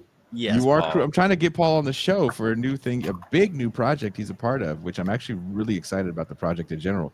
It's a big writing project that Damage Magazine is doing about the life of, am I blanking on his name? The Jeb gay Bush? guy. The gay guy. Oh. So Byron Jeb Bush? Rustin. Byron Russ, thank you. The gay guy. I was trying to whisper it. On air. Okay. On okay. a podcast. Let's be honest here, Jason. You're not known for your whispering ability, okay? I was trying to be subtle. You were doing the movie whisper, the gang. The gay guy. Someone said, imagine someone tuning into this right now. I think it's a serious political podcast. Ass eating. Yeah. Has anyone gotten their ass eat before? A little bit. Yeah. I'm ticklish as fuck. I found that out. You try to eat my ass, I'm gonna clench up and just rip your face off like an alien face hugger. The tip of her nose gets stuck in your Yeah, asshole. it's like, I'm not made for that. Because you got either way for me, I got to get in a position that I feel real violated in. I'm either bent over or it looks like you're changing a diaper. Either way, it's just not where I want to be when Jesus comes. Oh my god, gross. This is what the left is about. So should we form a Labor Party or give up on electoral politics at all, or like what's Why do you have to do one or the other? Stop watching Brianna Joy Gray. Start there. No, that's my own idea, bitch, asshole. Wow. Tim Miller has more advice for us. Oh, does he? Let's hear what Tim Miller has. I want to know what he says. And campaigns, pitch it to me. What are those things? Because I'm sure you've been thinking about Sure. it, all the Well, look. the plane trips you're taking, where you're like, look, this is how you should say it. Well, I would just say the ante before I get to the pitch is be fucking passionate in your anger about Donald Trump. That's the ante. Like, be passionate in your anger about what is happening specifically, not like esoteric, like democracy. Like, he is kidnapping people. That is fucking wrong. His economic policies are hurting people. You know, like, be passionate. He's firing veterans while having a military parade for himself. That's your ante. Now, where do the Democrats go from there? I would say to somebody, find the area that you think that the Democrats have failed, grab onto that and own it. You know, look at what Bernie did. It's simple. It's the fucking millionaires and the billionaires, and we're gonna fight oligarchy. And you can ask Bernie about anything, and he's gonna bring it back to that. And he wanted to remake the party in that way. I think in 2028, somebody might be able to remake the party in Bernie's image. I think in 2028, somebody might be able to remake the party in Mark Cuban's image, the image of a billionaire. That's like, we need to make the government actually work and fix things for people. And like, these guys wanted to make America great. They fucking failed. I'm going to make you rich. Girl. I hate to say it, but you know that's I was going to not resonate ready for with that. people. I was not ready for the Mark Cuban of it all. That's going to resonate. People want a better version. I don't agree with it. I think it's bullshit. But you know what I hated? And me and Toussaint talked about this. Remember when in the first Trump administration, when Oprah spoke at some like DNC thing? Oh God. And everybody got all erect. Remember that, Toussaint? Yeah. The bonering of America. You're never talking to me. Sorry, I'm getting tired now. I'm getting grumpy. I am trying to not run through the wall like the fucking Kool-Aid man right now. I don't understand what we're supposed to do. Like, what are we supposed to do? He gave you some ideas. I think that we should funnel our efforts into a Labor Party. Yeah, I mean, I'd be all on board with that. But the issue I think Bernie should be like, we're doing a Labor Party. But that's just electoralism. Bernie doesn't have Well, the balls that's what. to do Okay, that. so that's the. Are you anti-electoralism at all? like at all. The world isn't binary, so stop asking the wrong questions, and you'll start getting better Why are answers. you answering me like the Riddler? Just Yeah, like because you're asking the wrong question. Why How do I is have that to the be wrong against them? question? If your whole mission is to start a third party, that is a No. lot of work and organizing, right? yeah, that's not my whole mission, but like I think conversation like that. But then what do you want that party to do? Do you want it to disrupt? Or do you want it to do stuff?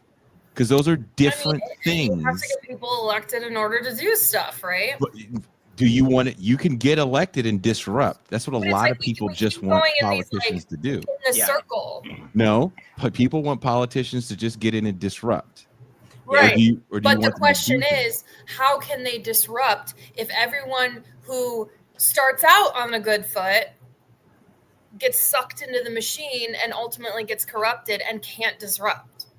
You're starting from the premise that everyone is honest and there's a dirty machine that then corrupts them.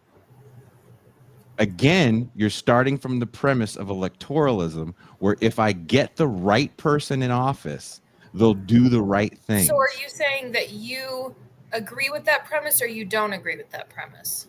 I'm saying it doesn't matter. Well, it matters to a certain degree, but if you don't have any organizations at all, then you are always beholden to whoever is in power. And it doesn't matter if it's the magical third party. Why are they so good of heart that they would be beholden to people and not capital? You live in a capitalist system. It doesn't go away because you elected the right person. Right.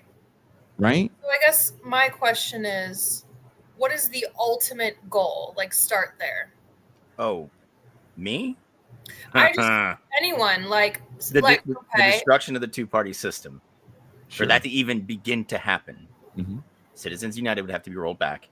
Right. Okay. What if you had people who were running? Hold on, hear me out. And then we start instituting rules that the rest of the world has. There should not be a multi-year campaign for your seat. Many countries only allow you to campaign for the 4 to 6 weeks before the election day. We need to reinstitute federal matching funds. So say Republicans get on enough ballots, they get, I'm just throwing an arbitrary number out here, $2 million. And that means the Democrats also get $2 million, right? We start stripping the money out of it. That's just the start. You know, at that point, you're going to have to go, rather than shooting for the moon, like the Greens and the Libertarians and all these other fucking colossal bags of dicks, stop shooting for the presidency. City councils, boards of education, state governments at most. Don't shoot higher than that for probably, no bullshit, 20 years. If you want to disrupt and tear down this system, you have to start at home, period. Because in no way in hell, even if we roll back Citizens United, even if we have an actual campaign finance reform, no third party is going to be president of this country until it starts getting seats in those boards of education, in those city councils, as those aldermen, as the dickhead who inspects your fucking elevators, which is an electable post in most municipalities. That's the thing. We're not talking about that. You're talking about forming an entire party. I'm just throwing that out there. Yeah, and that's honestly, it's the only way that we're gonna get any real change, because the Democrats. So you two are both arguing different points. All right, Jay. Okay, No, so Mac and I are on the same point. Wait, like what? Okay, back the truck up. The ultimate goal. Didn't you try to do that on Norm's face already? Nice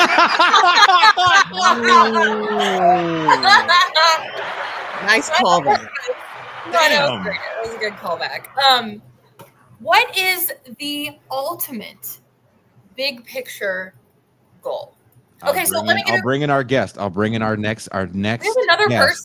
Oh my god, I gotta go to bed. I'll bring in our next guest to answer that question. Please welcome, coming from a secret bunker in the Midwest, to Ray Reed. Hey. Long Long time no see, Mac. Hey, how are you, man? I can't complain. How about you? Oh, I'm suffering under the North Carolina summer. Oh, what part of North Carolina are you in? I'm in the asshole of North Carolina known as Fayetteville. Oh, that's my birth town. I'm So, sorry. This place sucks dick. I don't remember it. It was so traumatic. It's all Just behind blocked me it now. out. To Ray Reed, what is the big picture? I'm sure you heard that question as it was No, being- I Is it heard socialism? nothing. Is it luxury automated social or communism? I Well, thought ask it the was question something again, related to Cynthia. Norm What is Finkelstein. okay? If we're talking about the things that we don't like and the way things that they're going, aren't we then subtextually saying we want things to go this way? We want society to look this way. We want things to be economically organized this way. So how do we want society, American society, to be what? Economically organized, functioning? Socialism, communism, social democracy. Like, what's the ultimate goal? Well, Cynthia, what do you think? And we have not met before, so it's nice to meet you. Hello. So, what are your thoughts? I think that maybe we work sort of. I actually don't know because I feel sort of undereducated in terms of like the differences between socialism and communism and like what I really feel is the right thing.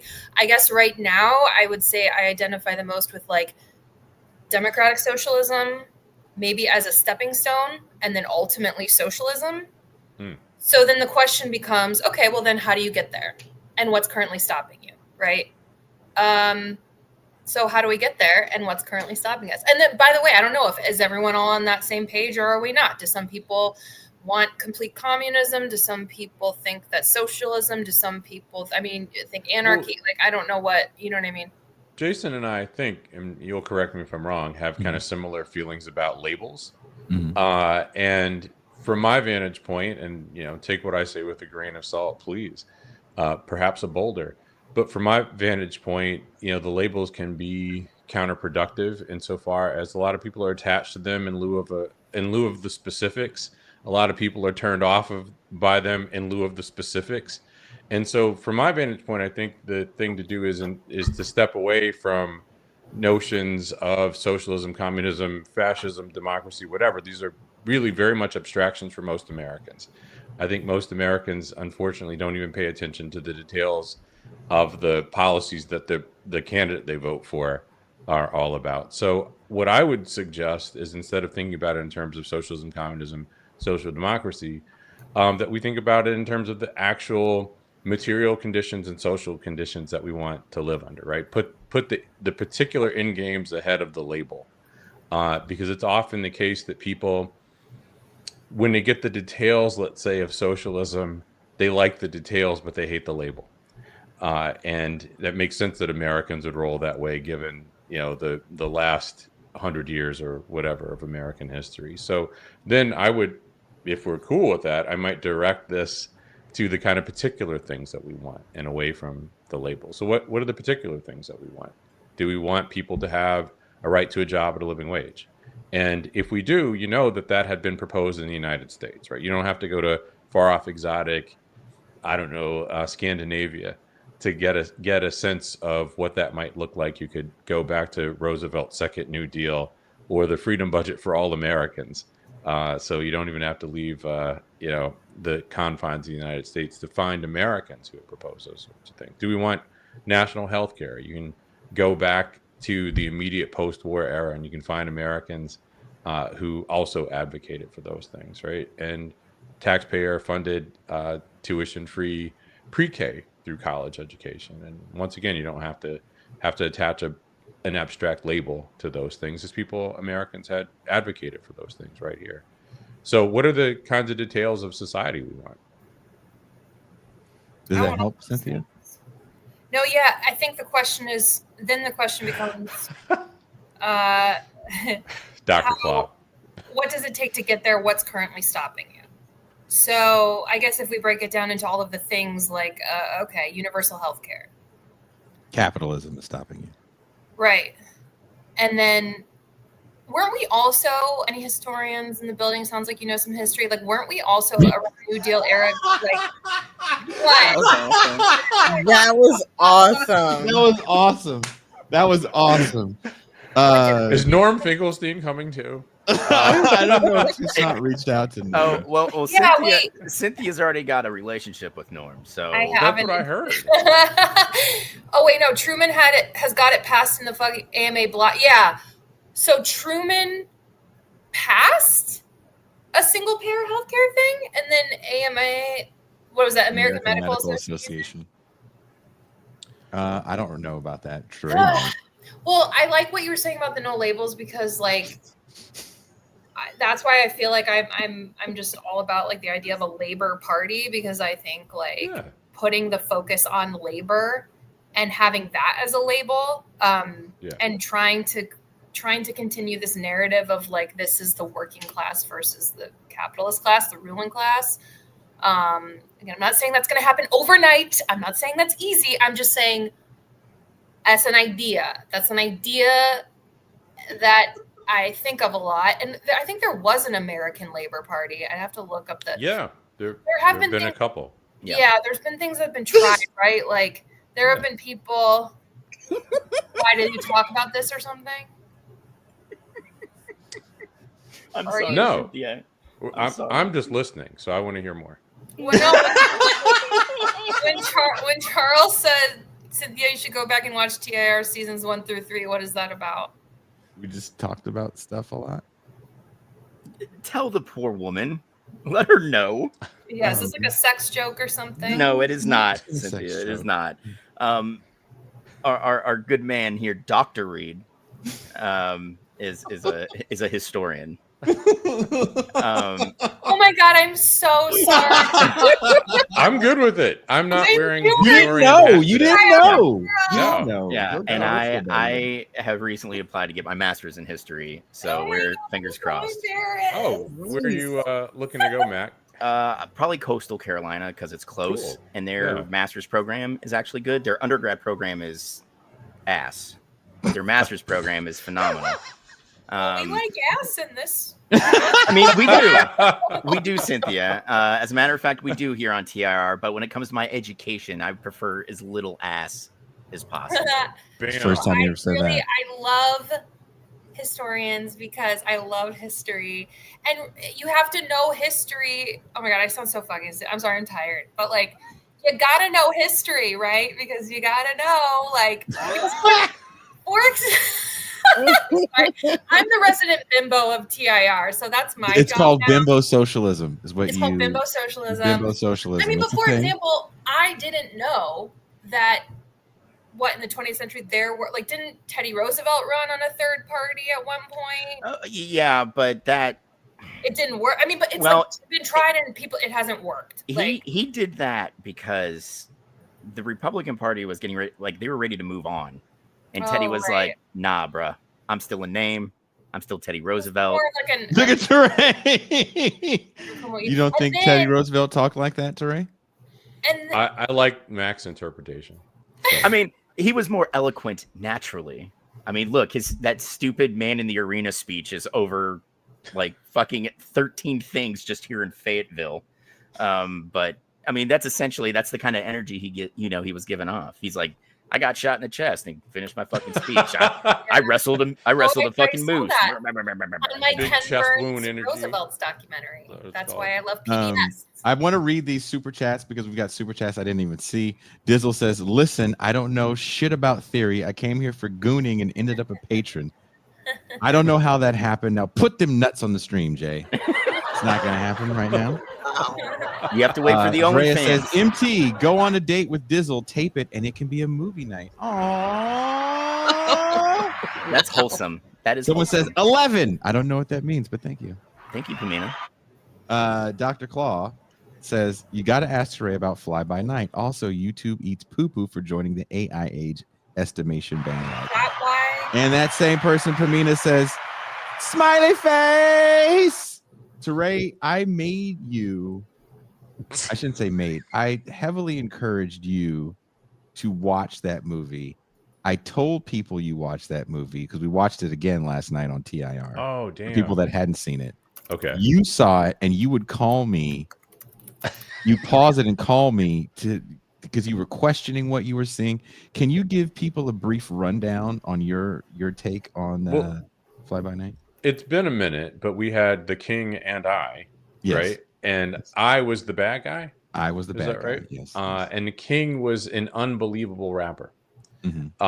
It was like low rent Mario Van Peebles as a rapper is my recollection. So he said the whole word. The whole word. There's a Boondock season 1 reference, episode 1 for you. So that didn't quite work. There was some gratuitous transphobia, I think, in the front end, right? Oh, yes. Okay, I'm remembering that correctly.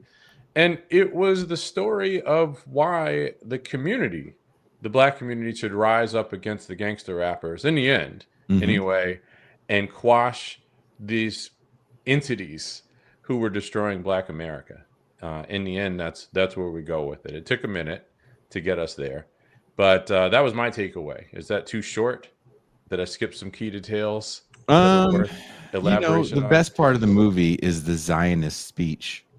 Oh yeah, and then there were like people we would know a decade later as low rent celebrities or whatever who were in the film, like Rosalie April from The Sopranos played, I think, one of the girlfriend of one of the secondary characters or something like that, and then a couple other people, but I don't remember. So you can see Daryl Chill Mitchell's whole penis. Because I know man. So remind of the Zionist speech about I can see him walking.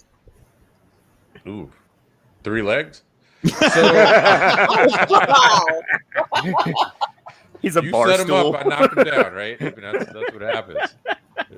One of them was bowling ball shaped, bowling pin shaped. I'm sorry. The balls were for those that want to see the movie, it's up in TIR, the replay of the movie, and us pausing it and complaining, Dizzle losing his shit in the first 5 minutes. It's all up. If you are a TIR patron, you can watch the replay. All the movies we do for movie night, the replays are up. It is a lot of fun to do those things. So go ahead. Hey, didn't I become a relatively successful actor? Wasn't he in like a long running series or something like that? He was in a bunch of people were in a bunch of stuff. I think the guy that played the main character didn't act again. I can see why he didn't rap again. That makes sense. Oh shit, motherfucker. Oh shit, motherfucker. And he was supposed to be a real ladies' man, but he seemed, even by the standards of the day, kind of dorky, didn't he? I mean, the way that he danced. The best part is when they go, "Do you know what time it is?" And he looked at his watch. Like, that movie made him out to be 12 different things at the same time. He's supposed to be a dork around the hood people that's supposed to be smart. Then he's like a hood dude around his white girlfriend. Then he's a black nationalist around the Zionist record label owner. It was a lot of different things. Right, and the white girlfriend was what's her face? Morna Tierney. Yeah. Well, gentlemen, and Cynthia and Toussaint, I have to go. I have to get in bed. I have to keep my routine and my discipline, Jason, and get my ass up and go to the gym in the morning. So thank you very much. Hey, socialists are lifting. Socialists are lifting. Thank you, Matt. Cynthia, are you shutting it down too, Cynthia? I know you want to run me out of here, Jason. No, you. Oh my God, I'm trying to get people off in a timely fashion. That didn't sound. No, I know. No, I will leave pretty much around 10. I am fading. Was that Fly By Night movie? I feel like you're the one who told me about that. I tell everybody about it. It's the most offensive. It's like this crazy, like hip hop story. Yeah, it's the most offensive movie I've ever seen in my life. It was no Crush Groove.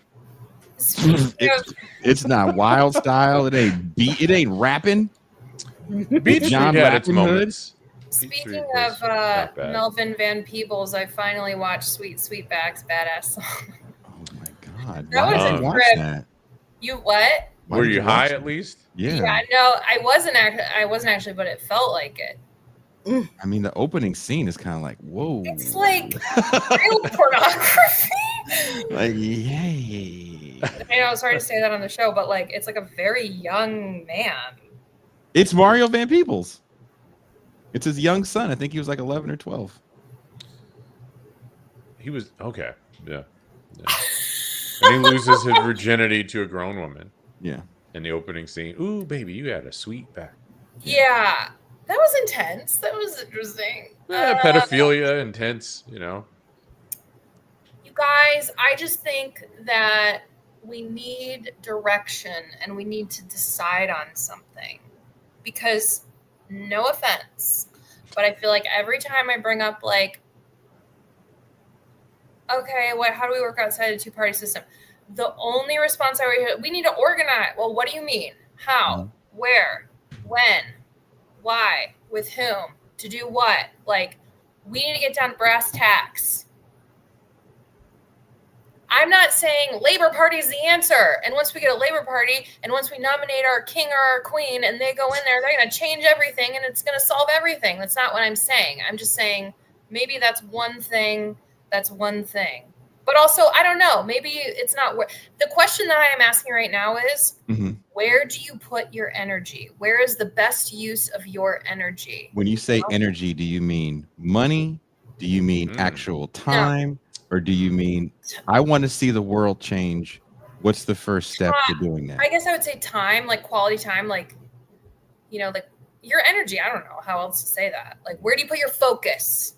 Where do you focus on? I think that right now it just feels like it's like when you're so fragmented and you don't have like a concrete goal, you know what I mean? Like you don't have a concrete intention or you can't collectively agree on one singular intention. And I get maybe the historian can tell us like people have been sparring over this shit all the time, like basically different strategies for how we create change, right? Like some people think this is the best way we should do it. So I'm not saying that like we have to all be on the same page and, but it does feel a little fragmented. And I feel like the reason why we aren't making change and maybe in a quicker way than we would want is because it seems like we're not all in agreement for how to go about this. Well, and then even when we talk about how should we go about this, we still can't even land on like, a clear, like I have no clarity. I feel like I have no clarity and I want clarity. Do you know what I'm saying? Yeah. One of the things that I like about what you're saying, Cynthia, and there's a lot of good stuff there, is that I would submit that among the things that we've lost sight of in the decades following the civil rights movement would be the distinction between private and public spheres. And this is going to sound abstract for a second, and then it won't, hopefully. Back in the old timey times when progressives had successful social movements that translated into useful policies, the end game, or at least the immediate goal, was not to change people's attitudes as much as it was to change their behaviors.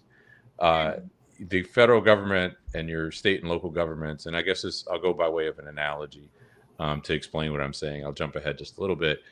You can think about it like this: when I say that the goal was to change the behaviors rather than the attitudes, and we'd hope that the attitudes would change in time. But again, the goal is to change the behaviors, not the attitudes. It's illegal to rob a bank, right? I think we would all agree that that's illegal. Why is it illegal to rob a bank? Because there's a law. Well, I mean, yes, but why are there laws barring robbing banks? Because a government was formed and said these things are legal and illegal. Sure, but why would it be a bad thing in a society that values private property, let's say? Because we can't have people stealing money. There's a societal harm, right? If you think about what banks do, for example, at least within a capitalist society, banks, of course, among the things that banks do is they lend money to businesses to grow and expand or whatever, right? So we'll keep it within the parameters of capitalism, but there's a societal harm associated with robbing a bank. You're divesting people of their private property, and banks serve an important function in society at large. Is it illegal? Why is it not illegal to fantasize about robbing a bank? Oh, that's a thought crime. You can't arrest exactly him for right. It does no societal harm. Let's take this to anti-discrimination law. The point of civil rights law was to make it illegal to change the behavior. It made it illegal to discriminate against people. It made it illegal, in other words, to stick with the analogy, to connect this analogy, to rob the bank. It didn't make it illegal to fantasize about robbing the bank, or to bring this right back to the specific point.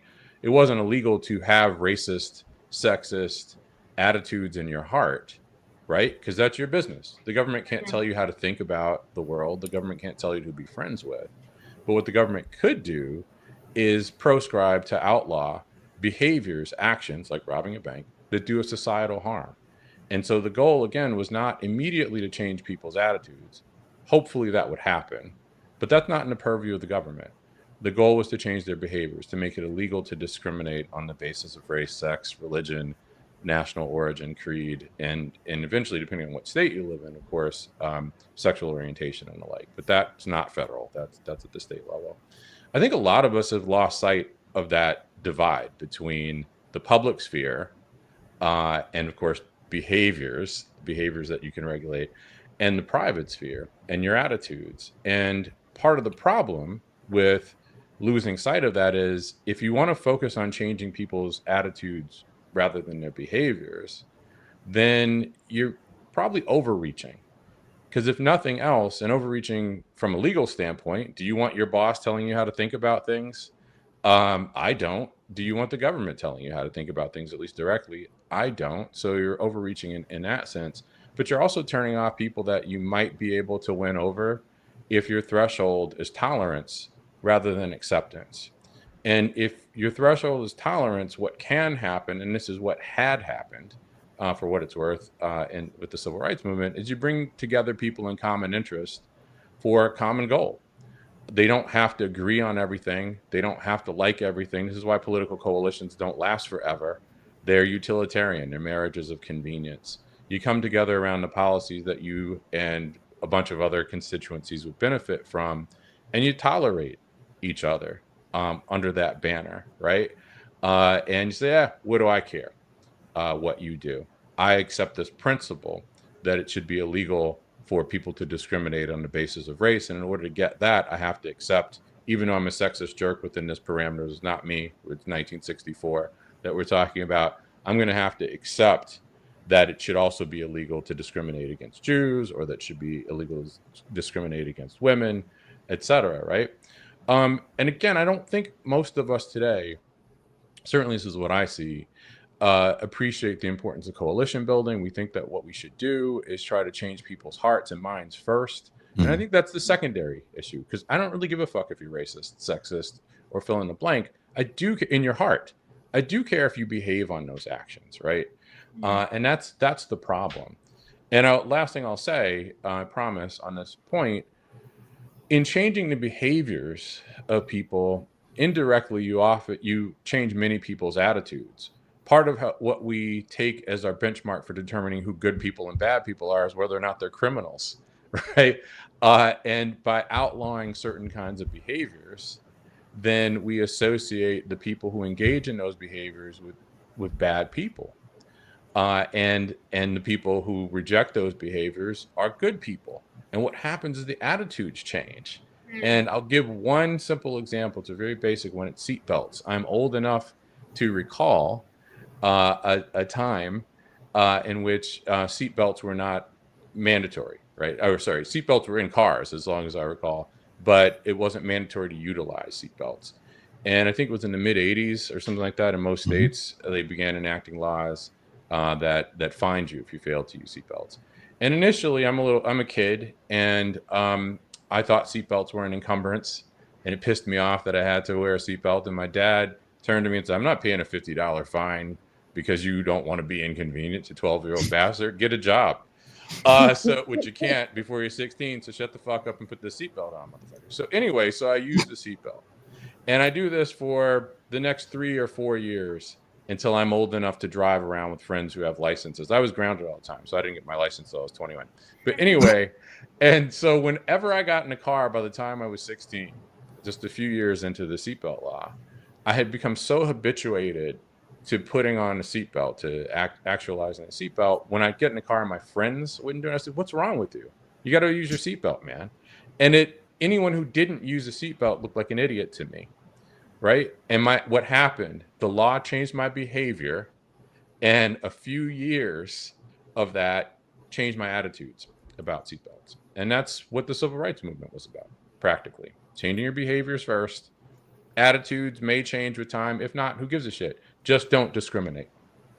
That's the star of the show. Well, and couldn't we argue that because of that movement and the laws that were enacted, I mean, I grew up in the 90s and like the attitudes have shifted such that, I mean, yeah, we still have a bunch of racists, you know, but like more so than not, people have more like liberal kind of That's ideas. part of my argument. Yeah, that the attitudes changed not immediately with the behaviors. The behaviors are in the purview of the government, though. The attitudes are not, right? But over time, even for those of us born in the 70s, the attitudes that we often had about race or the other were very different frequently from people born in the 40s, right? And, Much like, you know, it's illegal. Also, That's part with, of that story. with women's suffrage, too, you know? Yes. Like maybe. Yeah. And women's rights generally. Because Mhm. look, Jason likes pop culture, as do I. And when Jason and I were children, there was a show, it was a Chuck Barris production, the Gong Show guy. Mm-hmm. And the show was called Three's a Crowd. And the setup was wives, so they're women, secretaries. The secretaries were all women. And they were competing, wives were competing against secretaries to see who knew the boss / husband better. So the boss was the husband, the boss was a man, the secretary is a woman, and of course the wife was a woman. And some of the stuff you can probably find clips of the show on YouTube. I used to watch it with my parents when I was in grade school, and much of the discourse would be the stuff of sexual harassment, you know, a decade or so later, right? The sensibilities changed. But if you watch that, I think it was around 1980, maybe that show came out, 78, somewhere between 78 and 80. You will cringe the whole time. Well, 9 to 5 was a big game changer as well. That movie was a huge. Working 9 to 5. Saw that in the theater with my parents while I was in grade school. Well, my question is, per that explanation, which thank you for beautifully explaining that because that makes so much sense. How do we apply that same logic to, I guess, certain like democratic socialist policies that we want to enact, like say like Medicare for all, universal health care, like what we just want to have that be law so that people can eventually change. But I think the question still is, how do we get that in law? You know what I mean? Well, I mean that of course has got to start from the bottom. Unfortunately, I mean you have to educate people, and in a way I don't think that part's that hard. I think anyone who's had to deal with a major medical issue in their family would appreciate the utility of not having to go out of pocket for those things. Not too long ago, my wife had a major medical issue that was quite substantial. That's why I refer to it as major.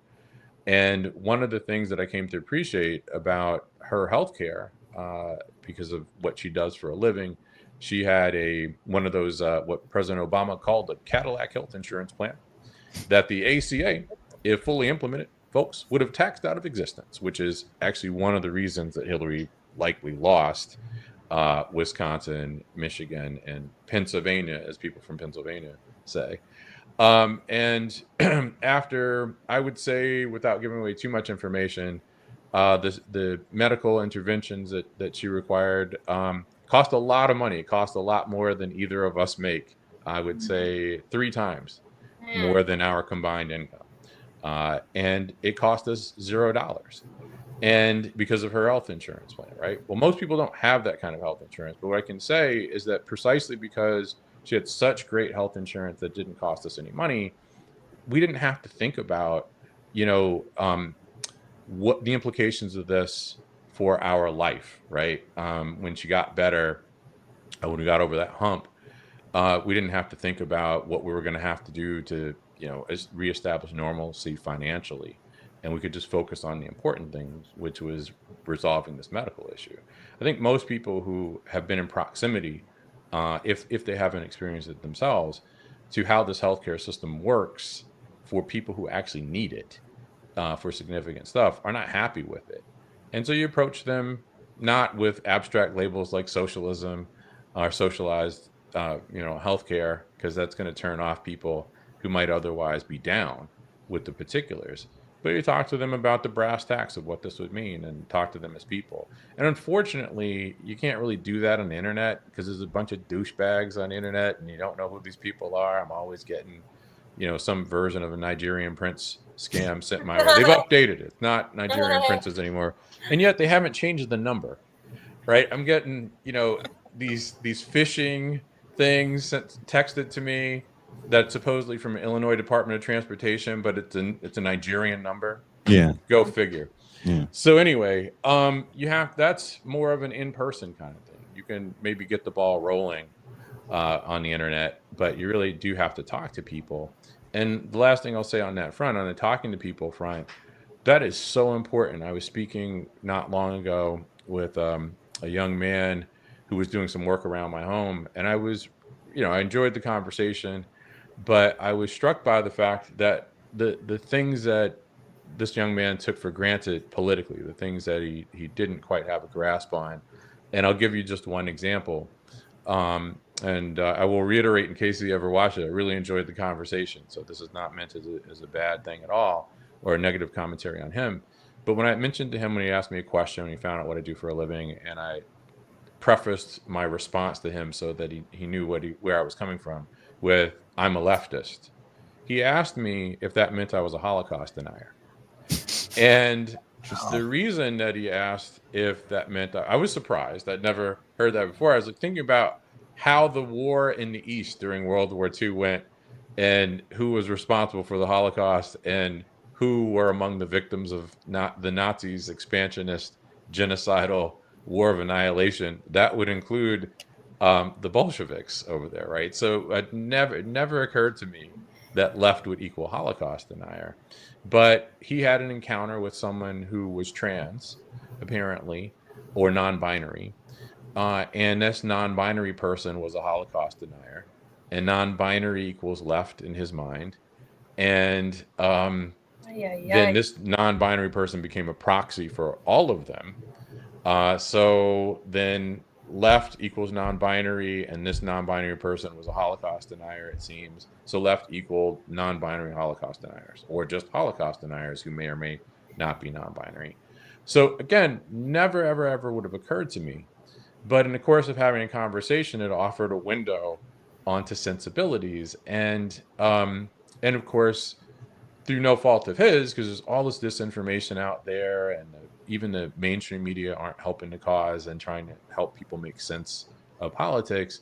He didn't have the clearest sense or the firmest grasp on these issues, right? What's left, what's right. I don't think most people do. And to be fair, it has gotten fuzzy over the last several years.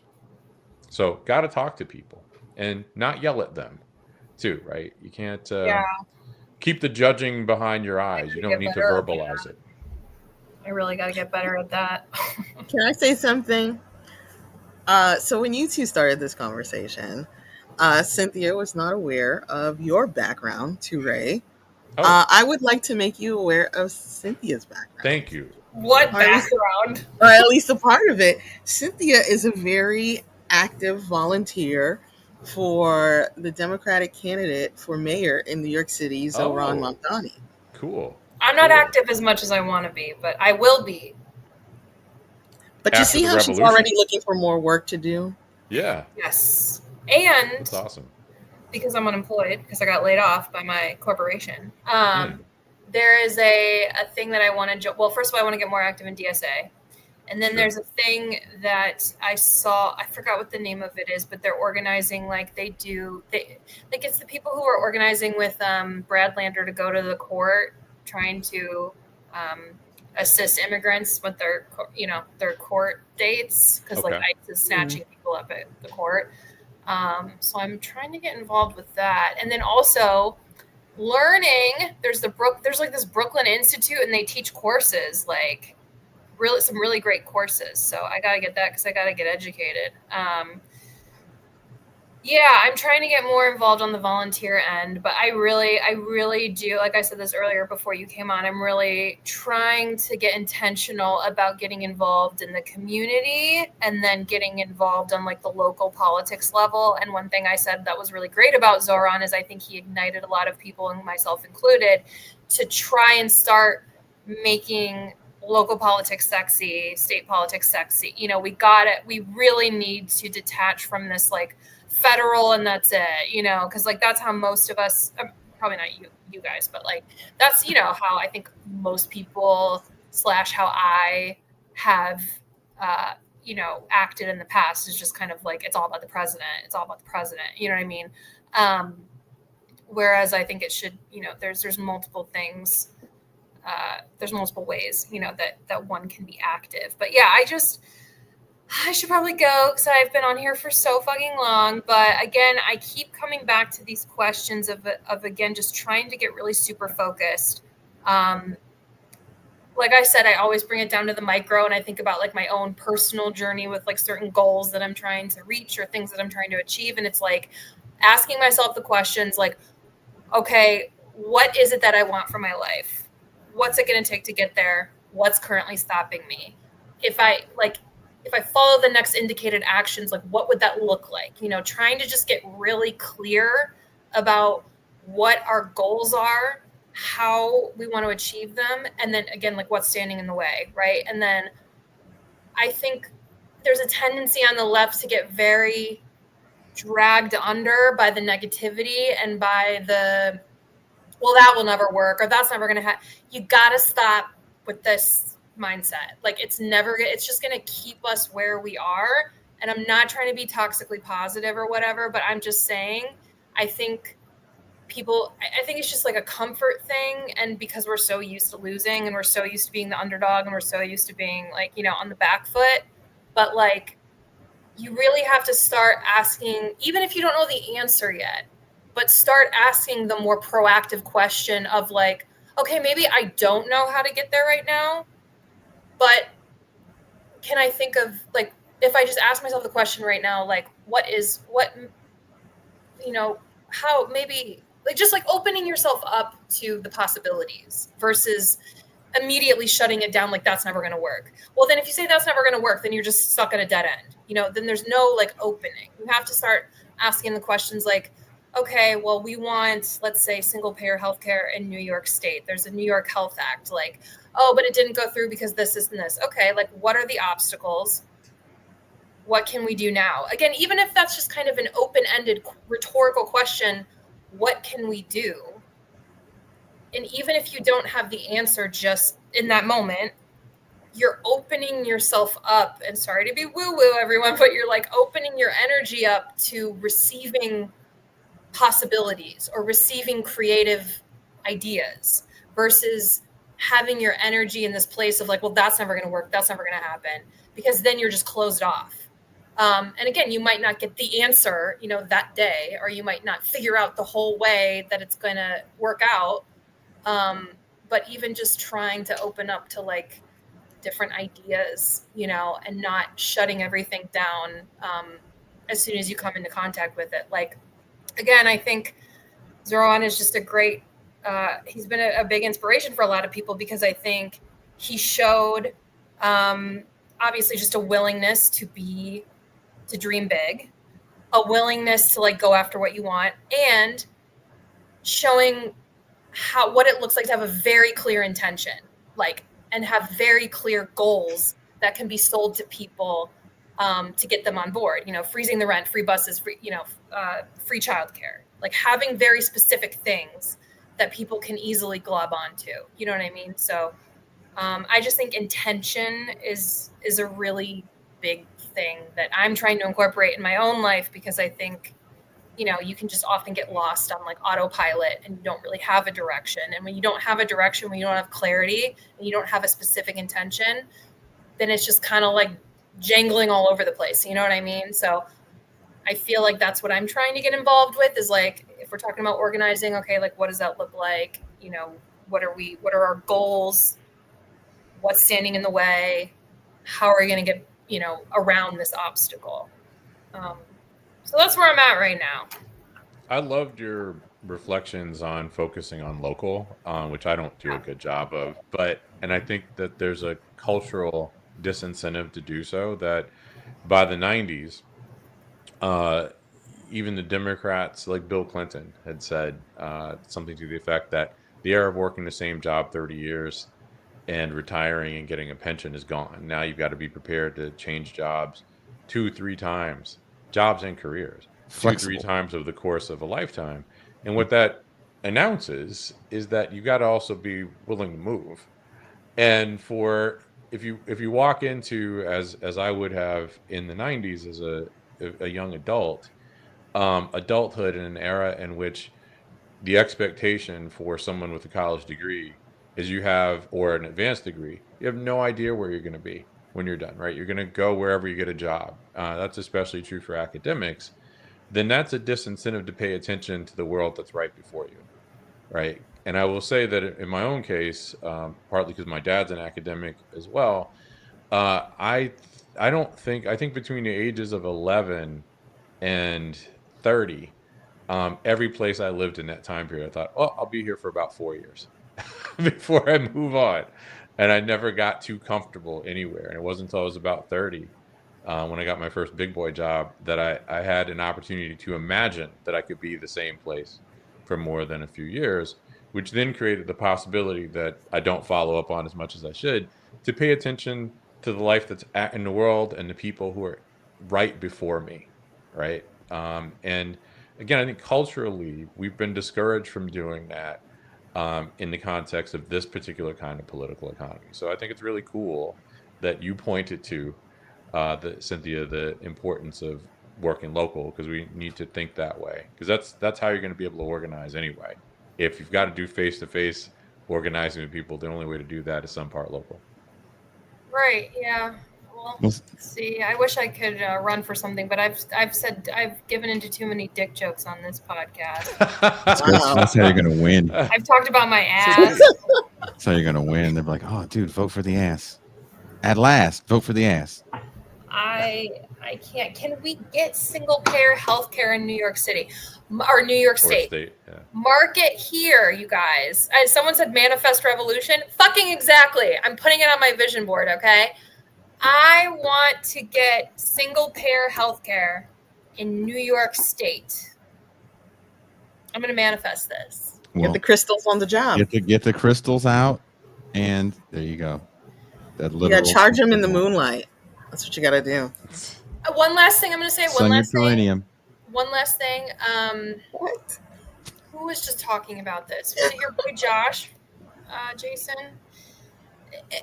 Like, the biggest struggle as a human is when you're aiming for something, right? When you're trying to achieve something, you want a specific outcome. How do you detach from the outcome? That's the biggest challenge as a human, right? Is like, I want to achieve this thing, or I want to achieve this goal, and becoming like one with the journey, even though you know you want to get to a destination. So like, for example, I mean, us, the people in New York who are rallying around Zohran Mamdani, like, we want him to win. We want him to be the mayor. But it's like, I know a lot of us are bracing for like, the rug's going to be pulled, shit's going to happen. Like, same with like Bernie running, like, oh, they're going to crush him as they did. So it's like, I think it gets really tough to try and aim towards specific goals because you're afraid of the outcome not turning out the way that you want it to turn out. Which, like, again, we're human. So that disappointment is, just bars us from trying things. And I feel like the toxic positivity way that people tend to go about it is like, no, we can do it. Like, we can win, but then deep inside you can kind of feel the fear that it's like, it's not going to work out. I don't know. Study Buddhism. Study Buddhism. Well, that will help you to detach from the outcome. Because all desire is suffering. Oh, look at that. Tucson. I don't know why we are not hanging out, because I just went to a nature and Buddhist because she meetup. has a white person limit as well. Oh. Everybody on this show that is colored. Well, I will say that the Buddhist meetup that I went to 2 weeks ago was basically me and all Black people. Were they black? No, Remember, they were Tucson black, is 4 kinds of a minority. She's Black, she's Haitian, she's left-handed, she's short, and she only has 9 toes. She's winning in those Olympics, honey. In those I'm also a ginger, and gingers are Black. There you go. Well, I'm just five things. She's a 5-time minority. I'm so happy that Tucson brought up Buddhism, because I was going to say that, but I didn't want to freak people out. But Literally. That's what yes. you wanted to say, not freak people out? That That was the Let bridge me that just was too say far? real quick, before we get into more Buddhism and that sort of thing. This conversation, which went from all kinds of different places, was brought to you by This is Revolution. Please help support This is Revolution. Please If you don't, technically you're stealing. How about that? That's what PBS won't tell you. That's what PBS won't tell you. Yeah, I should be disciplined. I should practice discipline. I should go. But yeah, it is Buddhism because you're becoming one with the journey. It's hard to do and it's hard to explain, but you just have to try and practice detaching from the outcome and doing it anyway. And it's like going beyond hope, it's like, I don't even want to tell people to hope, like, oh, hope that this is going to turn out. It's like, no, you're just doing the thing because you feel compelled that you have to do the thing, like you have to. So I want single payer healthcare in New York State. I'm going to put this on my vision board. I'm going to manifest it. And hopefully I can work with some people and try and get them on the same mindset of like, no, we're going to do this. This is our goal. This is our energy flows where attention goes, you guys. So we're going to focus our attention on the thing that we want and keep focusing your attention on there and don't get distracted. And as Bootsy Collins wrote on the song Good Thoughts, Bad Thoughts on Funkadelic's album, Standing on the Verge of Getting It On, conquering the stumbling blocks comes easier when the conqueror is in tune with the infinite. And that's what I'll end on. Thank you very much, Cynthia. Thank you, Got a Cynthia. Bootsy Collins quote and a Norm Finkelstein. You want to say something? Listen to Good Thoughts, Bad Thoughts tonight. Thank Bye, you, Cynthia. You were here for 5 hours. Wow. Yes. 5 hours. She did Wow. 5 hours. I didn't think she was going to do 5 hours. I didn't think anybody was going to stay as long as That's this. cool as hell. Mhm. I didn't think 2 I'm songs going to not. stay as long as she stayed. No. I'm going to be here. No. So now we're going to talk I'm about a the big believer. force. I don't know how you feel about this, Teray, but I'm a big believer in you do have to have hope. But I think people lose it when the goal is electoralism. Because if you don't win that election, then it's like, well, all hope is lost. Yeah. No, I think Dizzle says should he put the hose on his vision board? I mean, it might work out for you. One of my favorite books, and it's not a new book at this point. I think it came out somewhere between 1990 and 1996, is by a historian named Paula Pfeffer, and it's called A. Philip Randolph, Pioneer of the Civil Rights Movement. And it's not a biography of him as a man. It's a study of him as a civil rights organizer and the various groups that he was involved in. And one of the things that I appreciate about the book, and I kind of find inspirational, is that he was probably the single most successful civil rights organizer or activist, whatever term you want to use, especially given how long his career was. And to be a success in that line of work is kind of like maybe being a Hall of Fame winning, having a Hall of Fame bat, right? Mm-hmm. I mean, if you're successful 32% of the time, you're fucking amazing on average, right? Of all time. And I don't believe that A. Philip Randolph was successful 32% of the time, but either, right? So I think it's worse than that. But what's amazing about it, this guy's career goes back to the late 19-teens. So it's a very long career as an activist, is he persevered. And I just read about all these loss after loss after loss, and he just shifts to a new project that's still the same overarching project, right? He was a socialist, of course, and civil rights leader and labor leader. And it is really an admirable, character. He is an admirable character, and that could be useful to think about. I think it's hard for people in an era of post go capitalism of the 80s to really understand the world outside of winners and losers. I think I was telling you about this. I don't remember if I was talking to you earlier today or not. I was a guest on the Green and Red podcast. They brought me on to talk about Hulk Hogan, and they said, what? Because I talked more about his second iteration, which is his longer lasting iteration, and which is Hollywood Hogan. And they're like, well, what is the legacy then you think of Hulk Hogan? I was like, his legacy is the legacy of neoliberalism. It's individualism, and there's just the world's just winners and losers. Right. And that really comes to be with Hulk Hogan, because it's the end of this. We're all working together. Like, if you remember the whole thing about Hulkamania, which again, he didn't invent, it was quite popular among wrestlers. It's the reason why you cheer when your favorite hitter is up, right? And they get excited, and you hear them tell the story about the adrenaline flowing through him when he would get out of a submission hold and put his ear, and the crowd would go crazy, and he called it getting hulked up.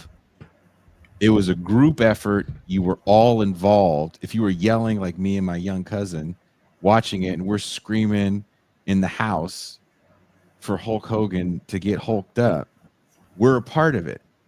By the time Hollywood Hogan comes, he doesn't need you. Doesn't give a shit about you. That's his whole thing. We don't give a shit about you, and we stay winning. And that, even in people that think they're leftists, there's a lot of that in them, because they don't understand what defeat looks like. Because defeat is, that's it. The world's winners and losers. We lost. Bernie Sanders lost. He's a loser. Move on. Yeah. It's time to move on. We need younger blood. We need a new thing, because we have to win.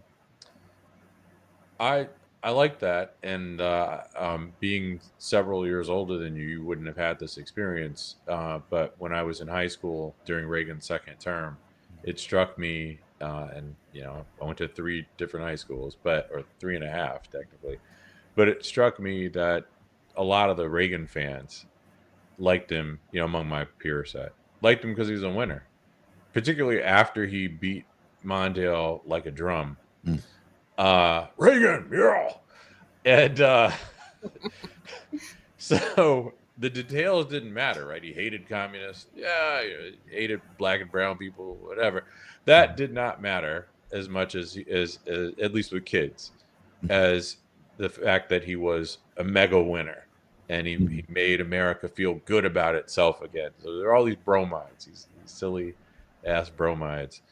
And that didn't go away.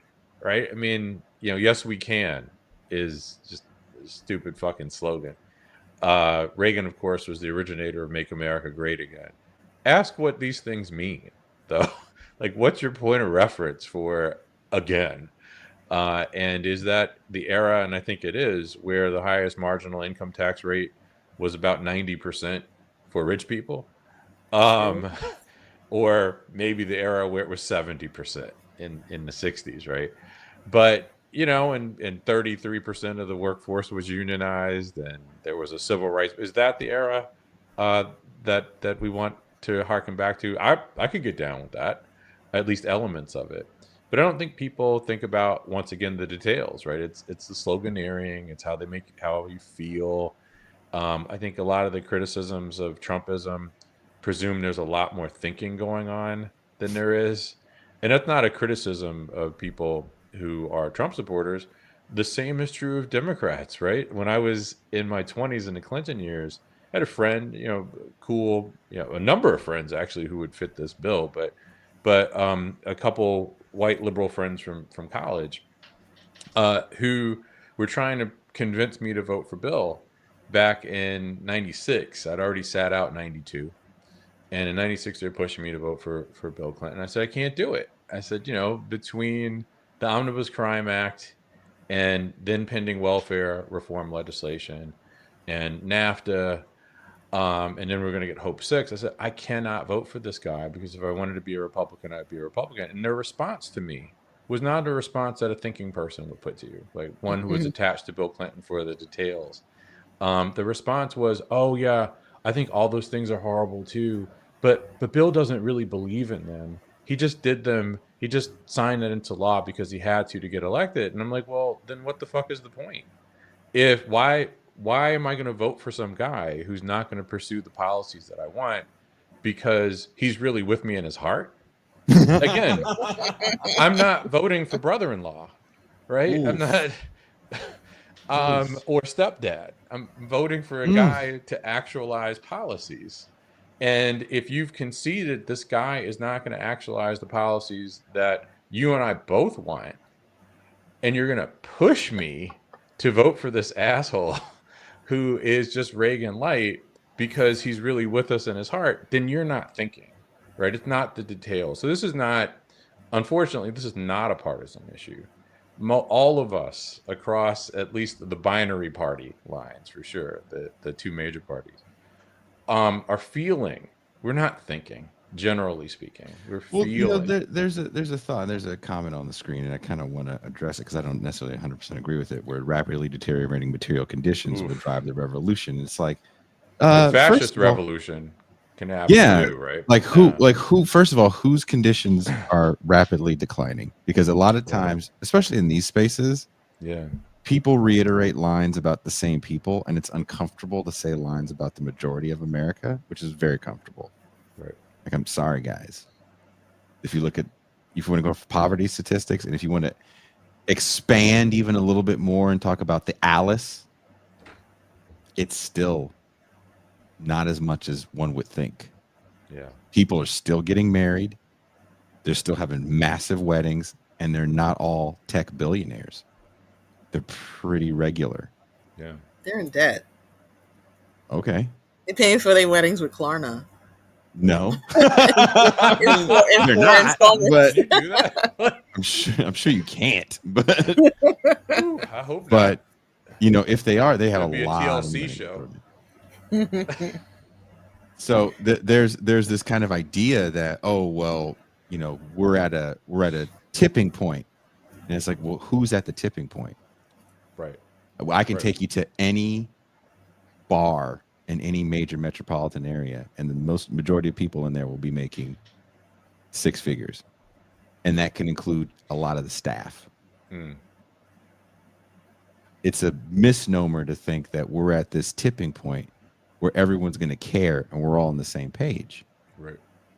It's just not where people think it is. Well, it's cinematic too, right? I mean, we presume, oh wow, for whatever reason, my Mac is about to die, so hopefully I won't you're gonna die right away. Important part, yeah. But it's cinematic that people imagine you're gonna get a point where everybody has an epiphany, like it gets so bad, where we're all on the same page, and that's the point where the movie ends, and the details of the transformation are not to be seen. But that's what, unfortunately, and understandably, but it is what it is. It's not good. That's what we get here, a cinematic understanding of change. And obviously conditions deteriorated in Nazi Germany, and look what happened there. Unfortunately, I mean, I think this is what you're saying, Jason, or at least one of the things you're saying. Depending on who controls the media and who controls the narrative, that has a lot to do with where things will go in economic calamity, right? So it's not a fait accompli that's going to lead to anything good. I think the right is far better mobilized. They're ready to go on that one, and we see how the Dems reacted to Sanders, and the Dems seem more afraid were more afraid of a Sanders victory than they were of a Trump victory. As they are afraid of a Mondami victory over a it seems so. Victory. Yeah, it seems so. Hold on. For whatever reason, my Mac is losing its charge. It should be plugged in. Oh, I see what's happening. But I mean, how do you feel about that? I almost called you Cynthia Toussaint. Cynthia on the brain. And what? She's tight with Norm Finkelstein? Is that what? she was at the thing where he saw the gooning essay, and she was trying to walk past him and put her butt in his face. Oh. That's what you get as a leftist professor. Didn't you know that? Huh. You don't start those rumors. No, please don't. Please don't. I mean, an Al Franken joke would have been bad enough. Right. If conditions are right, everyone will think like me. Yeah. Well, only Norm gets that. And look, I don't want Sean to think I'm trying to belittle him. I just don't believe that there's a tipping point happening now, where people are that angry because, and Cynthia kind of shows you, this is why me and her kind of go back and forth all the time. Where is that anger funneled? Right. It's not funneled in anything other than electoralism. No. Oh, it's funneled in a ton of other places too. I think that where we could hit a tipping point, we won't, at least not for a while, because people are still leveraging debt and credit and pushing things, kicking the can down the road. And you think that eliminates the rebellious streak in most people? I think it tamps things down when you get your PS5. GTA 6 is eventually going to drop, right? So I think there's so much insanity going on, right? Because I agree with Sean. Sean says many people who voted for Trump feel horribly betrayed by him for multiple reasons. But do you think there's going to be another January 6th over that? And that's the bigger question, especially when the Democratic Party did such a massive job of saying that January 6th is something that can never happen again. So people are going to feel real comfortable to shoot protesters in a January 6th type situation. So you mean like progressive protesters in a January 6th? Sure. You're all January 6th at that point, right? Yeah. That was my first thing when I saw that whole thing happen. And people were like, oh, it would have been different if they were black. I was like, why do you think that? If they were black, we would be saying, what if they were white? The Million Man March seemed to go over just fine. I don't think anybody got shot there. Who made reference to the importance of collapse? That was one of the comments earlier. I misphrased. I mean, there is truth to that. You have to have a crisis in confidence in the regime for significant change. But I think that does not translate organically into progressive outcomes, right? It can take you any number of ways, and this is where again it matters that the right is so well organized and financed, and there isn't really a left in the United States. There's certainly not a strong or meaningful class-oriented left, and we have an identity politics-oriented left that, by its nature, fractured because you can't have tolerance within that movement to grow beyond the choir, right? You have to center on changing people's attitudes more than their behaviors, which limits how far you can go. And in fact, the guy that I was talking to who, with the Holocaust leftists or Holocaust deniers, conversation was really interesting. I don't know how much I should share, but I was surprised by some of the things that he said, the fluidity, I guess, of some of the comments he shared. So, for example, he volunteered that he didn't care about LGBTQ rights. He said, I don't care about gay marriage. Do you? I don't care about trans rights. Do you? He said, it's abortion I don't fuck with. And I asked him a question about that. And he says in that context that one of the things that he hates about the moment is that you can't have reasonable dialogue with people about these issues. So the moment he said that, he's attacked as a horrible person or whatever. And there's no, again, sober back and forth. And I asked him, I didn't want to know his stance on abortion. I was just curious as to how he was characterized.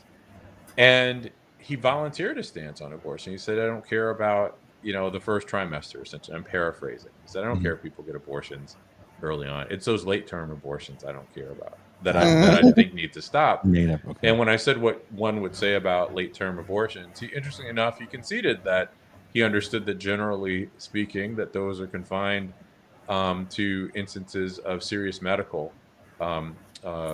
threat to the mother, to the woman or the fetus child, whatever terminology he used.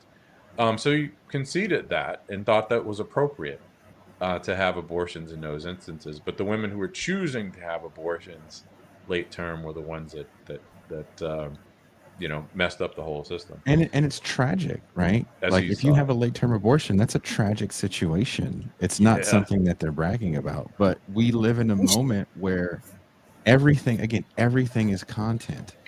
Yeah. And all bad behaviors will be live streamed. I've definitely seen people at the clinic dancing, having an abortion, saying, I'm going back out tomorrow and doing the same thing that got me here. Yeah. You don't know how real that is. No. They could be getting a tooth pulled. I don't know. But you also, I mean, this is the point I was trying to make. You don't exactly know where people come down on these issues. They aren't as rigid.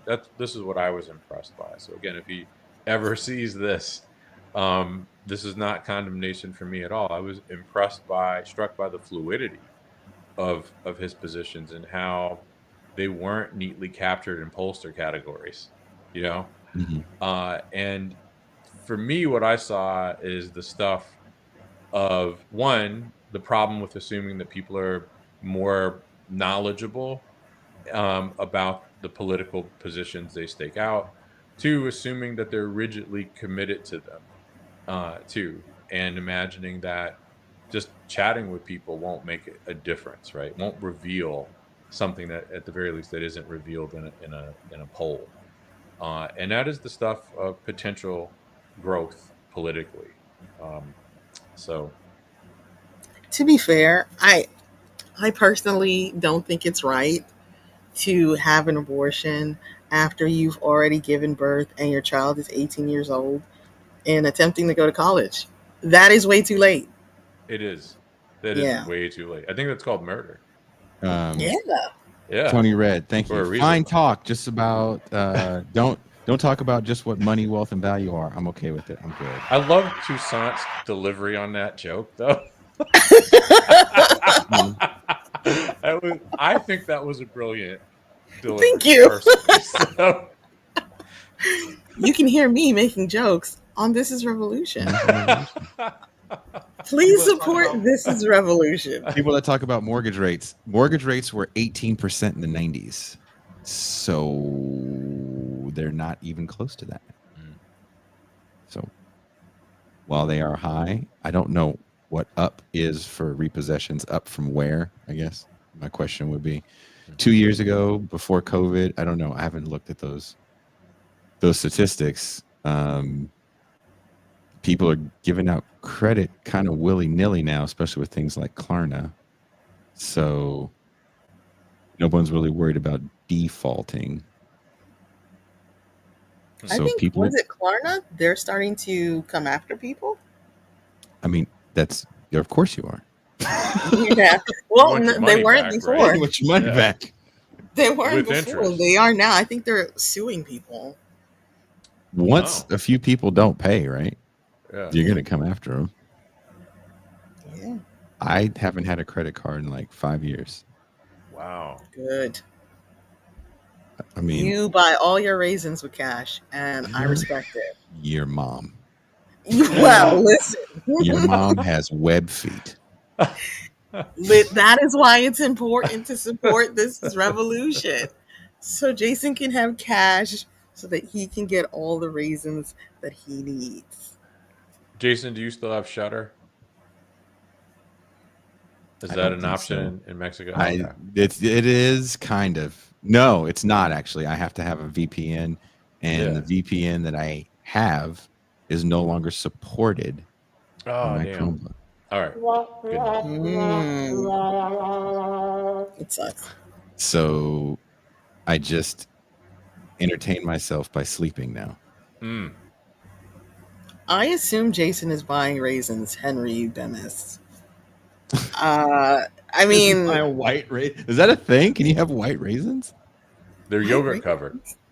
Oh, yogurt covered raisin. That's too highfalutin for me. I can't. Come on, dude. You can't have yogurt covered raisins in your carrot raisin salad. What kind of blasphemy is They're that? yellow raisins, right? I mean, they're not white, Yes, but they're those high are yellow. golden. They're high yellow. Yeah, the goldens. Yeah, no, there's no goldens here. I haven't seen them.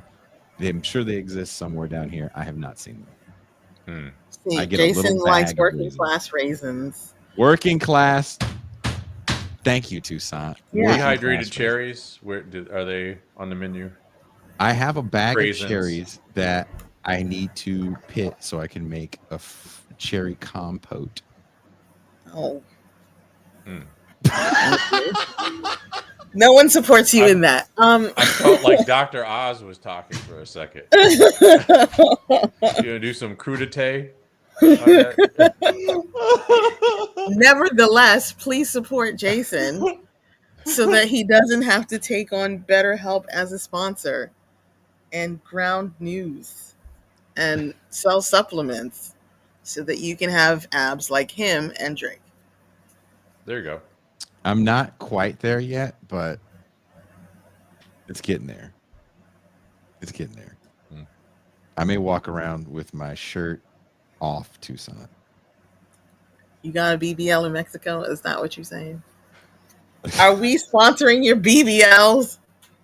I thought we were trying to keep the lights on this podcast. If by BBL you mean the starvation diet, yes. Yes. Man. See Jason's ribs. The darker the raisin, the sweeter the juice. If there's juice in that raisin, you want to turn it in. You're gonna take that right back. There's a problem. It's a serious problem. Good point. What is you wrong? might Why wonder do you where guys, the toothbrush was too. Why do you guys hate raisins so much? I like raisins. They're nature's candy. No, dehydrated cherries are nature's candy. Those are raisins got to that brand, to that tagline first, but dehydrated cherries are dehydrated cherries are like I eat those things like a poor person that has an 8-ball of cocaine. Yeah, it's like, me too. It's a party. Yeah. Like, no, man, you're taking all my stash. Sometimes when I crave cherry pie, that's not a euphemism. But sometimes when I crave cherry pie, I will have dehydrated raisins and walnuts as an alternative, and it like kind of satisfies. I get a little crunch, I get the cherry sweet, and I don't get all that, deadly stuff, which I'm going to save for buffalo wings, just like it says in the dictionary. Oh, no, the encyclopedia. I'm sorry. Just like it says in the encyclopedia. Nuri says he loves raisins. They don't belong with carrots unless it's in a carrot cake. No salad. Wow. That's true. That's true. I'm with that 100%. BBL smell. I actually have been with a woman that I heard that. And it's not true. I don't think it's true either. No. Unless you have an infection, which is That's a something different else thing. Those are some nasty people. But if you think a surgery smells, I got some horrible news for you about surgery. Well, they say that it's so big and you're not used to it that you are not wiping correctly. Hence the rag on the stick. I mean, get a bidet, man. Come on. Well, first of all, whose ass is that? Like, come on. I've seen some bad ones here. I've seen some skinny legs, like the hanker for a hunk of cheese guy with the BBL. Yeah. Oh, God. That's unfortunate. But I haven't seen anyone that looks like they're going to not know how to clean themselves. Like, that's all of a sudden a foreign concept. If you're not used to it, man, it could be a lot of circumference. To Toussaint, get I'm not used to being this fucking awesome. When I look in the mirror, sometimes I'm struck by how awesome it is, but I still wash under my nuts. Oh. Yeah. Not where I thought that was going to go. I was going to say, you don't know how flexible some people are. What did Eric Cartman say about the failure to do that? It gets vinegary. It gets vinegary. Mr. P, thank you for the donation, Mr. P. He says he knows how to spell raisin now. Yay. Look, dude, there's so many people with BBLs here. If there was a massive smell problem, I'm sure people would talk about it. And that's an American thing. I only hear them say that. And I think that comes from people being haters. Upset. It's like, it's like people used to talk about fake tits all the time. Mm-hmm. I don't like them fake tits. They feel too hard. It's like you haven't felt a good pair of fake tits. Oh. Need to break it to you, buddy. Same woman with the BBL had fake tits. Oh, there you go. Yeah, felt bags of sand. Well, I and hate sand. She was in the reboot of the Bionic Woman, and the rest is history. There you go. It's fine. It's fine. Yeah. Just BBLs. They're like $400 or $500 here. Wow. Why does Ray look like I can get one? He was like, no way. That's insane. That's one of the most. That's a super dangerous surgery too.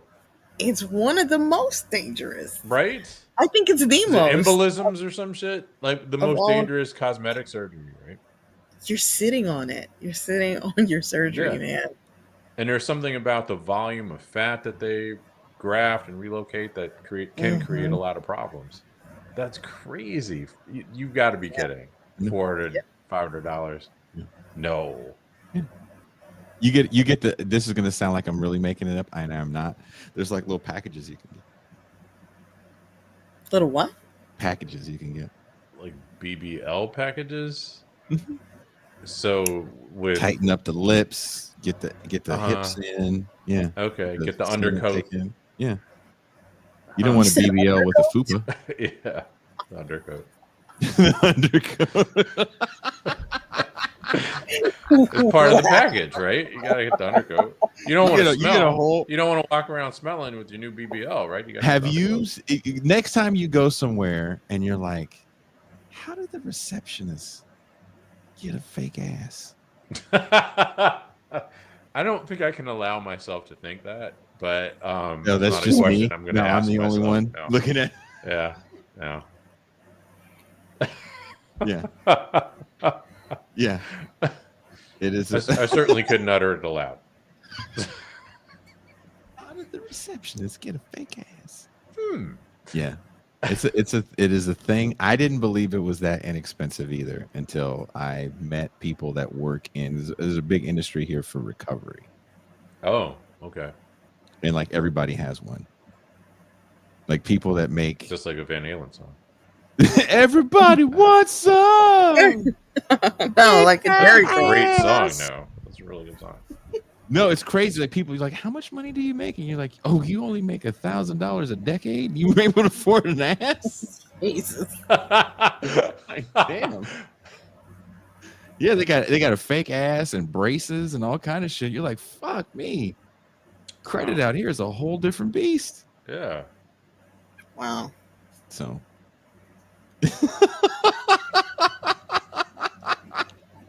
Well, look, it's been 5.5 hours.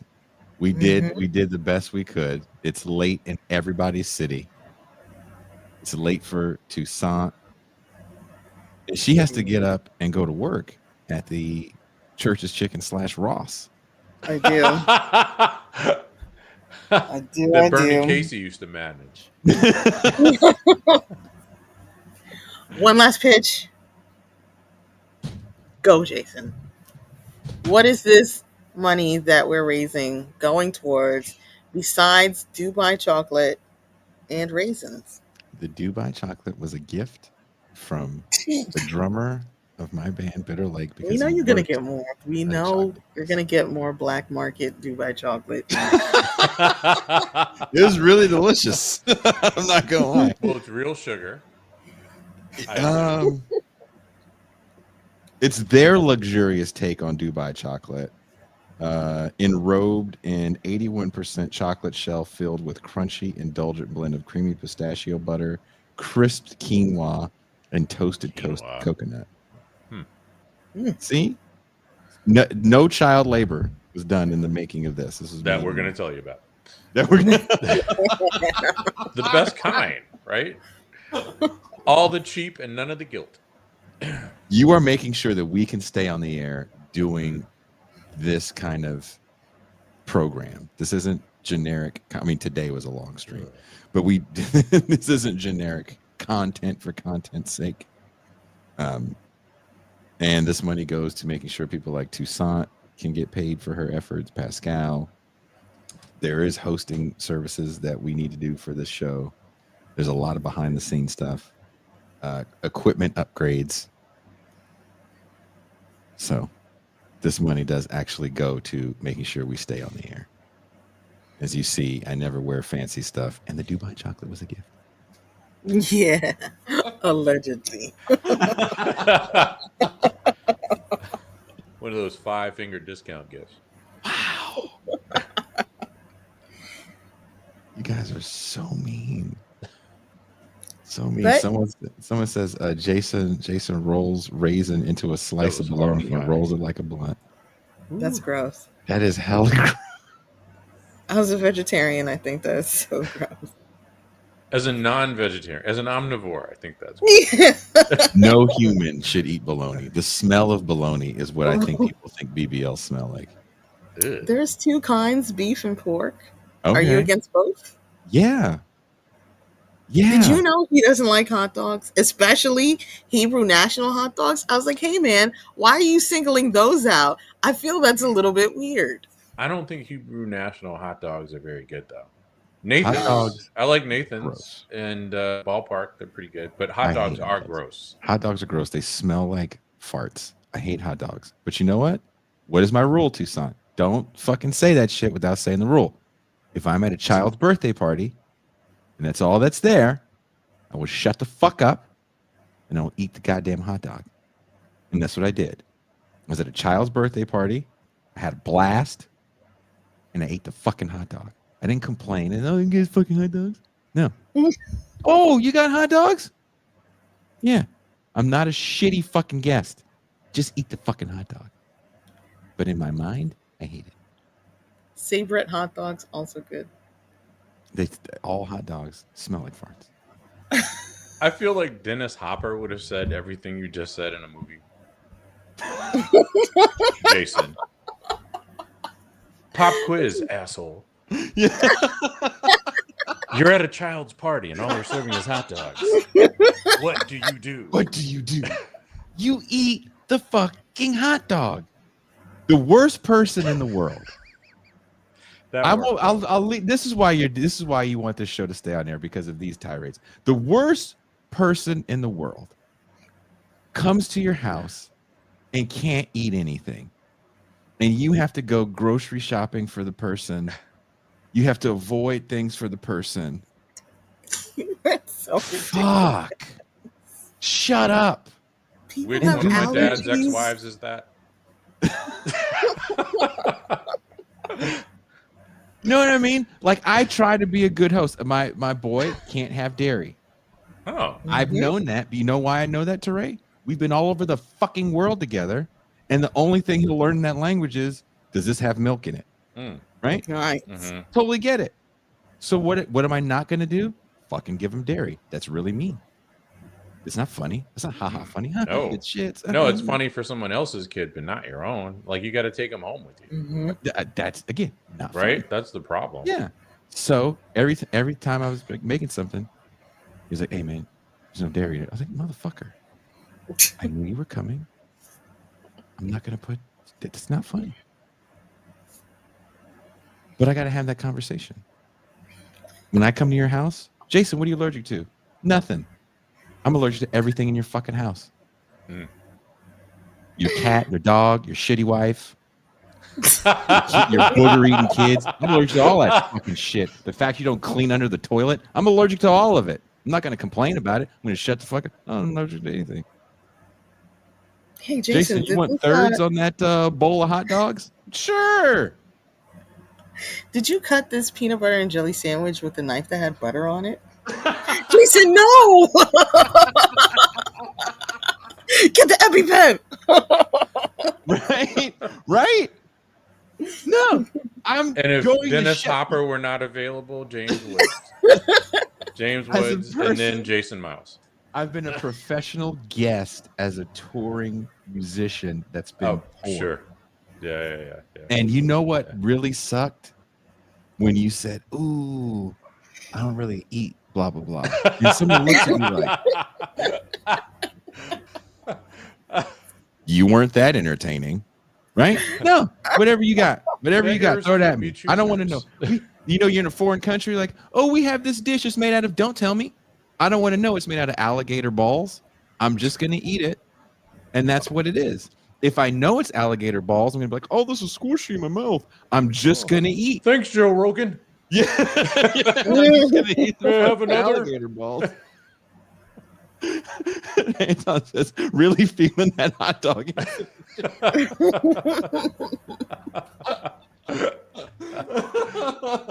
Jason, when we were kids, do you remember hearing that white people weren't lactose intolerant, but black people were? Yes. Did that go away? Because it seems that I must only be friends with white people who are lactose intolerant. Dude. Really? So my buddy, like most of my white friends are lactose intolerant. And it's supposed to be like 90% of Asians are lactose intolerant. Are they gingers? Joking. You know, so what's funny is, so here, to Ray's point, the joke is, so the girlfriend that's at my house is Asian, and it's me, and I made this really great creme with jalapenos and avocado. And I know you plated it like a motherfucker too. Oh, dude, plated the shit out. So, but my boy can't have it, right? Can't have it. So I asked I was like, "Oh, do you want to eat?" Blah blah blah. So yeah. But my shit was plated.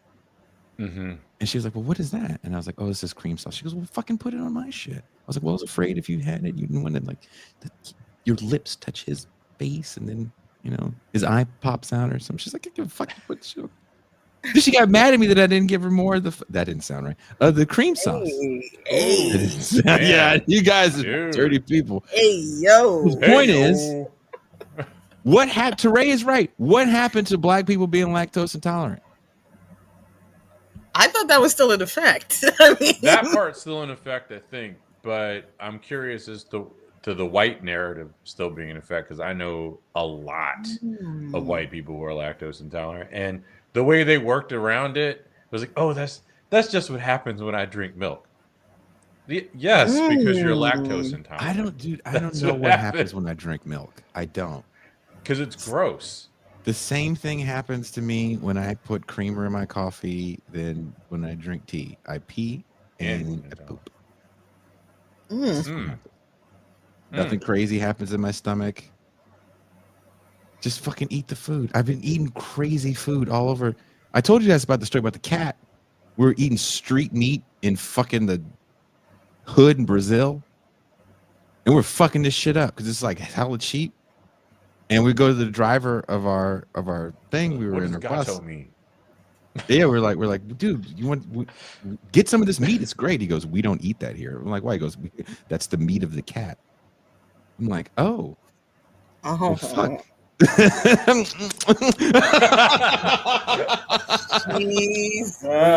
like what I mean? Was it like a puma though? At least not like I don't know. It could have been a rat. Cat to Ray, it was grilled meat on a. It could have been you. I didn't know. Teresa. It was Teresa. Go home. I was eating the fuck. Me and the lactose dude were fucking that shit up. That's outrageous. You and Jeff Bezos eating alligators.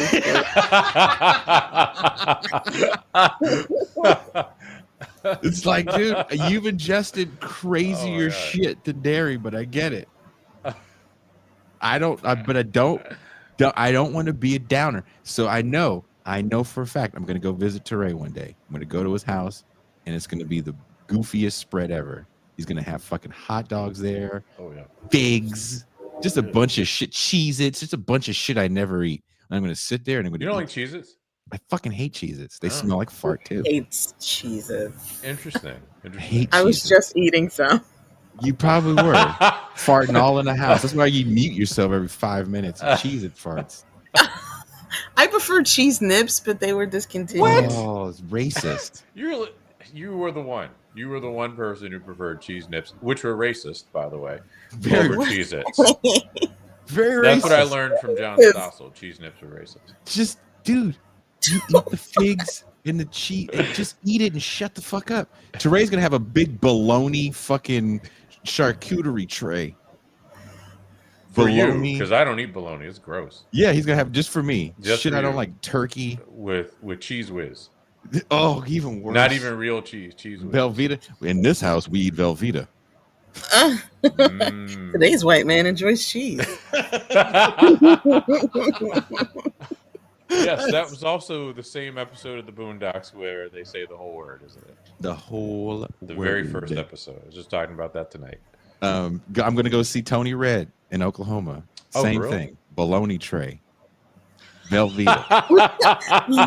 Nobody eats Kalamata bologna olives. tray. Vienna sausages with toothpicks in them. Oh, they're terrible. I know what you guys got planned for me. Just know I'm ready for your bullshit. Vienna sausage is disgusting. It's kind of chalky. They be leaving that in the Disgusting. desert for people crossing the border. Vienna sausage with water. Can you imagine how Is that a mad you'd be deterrent? if you You made would that This fucking is what awaits you if you yeah, go this there. harrowing fucking journey.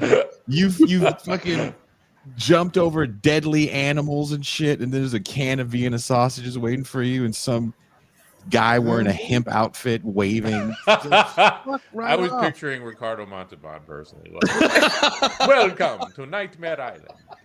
Enjoy your vanilla sausages. Little cancer Vienna smoky sausages. chunks. Not vanilla sausages would suck too. You know, look, there's so much shit, and I know you guys hate shit too, but you just eat it. How many times you been to a kid's birthday party and they have a cake and the cake sucks? It's a I don't go shitty to kids' sheet birthday cake parties. that tastes like a sponge with sugar paste on top. Sugar paste. And they're like, "Oh, you get a big slice because you helped us put up the thing." And like, "Oh, thank you." Oh, look, A friend of mine was telling me last night about dropping his daughter off at a single dad's party, and the single dad made a nice income, so there was all kinds of stuff there for the kids, but then there was great stuff for the dads because my buddy was just gonna drop his daughter off, and then dad's like, "No," dad had a ponytail, and dad's like, "No, come on, I'm grilling. You like beer?" And it's like open it up for wanting all the dads to stay and have a dad party while the kids were bouncing around. See, that's the kind of kid party I would go to. I mean, there was beer at the party. Was there beer? I think there was beer. I don't drink beer. Yeah, cake always sucks. That's true. Cake, for the most part, it's gonna be like, right? I don't like cake. look. I don't. You're there. I don't like cake. I told this story in the champagne room. I didn't tell this on the main show. I was there. There was a little boy. And that didn't sound right. There was a little boy. It was a little kid's party. It was a 10-year-old's party. And he goes to a special school around here. So a lot of his friends actually speak English. Mm. So one little boy wanted to skateboard, but he was not very good. And he was dropped off there. His parents had brought the bounce house, and they dropped that little nigga off and then left. Nice. And the main kid's parents told me about the party. They're like, "Hey man, they just dropped this little dude off. He just kind of he's fucking up because the kid couldn't ride a skateboard, and my boys' kids are pretty proficient. And they built a half pipe at this place. And his daughter was dropping in the half pipe. There's a little bowl there. The kid wanted to drop in, but he couldn't do it. He couldn't do it. He's fall on his face every time. If you ever dropped in or went down a ramp on a skateboard, your first reaction is to fall backwards. So the poor kid fell, but he had a helmet on, he had all the pads on, and he kept falling.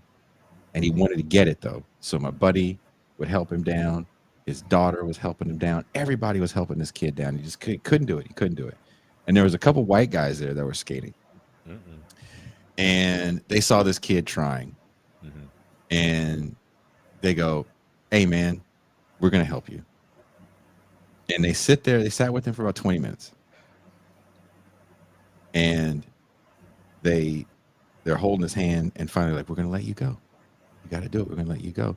Now we're all invested in this kid dropping in, right? Even some of the guys on the half pipe were all like, "Is the kid going to fucking drop in?" And he does it. He does it, and he gets scared. He jumps off the skateboard. He goes, "Can I do it again?"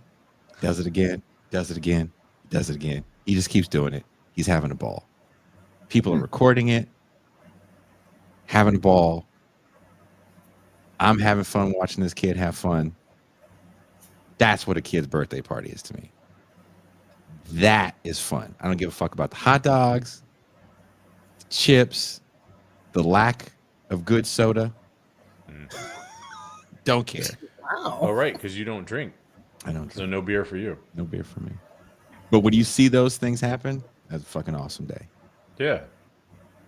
Awesome day. The birthday kid, somebody gave him 1,000 pesos. He ran up to me and said, Jason! And he had a wad of fucking bills. That's what's cool about kids' birthday parties. There was a bounce house, Teray, with a pool. So the bounce house had a slide to a pool. Mm-hmm. So above ground pool, and it's on a beach.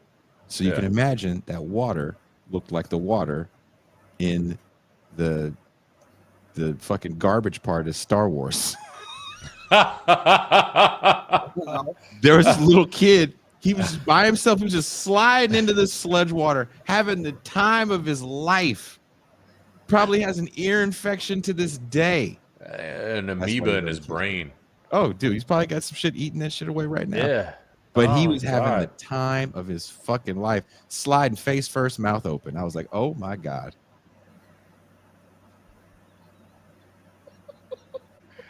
I liked the virtuoso comment as well. What did you say? Oh, I guess you didn't see it. I didn't see it. My bad. I'm looking straight ahead. You guys said a lot of things. All references to Dr. Umar land with me. So, doesn't really make a difference. Donations, gifts. So drop them off, kids. Were you a drop them off kid, Toussaint? I had an older sister, so it was pretty easy to just leave me with her. That is a motherfucking yes. If she was willing to take me, then yeah. Yeah. I didn't put her Venmo up because I don't know what my Venmo is. Can I ask a question? No. I'm going to ask it. Over the past 6 hours, there have been interspersed here and there different references to a milk frother. Mm-hmm. Is that a thing with you? I have a milk. Is that a thing we should know about? You want to see it? Hold on. Oh. No one wants to see your milk frother. See, I mean, I'm gonna get a real milk frother. I'm not gonna be like, you want to see my figs too? Like, I'm gonna show you a milk frother. Jason's wearing shorts today. Wow. Well, at least they're not hot pants. Yeah, we'll take it. I think he's got some hot pink hot pants. Fucking... What'd your shirt say? I guess a nickname for my dong. It's not a dong name. It seemed like it might be.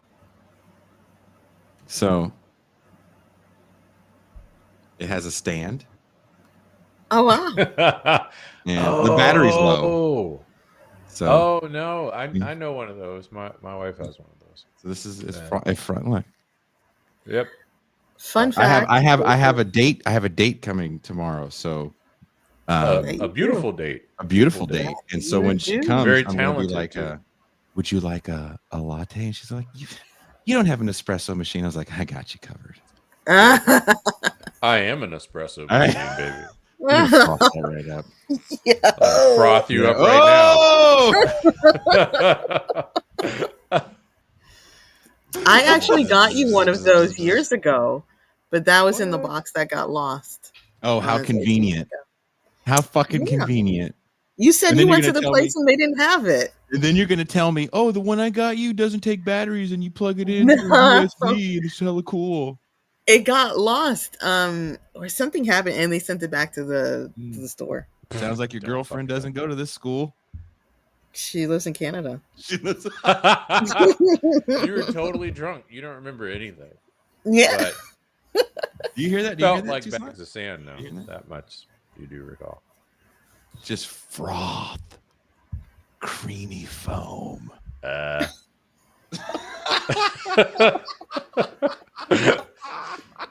Man, dude. This was $3 on Temu. Oh wow, nice. Yeah, I got the cheapest one. Is guys the don't battery have inside, tools. or do you have to charge it? There's batteries inside, and it sucks. Okay. I mean, not you, Frother. You're good. You guys don't have tariffs, so you can just pay whatever you want. Oh, for dude, something Temu that's stuff comes here all the time. I hate you. Temu. They call it Temu. Yeah. That sucks, man. That would be like $700 in the United States right now. So people are mad at me. They're like, I wanted that frother, but the tariffs. Damn you, Trump. Look, Sean Moon, this is how you start your revolution. You go to people like, well, Trump's not going to let you have a new milk frother. And you're going to want that. Revolution started. Mm. Right? You hear that? That's the sound of creamy foam. Oh, wow. What do you know about that? Touray Reed? Touray Reed? I don't know anything. He doesn't drink coffee, but he's not the only person in his house. So I started drinking coffee again. Do you drink it black?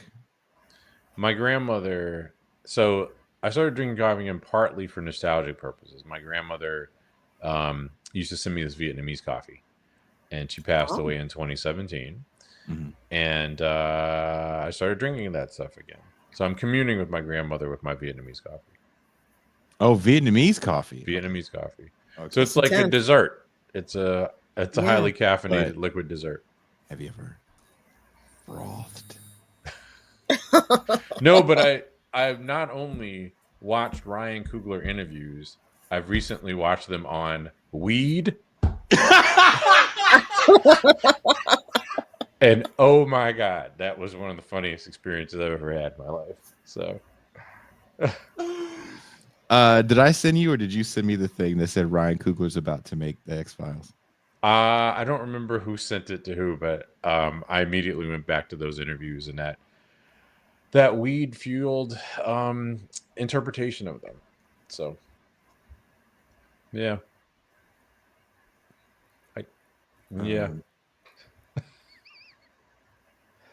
What about the new Ice Cube War of the Worlds? I haven't seen it.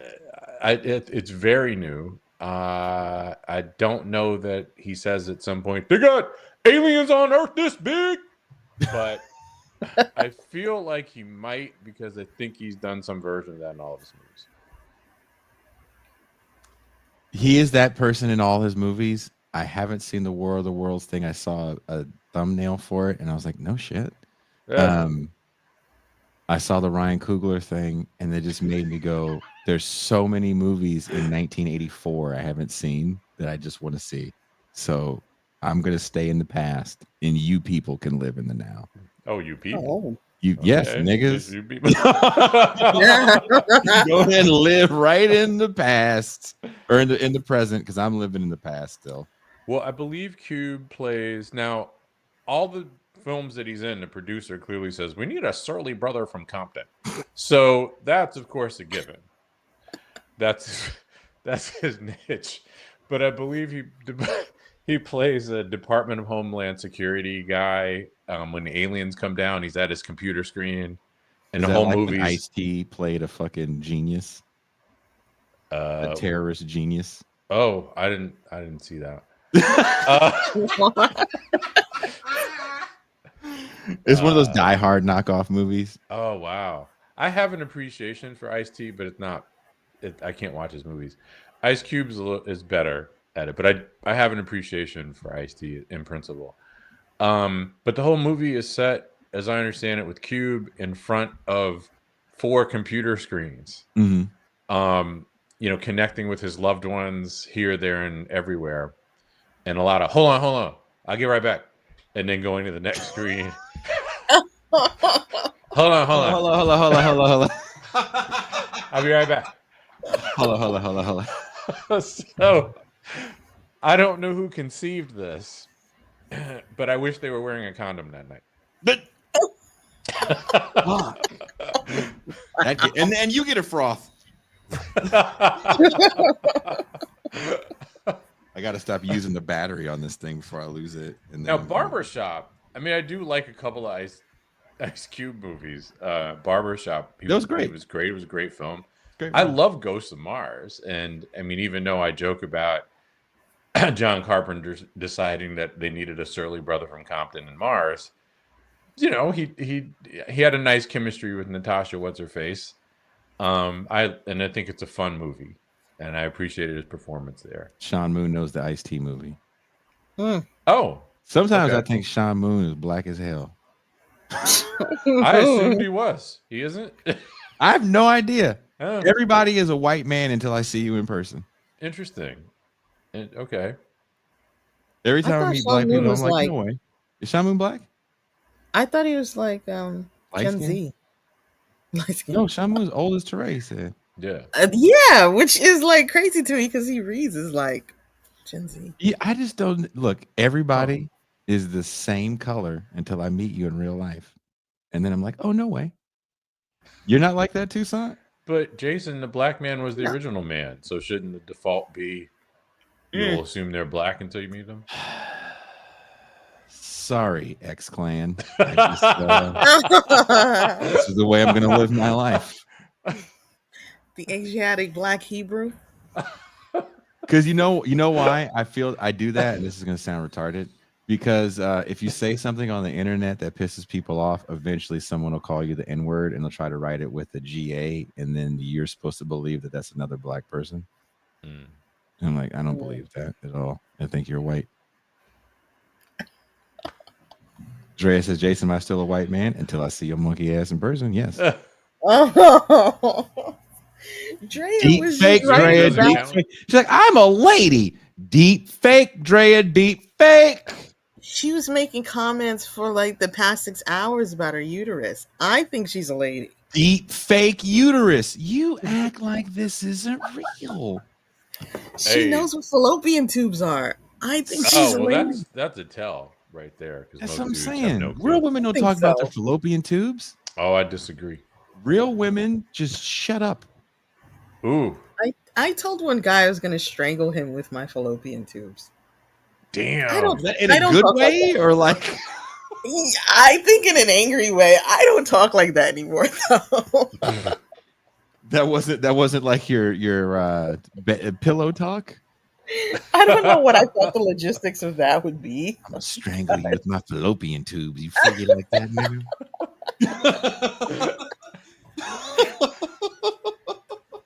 I'm gonna whip you with these vas deferens. I think I went to high school with that one. You said vas deferens, right? I'm pretty sure that's right. Yeah, vas deferens. Someone said that should be a rap lyric. I'm gonna strangle you with these fallopian tubes. It's like, I saw you on Zoom. You can lie about anything. I saw the conclusion of last week's South Park. That's what happened. It was people was deep fake lying. It was a deep fake Trump. Oh, naked. I can't believe anything, dude. You can't believe anything until you see it and it bites you in the ass. It was pretty realistic. You know, the kids are doing that now. They're making deep fake nudes of their classmates. Ooh, that's fucked up. Yeah, it is. That's kind of evil. Yeah, I agree. That's the part of this new shit that's really fucked up. Like before, if you'd said a fucked up joke about somebody or a shitty rumor. I remember there was this girl that like transferred to our high school. And everyone was like, you know why she transferred out of Berkeley High? It's like, why? It's like, because she got caught fucking a cucumber in the bathroom. And I was like, wow. Like, that's was that Buffy Summers? But see what I'm saying? Like, you've heard that too. I thought it was like original to my school. And then I meet people and I'm like, oh, we knew the cucumber fucker. It's fucking Sarah. Okay. From way back. Did you have Tucson? Did you have that rumor it was different at your school because they danced? No, we never said anything. We never said anything like that. We were busy making art. Teray, they had that rumor at your school about a particular young lady. Just somebody fucked a cucumber, and that's why they transferred. I don't know about the cucumber. Whatever it was had legs. So, and there were a lot of them. Zahir says every school has the frozen corn dog room. That one, though, really, it was a frozen hot dog, not corn dog in my way. She's a vegan fine. I mean, I think the young lady didn't do anything and just transferred like a normal person. Right. But people have to Of start course. a rumor about you. Like, it's fucked up. One that will eventually make its way to 1,000 Ways to Die, because they did one of those. A woman who supposedly brought her life to an end by way of an unnatural relationship with a cucumber. And of course, that show is incredibly right wing. You know, the whole narrative is social Darwinism, and all the people who get killed are horrible people. And the list can include very wealthy assholes, but it also included like feminazis from their characterization, not my own. Angry man hating lesbians according to that show, not me. It was crazy. Like it was a pretty awful show. Granted, I watched every episode, but it was still awful. How else would I know how awful it is, right? You know, I was doing the Lord's work. I like so I like hearing. Do you like hearing those kind of what do they call them? Not folk tales.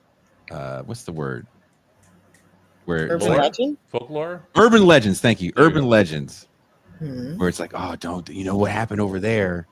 And you're like, what happened? Like, oh, the killer. There was a killer in the Bay Area with a hook. Or they blame everything on the Zodiac.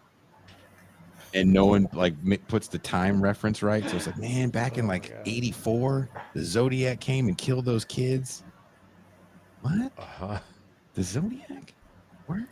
In 84. I found out like a few years ago that my mom kind of made one up for me.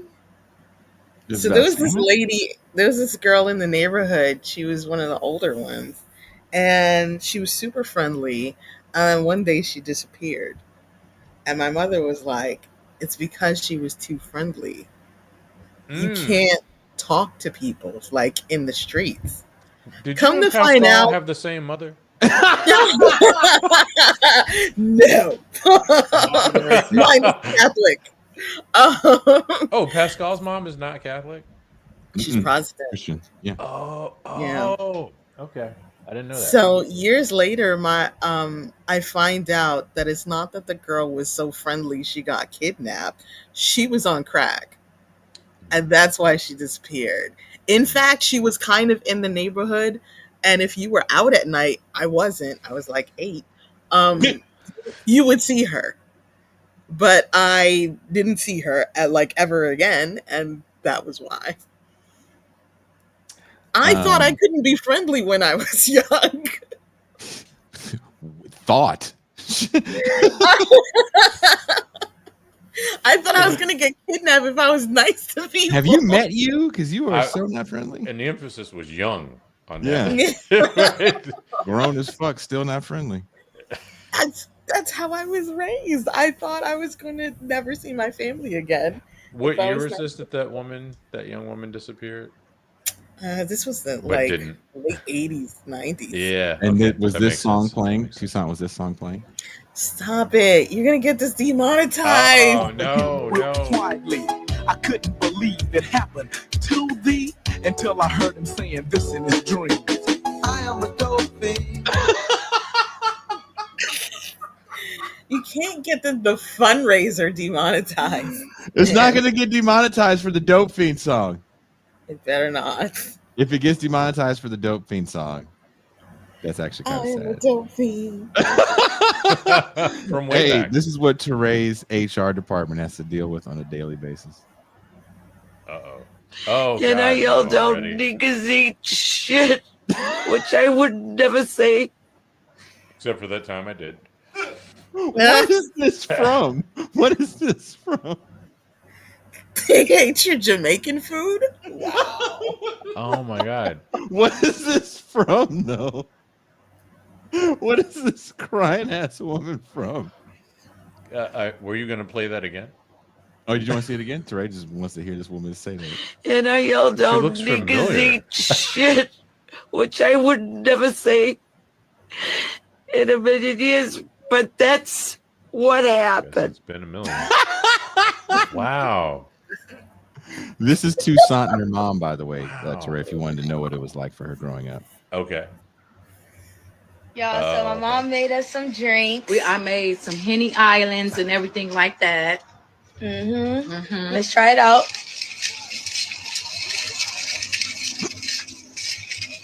Mama, drink that down. No, first the fucking all. This is what I don't understand with you or your bald head ass sister.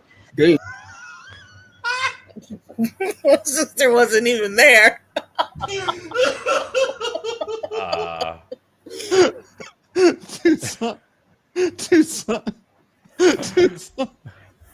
Tucson.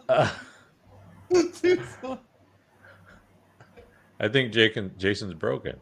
I think he is Why broken. did she do that? Why does the sister have to do anything?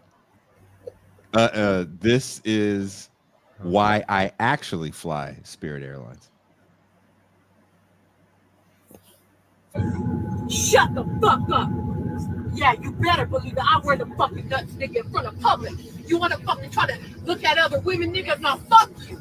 You ain't gonna look at other women, and you ain't gonna fuck you looking at other women. And we have a little child right behind you. Yeah, I know. I fucking consumed a fucking child. She said I consumed a child. She said consoled, right? She meant to say consoled, right? She meant to say conceived. Oh shit! That's what you were saying. She said consumed a child. Oh, damn. Right there, I would have lost it on that plane in front of her and her. Is that dude. Spirit for real? Yeah, I mean that's what it says. I see. I don't think so because their stuff is green and yellow. So I think. Okay. Okay. Damn. I already know. I'm not gonna say nothing if you don't say nothing to try to cause a commotion, because he's a fucking problem. You wanna fucking try to fucking say shit to me, nigga? Shut the fuck up. Nigga, fuck you. You wanna fucking watch me, nigga? Just take care of the party. Fuck you. I like what the white guy is doing. That's what Teray would have done. I would have been that bitch like this.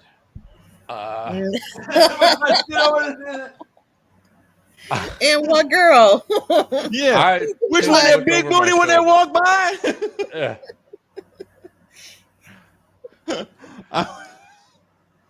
I would be like, this is the best flight of my life. Damn. That's the what? If I let him in my bed, I'm not ever gonna see you again. I swear to God, don't you ever come to my house, nigga. I'll call the police on you. Fuck you. Oh, really? You're going out of control. Nigga, I'm going to right now. You shut the fuck up. Shut the fuck up. Okay. Sarah, you're come up with us. No. Oh, you gonna come up? Yeah. And I'm clean up. Man, go. You're assaulting me, man. Oh, I'm assaulting you? Yeah, I don't know for fucking years. I'm assaulting you?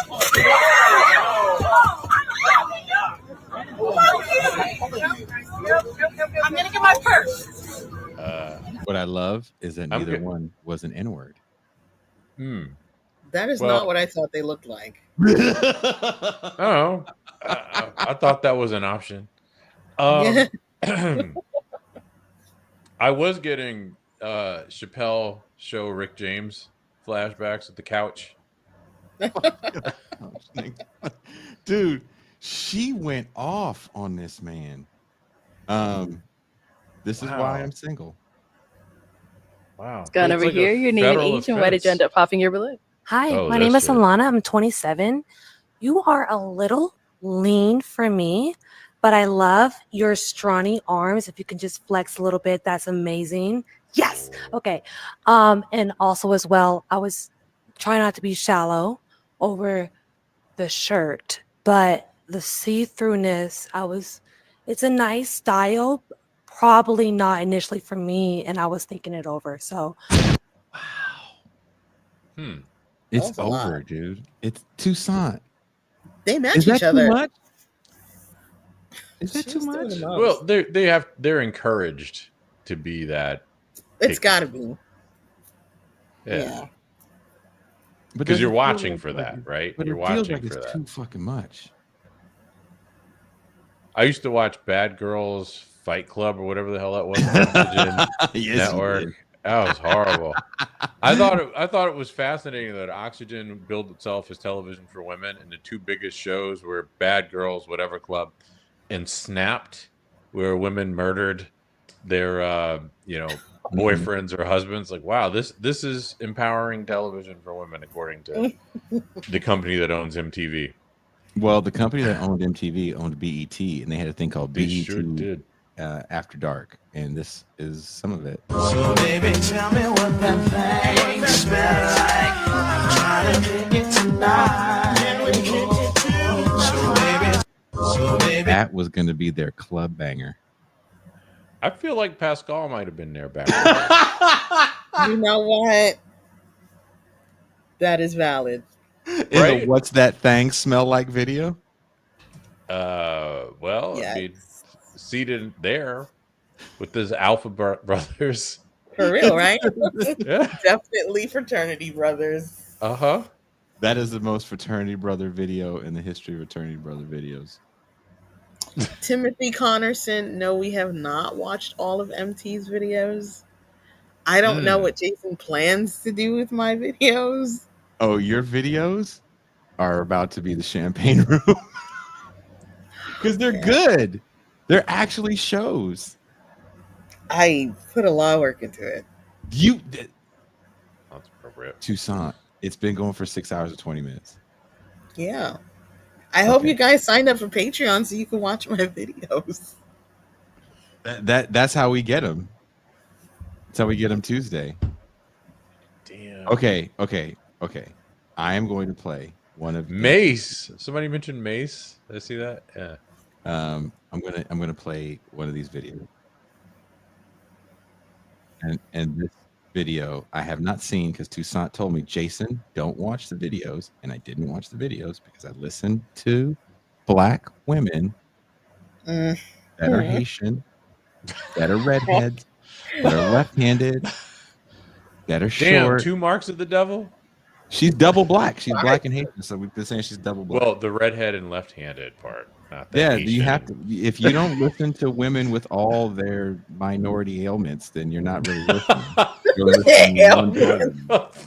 Their identities. We're gonna call them ailments.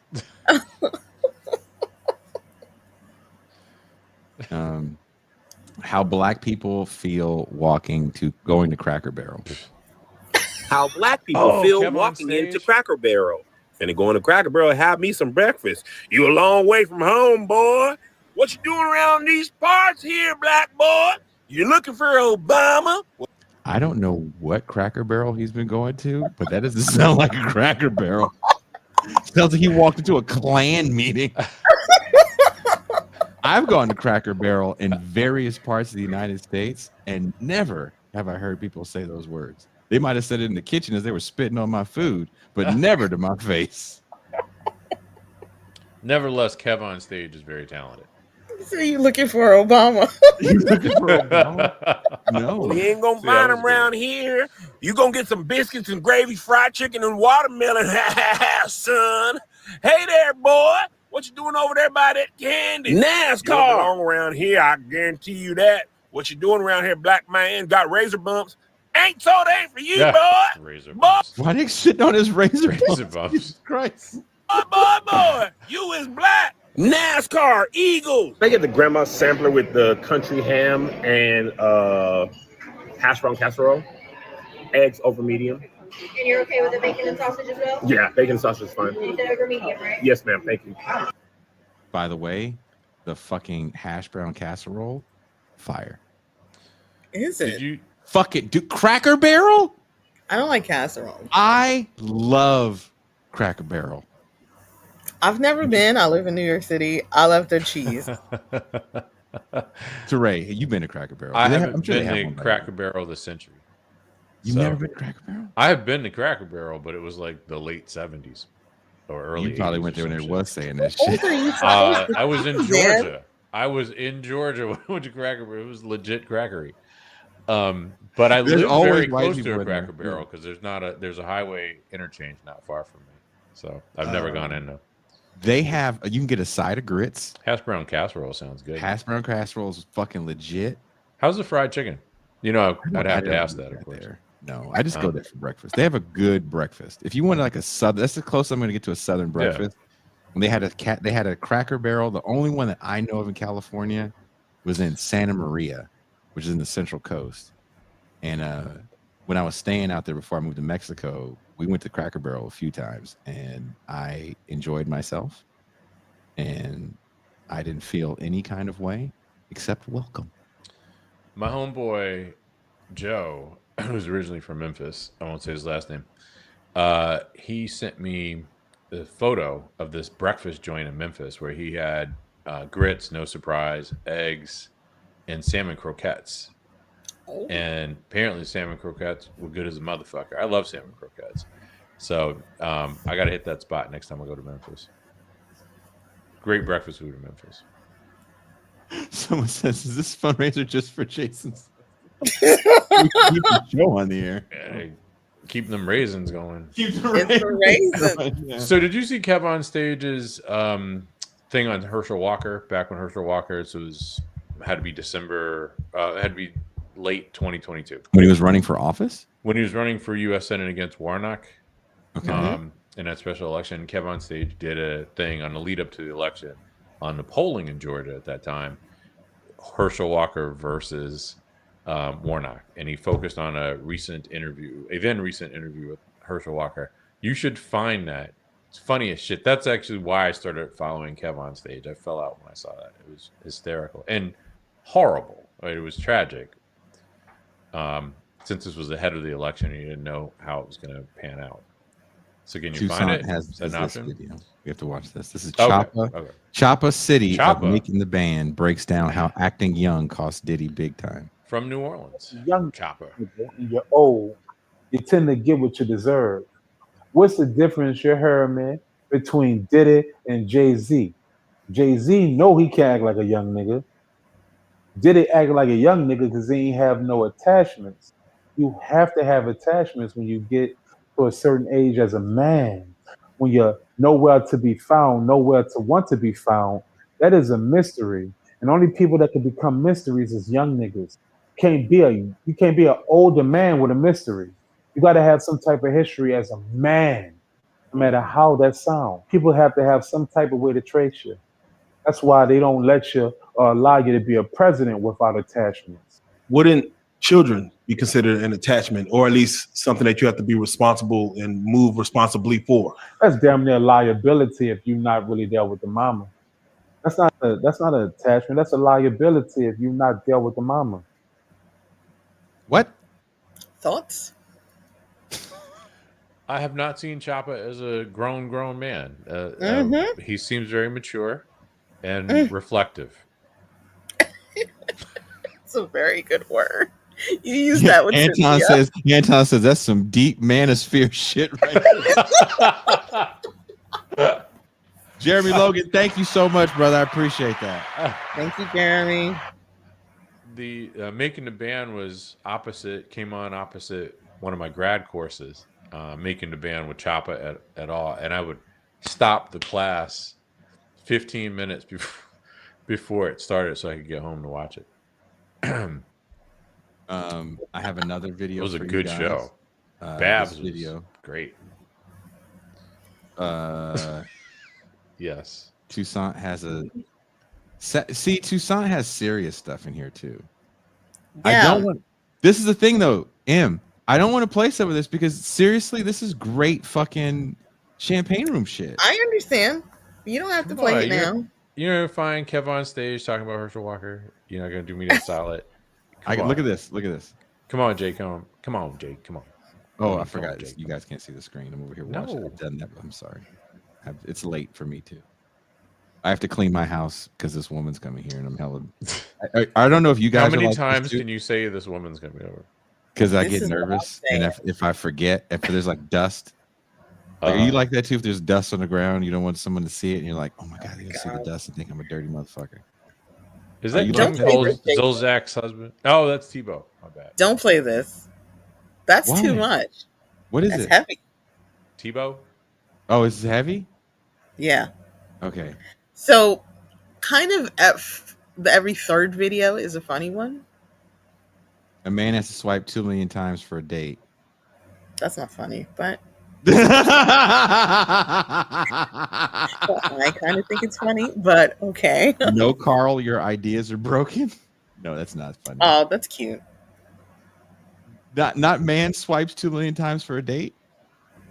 I mean, it's about dating online. I know dating. the Black Boy Suburban Experience. Is that funny? Nope. Damn. Okay, I know it is funny. I know it's funny, and you're gonna have to. You know what? You keep Jason, don't do that. I have to do it because T. Reed is here. That's his name in these streets. You guys can't call him that. It's disrespectful. T. Reed. Oh. In the future?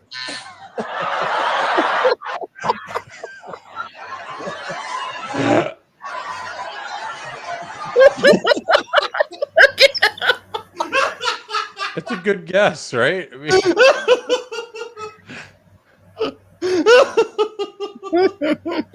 Somebody said bro is manifesting. For real. That is legitimately fucking funny. Bitches in the future. So what was it Bitches actually? in the future, dude. What's wrong with that? hey, Can that's we all a good hope for one. this? At least it wasn't people who annoy you. We That's did the a South Park reference. We did the what's that black woman's name that nobody likes? Candace Owens. T-Dog. Oh. Yes, from We did the Candace Stamford, Owens. Connecticut. But we did the. Have you seen this shit about the influencer that was supposed to go to this restaurant and do a review, and they found out she only had 15,000 followers, and they told her to leave. 15,000 is kind of a lot, but okay. They told her to leave, and then she made a video crying about it, and then they fight. One of the owners of the restaurant stepped down. The restaurant got a bunch of hate mail. Oh wow. Yeah, it's stupid. I wouldn't give a fuck. Influencers be asking for a lot though. Exactly. Get fucked. How about that? Influence getting fucked. Okay. Were you telling me that they're all going to be automated out of existence with deepfakes, with AI? Dude, they're already there. Yeah. They're already there. For everybody that watches this show a lot, for you guys that don't know what goes on in the Champagne Room, this is what goes on in the Champagne Room. One of the things that we've been examining, we've been studying, is JPay. And it's not Japanese or Jewish pay. You're racist. Oh. It You got is. me. It is. It's an app where you can send money to incarcerated individuals, and they make it like a dating app, and you can communicate with them. So they make these videos. It is legal, in my opinion. It's legal thirst trapping that is done by a private company and facilitated by the state. It is evil. But even before this happened, there was pen pal programs. But this is crazy in the pen pal program, because watch this. Hi, my name is Mika Loya. I'm 27 years old. I'm currently incarcerated at PWCC here in Idaho. I'm interested in men and women looking for friendship, emotional, and financial support. If you're interested, my IDRC is 123729. I think you sent me this a while back, didn't you? Oh yeah, these are older. Yeah, this is real. Yeah. I can fix her. The first comment, she can be saved. That's the first fucking comment. Yeah. There you go. Yeah. Someone says, roll through, baby. Having her over to tomorrow. That's. Someone said, but can't she cook? Oh. Wow. Like is this fucked up to you, Teray? Yeah. Jesus. Well, did I send this to you with the white woman? Did we do this one with the white woman that was fighting?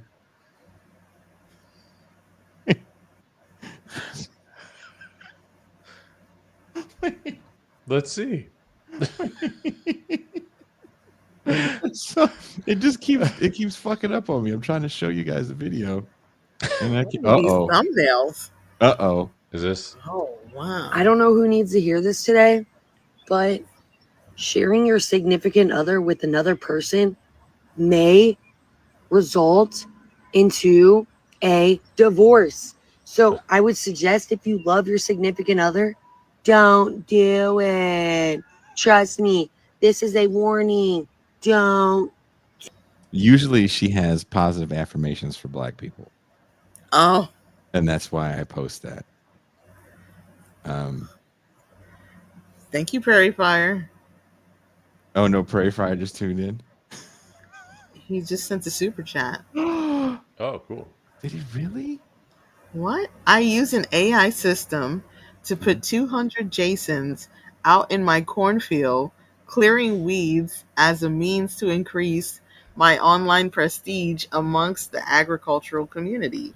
They sing in unison.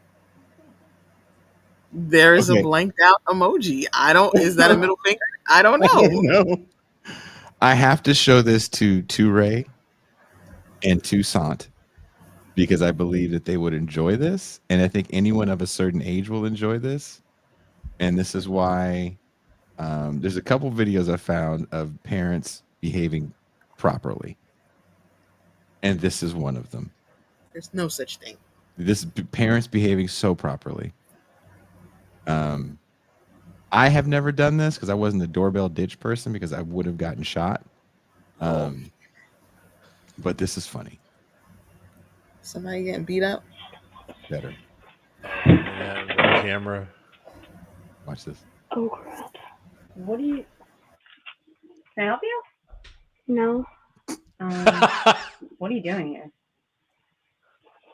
I'm really sorry. I was going to ding dong ditch you guys. I'm super sorry. Did your dad know you're out here doing this? I will call him right now. Yeah, he does know.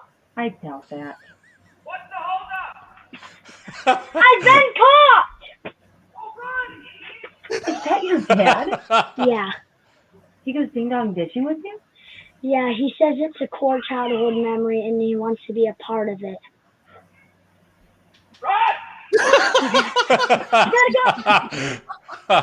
Okay, that's a Key and Peele skit. I like his account. I follow his videos. Oh, this is a person? Is it fake? Yeah. Or that's real? That's not real. It's hard to tell because he's got cameras all over his house. Some of this stuff has got to be like fake or set up, but some of the things the kid says is kind of like, you know what? Wow. That kid's a great actor. Yes, exactly. And when you watch enough of the videos, you're like, actually, the son is doing to the father what the father does to his mom because they bring his mom into it too. It's very meta, and you're like, what exactly is going on in this? I saw that video and I fell the fuck out. Run! Yeah, He run, wildin'. idiot! He said, he told his kid, he said, run, idiot! I wildin'. fucking died. He always steals his neighbor's dog. It's the whole thing. Yeah. The father steals his neighbor's damn. dog. I do send Mac insane shit. I kind of want to show you guys some of the crazy shit I send Mac. I sent this to Mac, and I was so proud of it because I thought this was the Okay, funny. you don't require people to reply to you when you send them this stuff. You just dump it on them. Cool. Yes. What's up, everybody? It's your boy Benjamin, aka Real Estate. If you're looking to buy or sell a house out here in Colorado, slide in my DMs like this. Oh! Damn. Damn. I okay? fell the hell out. Wow. I am holding my back right now. Right? Watching that video. Jesus. So the little boy that I was telling you about that was at the skateboard party that wanted to drop in, he goes, "You look like a skater. Do you skate?" I said, "I used to when I was younger." He goes, "Well, you can still skate. There's old people skating." And he was telling the truth. There was like a 67-year-old man doing fucking 540 on the vert ramps, 540s. And I said, "Son, when I look at that thing you're on, my back hurts. No, I'm too old, but I will watch you and I will encourage you." He goes, "Okay." He talked like that too. He was very. I said after he dropped in, I said, "Well, what did you learn?" And he sat next to me. He goes, "I learned that if you want to do something, and you try hard enough, you can do anything you want." He's like, "Today you learned perseverance." real conversation between me and a child I did not know until that day. This encounter is, I shouldn't laugh at this, but I laughed at this. So I'm sorry, but I laughed at this. What are you talking about? Hey, stop. Say something. Back up. Stop. Say something. Stop. Hey, you broke? Get on the ground. Get on the ground. Get on the ground. Get on the ground. With great power comes great responsibility.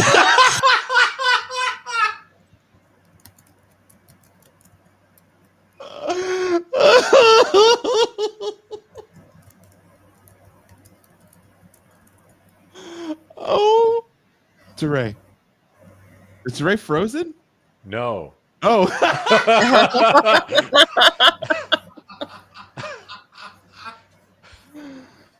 What? Is that crazy? Yes. Rewind it, though. I want to see it again. Comes great responsibility. I saw that. What the fuck is wrong with this asshole? I want to see it again now. That's right. That's like the greatest shit ever. Watch. Oh my god. What are you talking about? Hey, stop. Say something. Back up. Stop. Say something. Stop. Dude. Hey, you broke? Get on the ground. Get on the ground. Get on the ground. Get on the ground. With great power comes great responsibility. I don't want to laugh. What was on his abdomen? Is that a tattoo? That was weird. Yeah. And then he got the shit fucking shocked out of him. Yeah, literally. What was he? He was high, right? Yeah, I assume that it was probably drunk or high. Most likely a domestic dispute. Sure. Wow. Yeah. Man, I am really afraid of police officers. So This is yeah. Jesus. This is the kind of stuff I send to Mac. Oh. Yeah, I thought that. He doesn't like it when I say yeah, I can appreciate that. I don't know where I found all this. I'm gonna send you privately a funny scene from The Wire, centered on Method Man.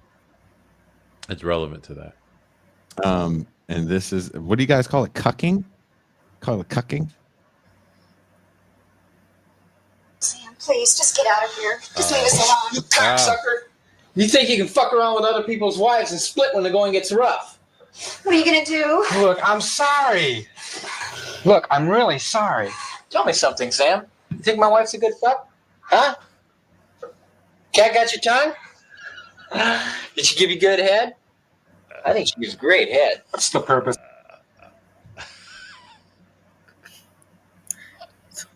When does the Wawa kick in? And he's at work. And I know Jason needs an intervention. That's a fact. Tony, That's where you get your fashion tips from. Bruh, tell me that yellow outfit isn't dope as fuck. That's how he got whole boy's wife. Homie dressed like Han Solo. He looks comfortable. He had the big bell bottoms. Kush looks said really weird TIR interviews go like this.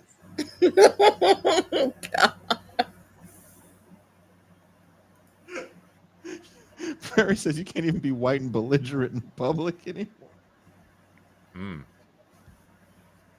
My algorithm is cooked, as you young people say.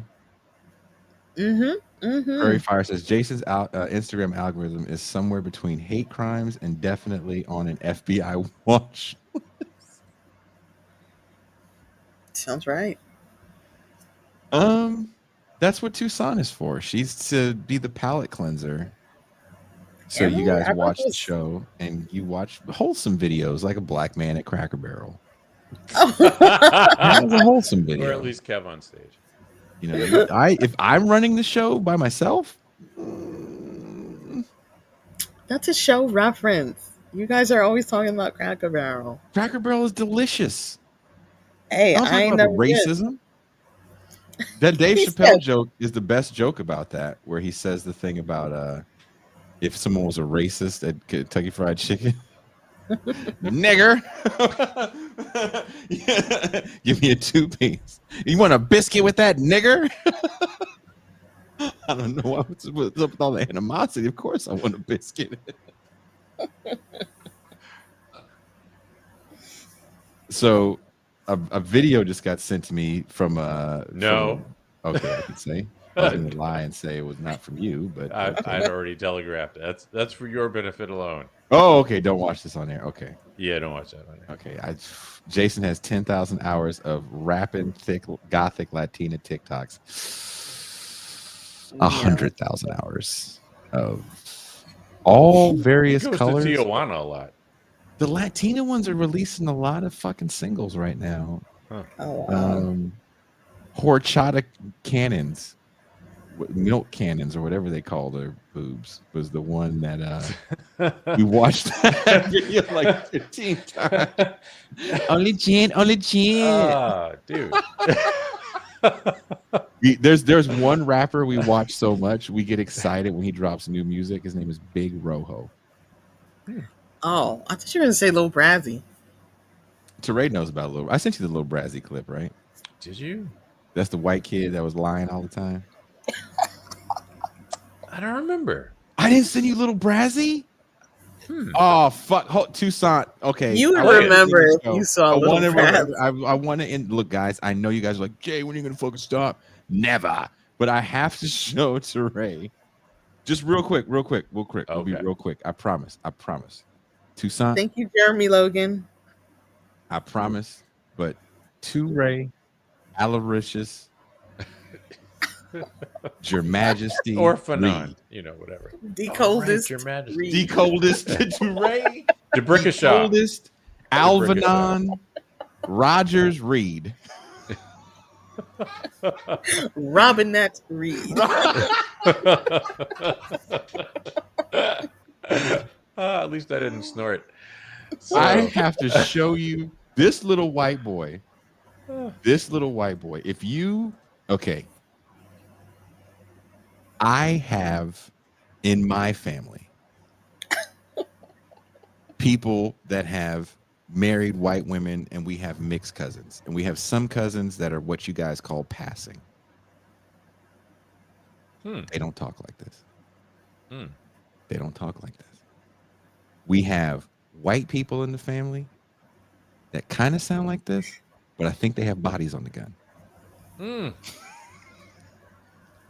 Depending on who you are, you probably have some white people in your family that have bodies on the gun that talk like Lil Brazzy. It's okay. But I don't believe anything. And these are my aunties. I love these women. This little nigga right here is every word out of his mouth is a lie. Every single word is a lie. He brings his boy on with him, Teray, and his boy is the lie detector. Because the boy makes these faces like, what? He lies about things you don't need to lie about. But this is where we are, 2025. No Jumper, coolest podcast in the world. And today we are bringing you a long way to sit down with one of the most iconic rappers emerging from the underground in this day and age. We got Lil Brazzy on the podcast. Yep, we here, boy. It's been a long time waiting. Yeah. Yep. So last time we were supposed to do this interview, CPS came and snatched you up right beforehand. Yeah. But then you and Lush managed to reconnect over the weekend while you were policing or protesting on behalf of the Rasa. So once I realized that it was CPS and not DPS, that was intervening. I don't know if their jurisdiction extends to Utah. That's a good point. Yeah, that's a good point. Although I'm sure they have a branch. Me and bro been locked in. You feel me? I've been supporting the movement for many moons. So yeah, it was a natural thing. We have at least two of your friends in here filming us. We better not have any leaks, Brazzy. You trying to sneak this out before we do? You're literally wearing a mic. I don't know if anybody's ever done that on the podcast before. We It's like a vlog. Yeah. Behind the scenes. I feel you. We got to get hella content. I'm just trying to get the most content I can while I'm out here. You know what I mean? Okay, makes sense. Respect. You are a human billboard right now, so mama. I appreciate it. Yeah. And introduce us to your homie right here. It's the homie JoJo. JoJo. Okay, Teray, little Brazzy does a few things in this video that you have to be looking for. Okay. He's a kid. He's like 15. So he picks his nose and sneakily tries to eat a booger. Oh. And he puts his hands on his balls and he smells it. He also touches his friends after. With his boogery ball hands. Wow. Watch this. Watch this. And that's funny because I wondered if this kid smelled like pee and Cheetos. This kid smells like pee. Look at him. He looks like Cheeto pee. Yeah, I grew up with him. You feel me? I'm in 30. It was on 30 block. 30, why do these niggas talk like they go to prison school? Come on. Live on 30th Street. Shut up. We were at a party, yeah. And we came up on a dolo. If you know, you feel me? You came up on a what? A dolo. What's a dolo? It's if you know, you know. Yeah, G-Whip. A stolo. Yeah. A stolen car. And you went and did a drill in this stolo. No, we ain't do no drill, but we was doing hella crazy shit, but we ain't do no drill. Oh, we was still young. Okay. Yeah. Well, you're never too young to drill. But I mean, yeah, but like, you know what I mean? I was like 8 years old type shit. Like, sure, I know some 8-year-olds who be getting jiggy. I mean, there was that little 7-year-old walking down the block yesterday with the face tat. I was like, damn, that is a little ass kid, He's boy. 5 hats in. He's a bloodhound. He got the double S tatted. I was like, oh yeah, there's down ass fool. He a down ass fool. He's a very down fool for sure. Yeah. The socks went all the way up to his armpits. You know, my mama, he a down ass fool.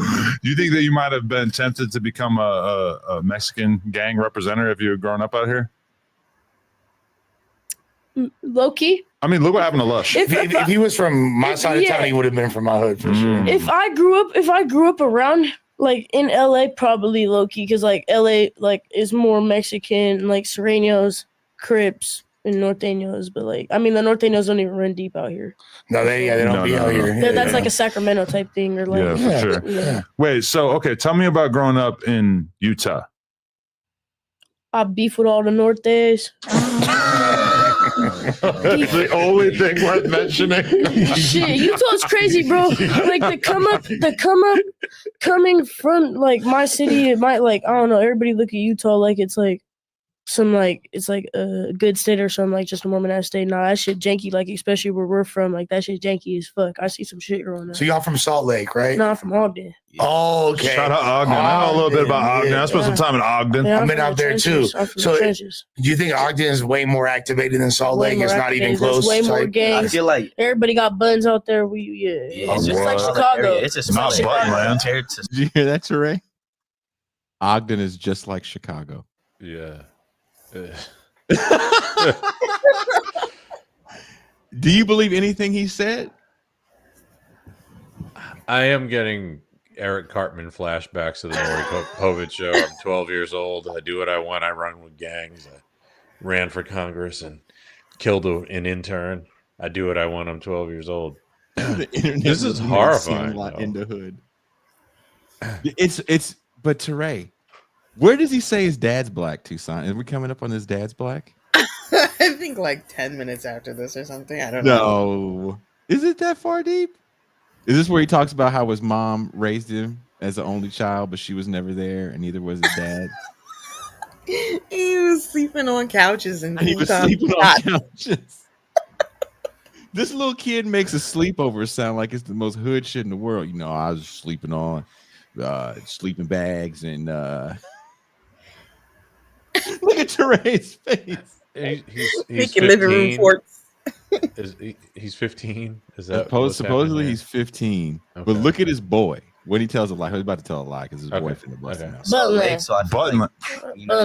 It's like Chicago. What? Turning it up. This boy, we got to put the murder rate side by side of Ogden versus Chicago. I think they do have like way more liberal or like gun laws that allow you to have more straps. An 18-year-old could go buy an AR-15 with a drop pin in the gun store. Wow. If they have no charges. And so that's a drop pin. That's a fully. What was your upbringing like though? Like, what were your parents like? My dad was never there. You see Like, the booger? You see the booger, dude, Teray? You see the yeah, booger? I saw that. That's a booger. Look at him. He's I trying didn't to save see it. He's trying to save it. Look, his boy is mad. His boy like, dude, you just pick your nose and save it. His boy is mad. Like, he got locked up when I was younger. Okay. And my mom was there my whole life. So, like, she's the one who really raised me. But, like, because the boy's like, oh, he's starting to lie. We had ended up getting kicked out of our apartment. So I started couch hopping with the homies and shit. And, like, I was staying with my stepmom for a little bit. And then just, like, I don't know, started doing this rapping shit more. Focusing on that after I got out of DT. So why do you think you're so drawn to the streets? My cousins and my uncles. Just everybody around me. It was just like the environment I grew up in, you know what I mean? It was all gang.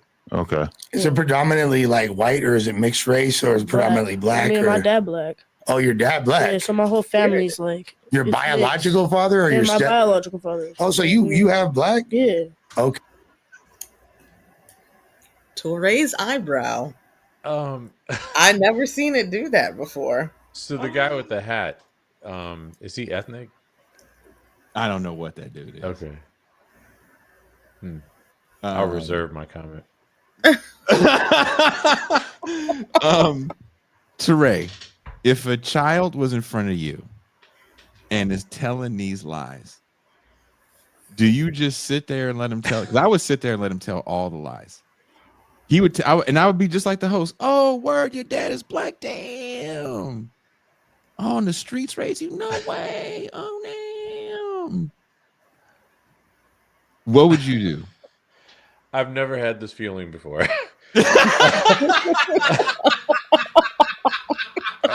I feel like I'm channeling my inner 80-year-old black woman. I want to give this boy a hug. Right? And say, oh, baby, who did this to you? No, this ain't you, son. This ain't you, son. My dad. Wait, Drea says Jason play it for. I'm gonna play it for a little bit, and then I'm gonna stop. It's late. Okay. I would not have known. Can we get a 23andMe or something? Yeah. Oh my god. My dad's like, I don't know how to explain it. He's like, black. I'm pretty sure. No, he's black and Puerto Rican. He's like a light skin. He's more of a lighter color. Okay, I can see it now. I would not have known that. I was going to ask earlier which of your parents was black and which was white as a joke, and then you just confirmed that was a real thing. So I actually wish I had guessed that because I would have looked very, very powerful. But okay, so when did you start getting in trouble when you were in school, or like what kind of kid were you in elementary school and shit? Elementary school, I was good up until 5th grade. I started like being a little badass kid and like. We get out to recess and I'd walk home because I got sick of school. Like first recess, I'm talking 8 o'clock in the morning. I'm walking home. Like I was only in the school for 30 fucking minutes. I put my backpack away, went and grabbed it again and left.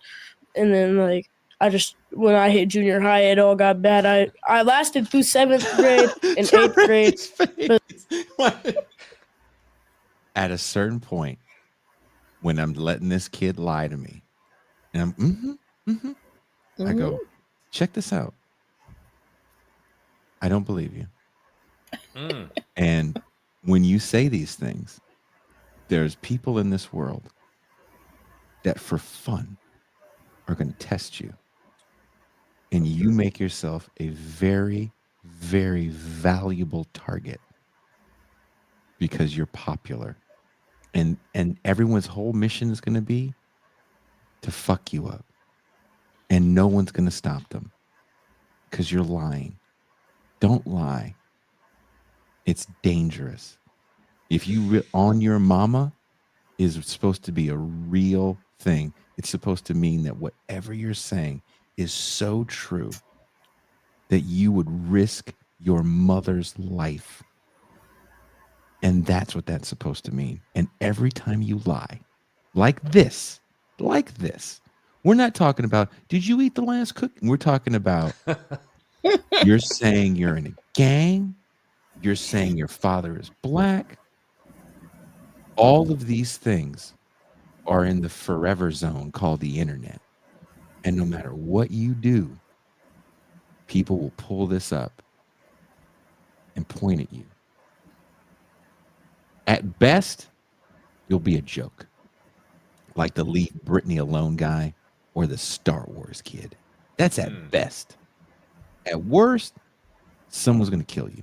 They're going to beat the shit out of you till you fucking die in the street. And nothing's going to happen to them. Maybe if they live stream it, and people are fucking stupid. But you risk everybody's life when you say this. You have to stop, young man. This is real. Once you leave this studio, there's no cameras. We're not going to sit here and protect you.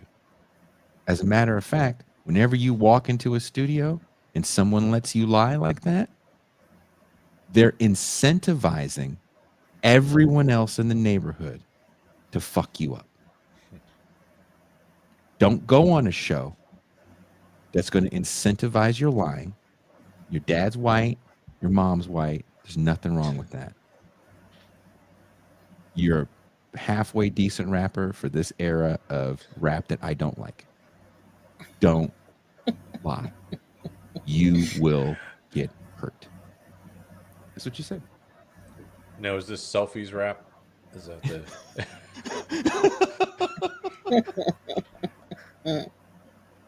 That was an excellent extemporaneous bit of advice.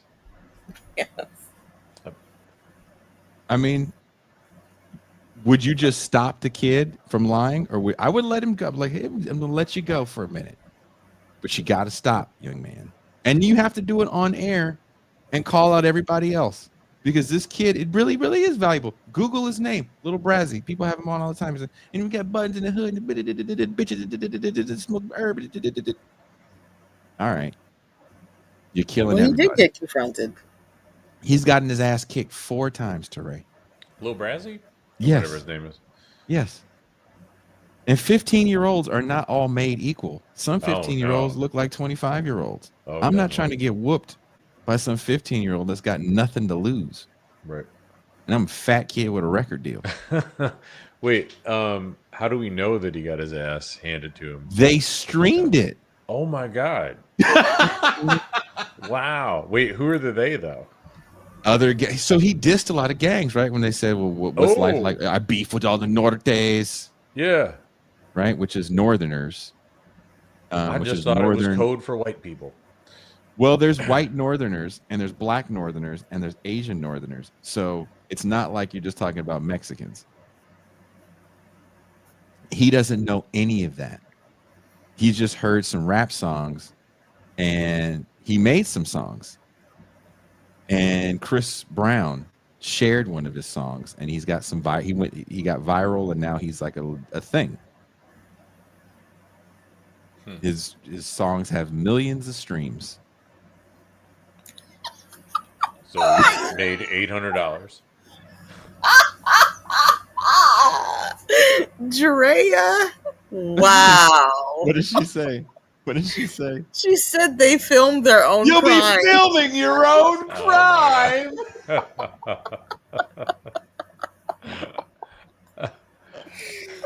Very clever. Dude, honestly, I don't know how you feel about this, Teray. I think because of where I grew up, watching shit like this makes me sad. I thought Sean Moon's comment that the adults in the room are 1,000 times worse, I forget how he put it, was spot on because they're indulging it, right? Yeah. He's living in his fantasy world or whatever and having his 15 minutes or more or less. But the adults are just given a platform for fuckery. I mean, again, that's why I said I would let the kid go on. Be like, hey, gotta stop. Gotta stop. Your Ogden, Utah is not Chicago. It's not. It's okay that it's not. That's okay. But dude, people here hate that. Hate that. And no one's gonna do a Rachel Dolezal fucking Netflix movie about you. So nobody gives a fuck about any rappers. You mean he's not going to be on OnlyFans? At some point. No, that's horrible. It's dude, but there's so many kids like this. Like, my kids are retarded. And I was with all of them for my daughter's graduation. And we were loitering outside of my son's car in San Francisco. And I couldn't remember where the younger one was born, if he was born in the same city as his older brother. And I was like, because my daughter's the only kid that was born in the what we call the East Bay. The other kids were born in the East County. They were born in a really nice hospital in a really nice area. And I was like, oh yeah, weren't both of you born in Walnut Creek? And the young son looked at me. He's like, hell no, I was born in the trenches. He was joking. Yeah. Right. It's funny, right? And he's not serious. No. He's retarded. Fucking hysterical. No, they're pretty, dude. I laughed so hard that night. Is but he he's cut not from the serious. same cloth as your daughter? No, the oldest son is not very funny. He's just nice. Okay. And then the younger son is retarded. Okay. Yeah, he's retarded. I mean in the good way. Like you're gonna get a good laugh. Like he's silly and Yeah. I mean to look at your Lighthearted, father. goofy young man. Yeah, to look at your father who was there when you came out to shoot and was like, nah, I was born in the trenches. Well, there's a degree of if you made it singular. The trench. Born of a trench, clawed my way out of a trench. It's head just- first. He would have done this interview not serious. And just, But would he have delivered it like Toussaint? Where you wouldn't know. I don't know if he could have kept it up the whole time. Okay. Because, that bit about 18 abortions at 18, that was really good. That delivery. That's some performing in visual arts. Well, Toussaint, I'm surprised she Talent was right able to there. joke because your fucking boy destroyed her comedy bone. Christian Parenti. When Toussaint did a landlord acknowledgement. She wanted to start the show off with a that was landlord funny. acknowledgement. I guess Christian hadn't watched the show. I thought it was funny. It was I funny. mean, his It was response, funny. because he is a certain type of guy, his response was hilarious to me. I've never seen a white person look at us with the nigga what? Oh my god, that was funny as hell. It's just like, okay, we're loose. I tell everybody it's a loose show. I guess they think that means I wear loose clothing or something. Like, no, man, it's fucking loose. Untuck your nuts, Parenti. He was looking at the camera the whole time and still managed to break the fourth wall. He was like, "What?" Well, but in terms of content, it was a good interview. It was a very good and show. well received and all that stuff. It was a very good show. I thought I'm terrified. I will never email that man because I feel in my soul if I do, but fuck that dude. Funny. Hey, I It haven't ain't. been in touch with him so since serious. that show. It ain't funny. Talking to me like little Brazzy. Oh my mama.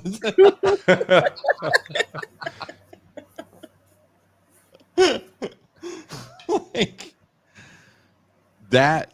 If I can count the interviews in my time doing this show that I remember for negative reasons, it was the Christian Parenti one, and the first time I interviewed Aviva Chomsky. Huh. I was late and she scolded me. Oh, but did you tell her it was your cultural tradition? She could admonish you for being what you are, right? I mean, you can't help that.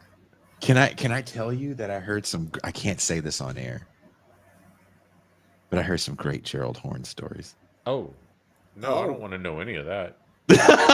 Hey, you No. said leave me out.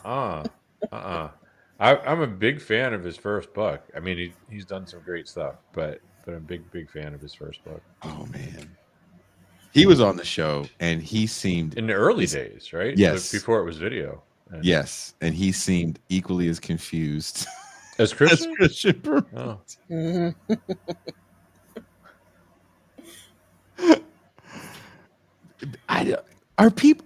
Are you people not allowed to laugh? And by you people, I mean blacks. Or black academics. Black but wait, academic. that's not Christian. Academics. Zine had a great time. Seemed to have a great time on the show. The first Zine, like I can hit her up and she'll be like, okay, yeah, if the dates work, yeah. Yeah. Cedric Johnson, Andrew Hartman. There's a handful of smart people that come on here and they're ready for it. I was nervous reaching back out to Nathan Robinson. Mm. He got back to me hella quick. He goes, "Oh man, I had a ball last time." Yeah. Mm-hmm. So Kushlik says, "If you laugh, no tenure." There's a little truth to that, depending on what you laugh at. Now, I forget, because that was kind of a long interview with Christian, wasn't it? Was it more than an hour?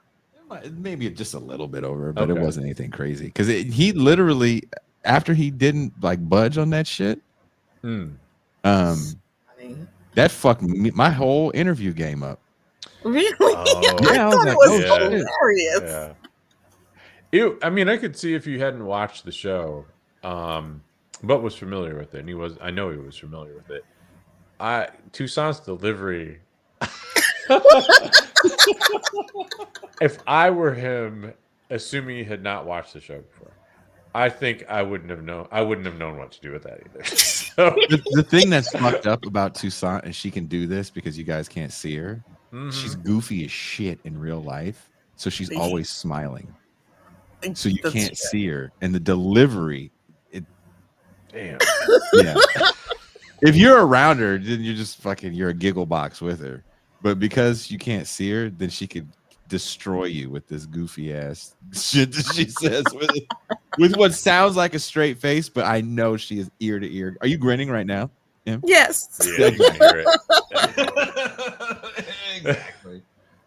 Totally. You have to see, when you hang around with her for like 5 minutes, and you're like, "Oh, okay, I get it. This woman is fucking." That's why she's on the show. Same thing with Pascal Robert. Pascal Robert, I can't remember a moment. He has health problems, so he grimaced walking up and down the stairs at Daniel Tutt's house. But when he didn't have to make that journey, he was laughing and talking shit the whole time. He was singing for the whole beginning of Dude, the because he's goofy as shit. He's goofy as shit. Does he ever call you up singing sometime and talking goofy shit? You've known him longer. Is he goofy as shit? That's a goofy nigga, man. I teased him for many years just about his phone greeting, because it's always grand. Greetings and salutations. That's true. Comrade Torre. It is. And then he tells you some goofy shit. And then all that shit, he'd be like, "Man, them niggas, man." And he's a great storyteller too. This show is filled with goofy as shit motherfuckers that happen to be really smart. Like, When I feel we like did we the get episode about the manly jobs, and Pascal kept singing men. I didn't know he watched that show. Dude. If you are Toussaint, some of the best, this is why we're doing the fundraiser, because there were things that we used to be able to do that I just can't ask Toussaint to do for free. We sat down and wrote all these questions for Doug Lane for a show. What was it called? Do you know black people or something? What do we call it? Something like that. It was something like that. And we asked Doug Lane these questions that were, I thought they were genius. And the first one was something you wrote. And what was it again? It was like, who do you think I am? What was it The again? roof is on fire. What do you do? What don't you need when the roof is on fire? What don't you need when the roof is on fire? That you put to Doug Lane? I know that. I said Doug. What is Too Short's favorite word?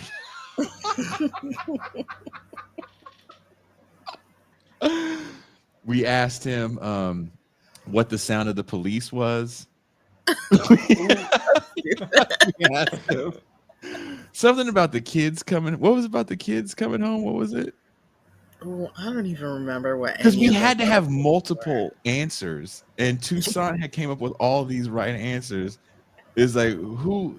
It had something to do like I'm not one of your little friends. What was the question? Oh, yeah. You think I'm Boo Boo the Fool? That was one of the answers. Doug got one thing right, and it was like, when is your kid supposed to come home or something? And I think the answer was like when the street lights come on, but Doug said when I tell him to, and we're like, that is the right answer. Oh, that's what it is. Thank you. I hear. Are you a white ally? To run the show. Yeah. That's a certain level of dedication that you have to ridiculousness. Indeed. And you have to lull your guest into a feeling of comfort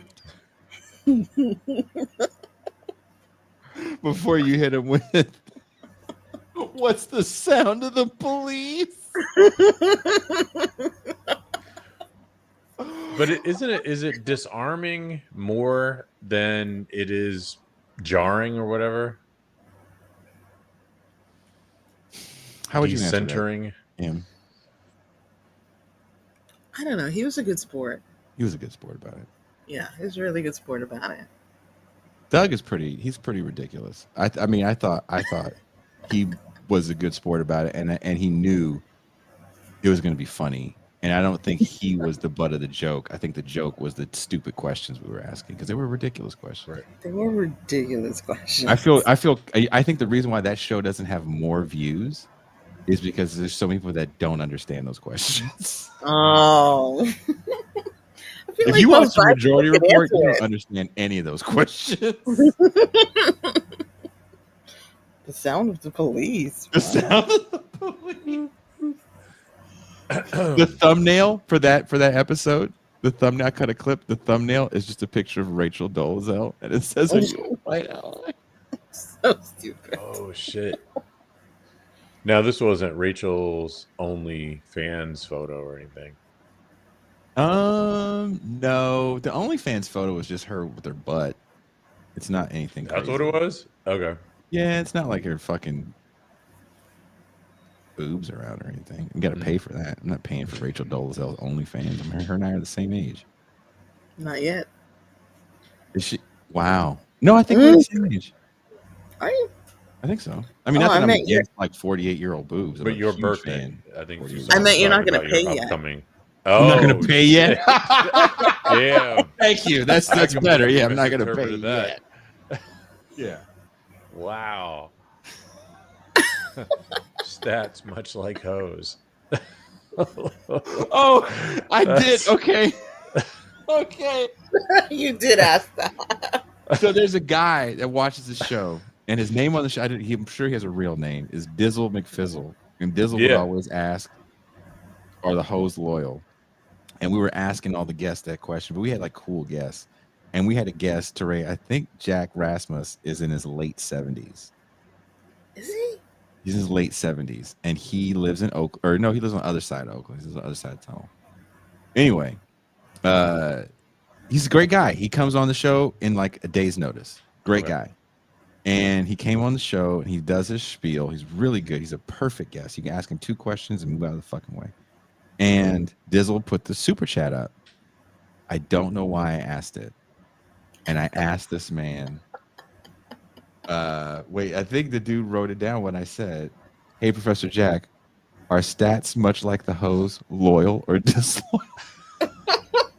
And he was like, the hose?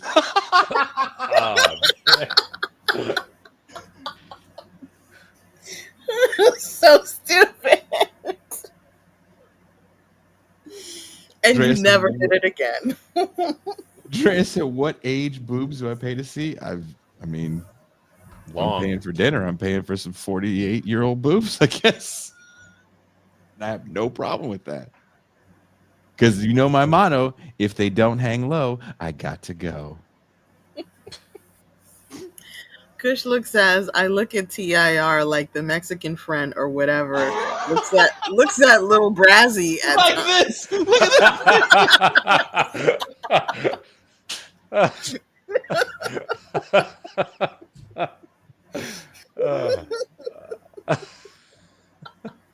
like, if we did more things not like what we do, we probably wouldn't be doing fundraisers. But because we do what we do, gotta have fundraisers. Yes. People don't like to laugh in this world unless you're making fun of like Charlie Kirk or something. Give a fuck about Charlie Kirk and his fucking head. Huh. Charlie Kirk was on a college campus and he was owned. I don't give a fuck.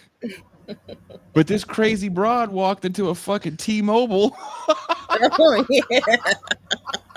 And we're still trying to figure out why the Armenians are down. Oh. That is what I want to comment on. Why the fuck is she saying this shit at the T-Mobile? Give a fuck. Ben Shapiro just said, I don't know, something stupid. Was it? Okay, gives a fuck. Do you see this guy get tased? Yeah. Yeah. Like, don't taste me, bro. Yeah, he didn't even say that. No, he was asking for it. Come at me. He was totally asking for it. Wait, Trent, when he said, with great power.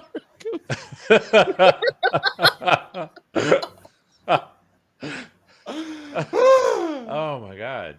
I didn't know Toussaint was going to have videos ready. I woke up this morning nervous as fuck. We're going to do a fucking thing. I haven't written a script yet. Oh my god. Oh my god. Oh my god. Oh my god.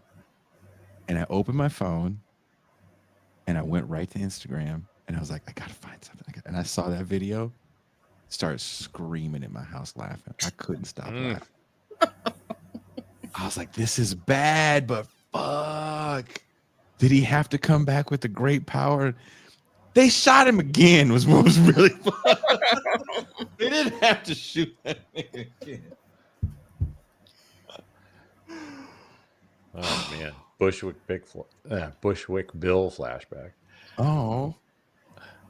Yeah. Back, all the midget stuff. I mean, it's fucked up, but it's pretty funny.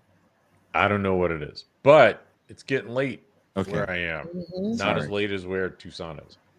It is late where I am. So I have to go. I don't know about Toussaint.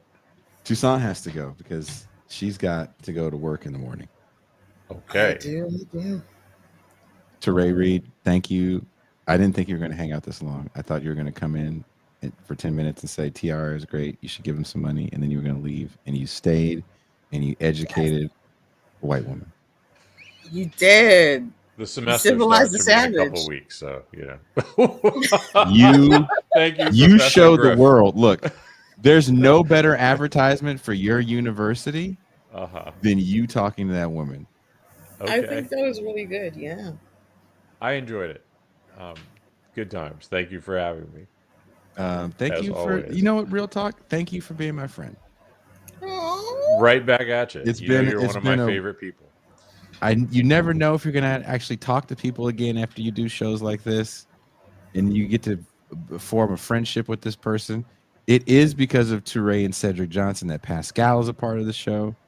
So many guests we've had, so many shows we've done over the 5-6 years that I've known you are because you put them together. You're like, you should get so-and-so on.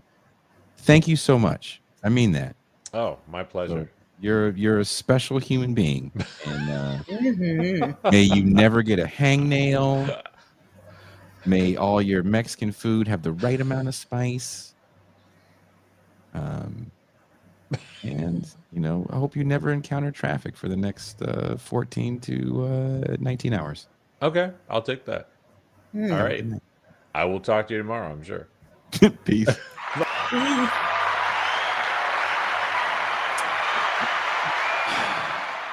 That was really nice. M, you are not just so beautiful to me. Oh. But you're a very special person because you don't have to do anything that you do. You put up with me, and I'm a bitch. I wouldn't use that word. Okay. Weenus? Yes. Okay. We can do weenus. Weenus. And you put together this whole thing. You arrange for these people to come on. Mm-hmm. And, you know, we raise, I don't know how much we were, because people send it through Super Chat, so I have no idea how much we're going to get. Yeah. Well, we get to also check out how many people signed up for Patreon, which we need them to do. Yes. Yes, we do. Yeah. But thank you for being a part of this insanity, for putting together these insane shows and doing the champagne rooms and the early movie nights. We had to have somebody else host them. You've been there, not the whole time, but for a lot of it. Yeah. So the best thing, some of the best things that happened was like meeting you and Quinn in real life in New York. Quinn was like, I want to be a part of your show. And I was like, no, I don't trust you. Yes. And he told me to meet Quinn first. Check this nigga out, see if he's all right.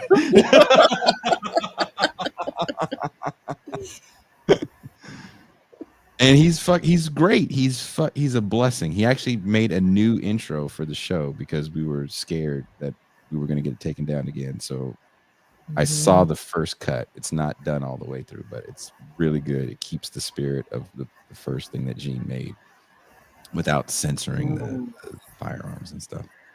Right. But, you know, all I can say is fucking thank you. And you mean the world to me and this show. Like, my kids know how important you are. Wow. Wow. So Henry Beeman says, shout out to Jason and all that full missing TIR crew has built so far, especially MT. I think you don't understand how important the importance of the role you play on this show, especially to bring things back. I think you're extremely intelligent. That's why I pick your brain for hours a day. So it is a blessing to not just know you, but it is a gift to the world to have you be a part of the show. Aww. Thank you, Jason. And thank you to everyone in the chat. You guys are so nice.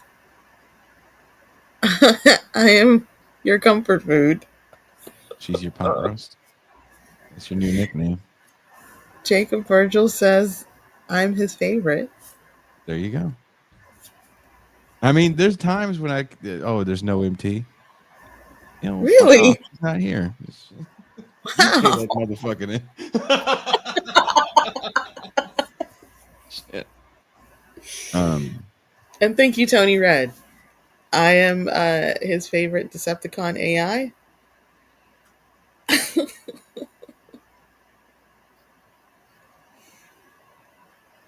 When did she talk about turning guns into asparagus? She high? Yeah, I don't know what that means. I haven't seen the chat, so I think Drea might be high. Somebody make sure she's okay. MT is buttery cornbread covered in honey who also needs to apologize for calling me a Tucker stan. I legit don't even remember that. I'm very sorry, Tahir. Jeremy Logan says, why are we still looking at Joe Dirt, dog? Jeremy, just focus on posting thirst traps on Facebook. I'm mad Tony called out my side reels. He said Jason got lump and pro muscle influencer side reels. What? I wrote multiple articles on steroids, okay? Jesus. There's a reason why I have a lot of steroid stuff. And plus, I'm trying to be fit. I'm sorry, Zahir. I don't remember muting you. Toussaint, should I try to put this as an audio? This is 7 hours and 29 minutes. 7.5 hours. Jason's collecting blown out veterans on that.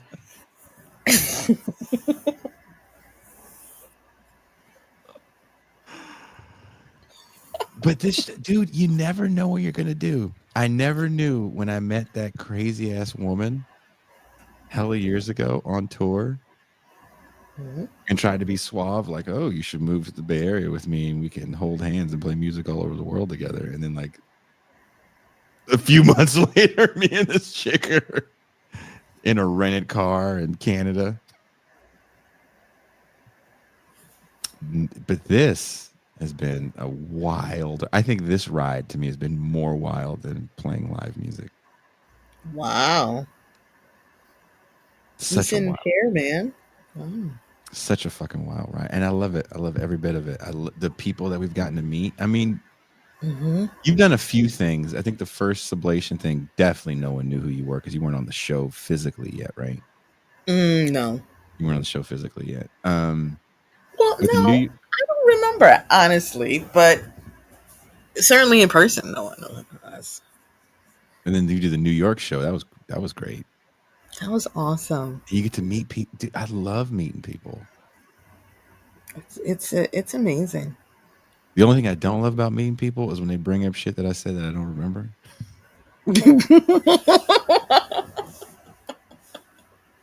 Remember that time skibbity toilet? Yeah. Tell me shit like what?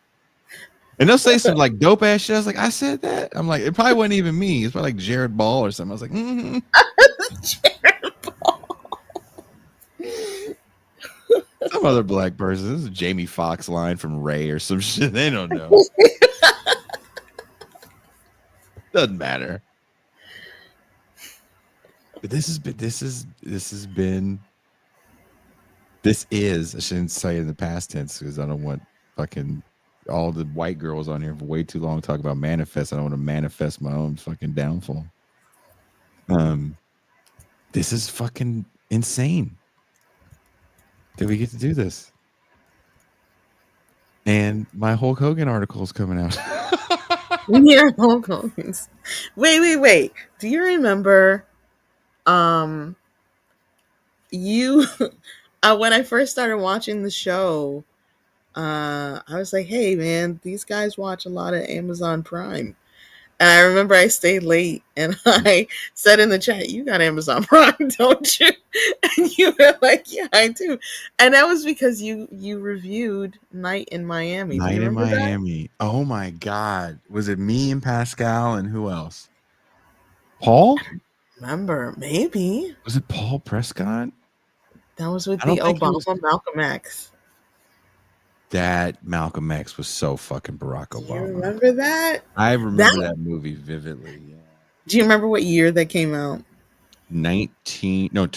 That's how old I am. 2021. 2020. No way. That's how long I've been with the show. Oh, wow. It has been 5 years. Wow.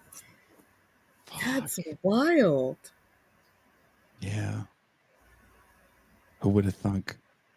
That's wild. We've been doing this for 7 hours and 32 minutes. Is that a record? I think so. Is it a leftist record? Yeah. Leftist, non-Twitch, non-video game. Non-Twitch, right? Non-Twitch, non-video game. What else? We had guests in the majority of the time. Yeah. I got to admit, man, having Cynthia on the show has been, for me, this is going to sound ridiculous. I love every minute of it. It's so ridiculous. Some of the shit she says, and I think people confuse sometimes when she's joking and when she's serious, because there are times when she is joking. Yeah. With the dumb blonde stuff, it's definitely a joke. She's not a dumb woman at all. Mac has been a blessing to have on the show. Yeah. He's a lot of fun. Love Mac. This is I guess this is my way of saying thank you to everybody that has supported us in whatever the fuck this is. We just wanted to put out something. I just wanted to start something that I thought was interesting. And all these people jumped on board and they make it to me more interesting. I'm learning with y'all with every episode.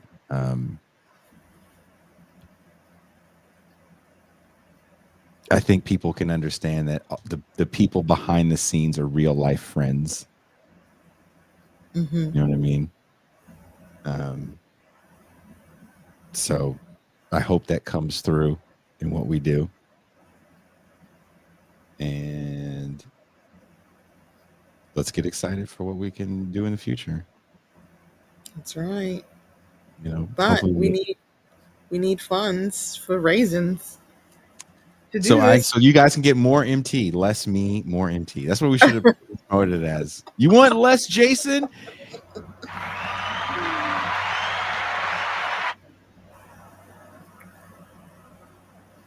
Oh, thank you, Drea.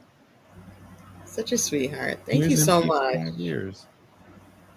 Yeah, you want more MT? That's how you get more MT. Simple as that.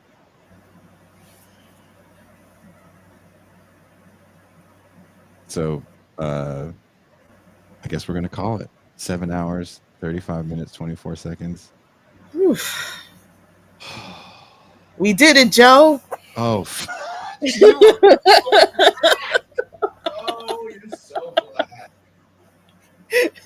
For the blackest woman in the history of black women.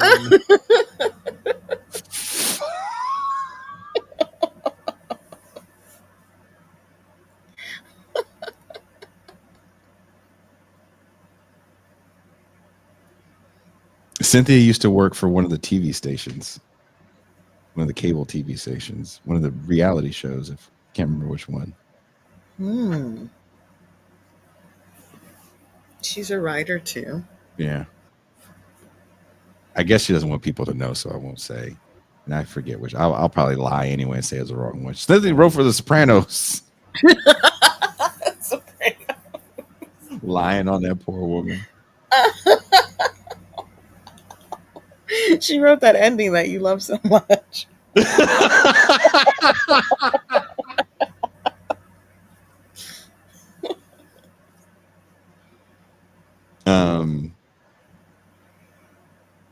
Yeah, so we have to go, dude. We're over 7.5 hours. You have a busy day tomorrow. I do. I have to meet somebody at the border. No. At like 7 a.m. Yeah, I gotta be up at like 7 to get to work too. Oh my God. Well, thank you for putting this together and giving us champagne room material for next week. I'm looking forward to that. And now I want to see all these things that I couldn't play. Hand selected for months. I was working on that playlist. We're still gonna do. Oh, another Pamina. Oh, thank you, Pamina. Oh my God! See, people, look. That's how we should. We fucking would have been millionaires if I just. I'll blink my black ass off the screen if you want more. I will also be in the champagne rooms. If you become a patron, I'll be there too. Ego will find a way to ruin everything. Fuck, dude. You are the face. Just like in the A-Team. Why can't I be the old guy? Because you're the face. That's what Gene said in the beginning of the... No. It's the closer. It's the ending of the show. That's what it says in the video. Well, look. Tomorrow is August. It is. It starts the countdown to 48. 48? Oh. I'm like first 48? Is there a marathon? What's going It'll on? be my first 48.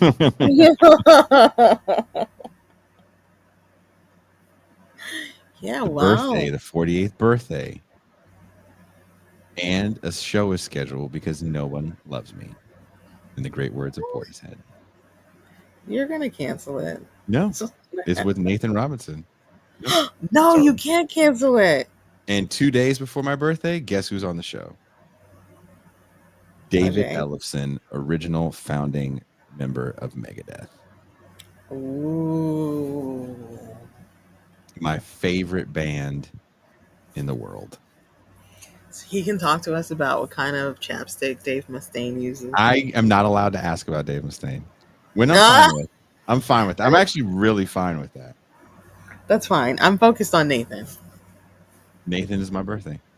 Really, really enjoying Nathan and current affairs lately. Yes. And I hope you enjoy the piece that I wrote for them. Yay! I think it's called What a Fool Believes. They'll probably change the title. I called it What a Fool Believes, Hogan and Ozzy in the era of kayfabe or something like that. And every header, every different part of the piece is a different yacht rock song. Yacht rock for us. And I begin every little chapter with a quote from Smells Like Teen Spirit. Wow. Okay.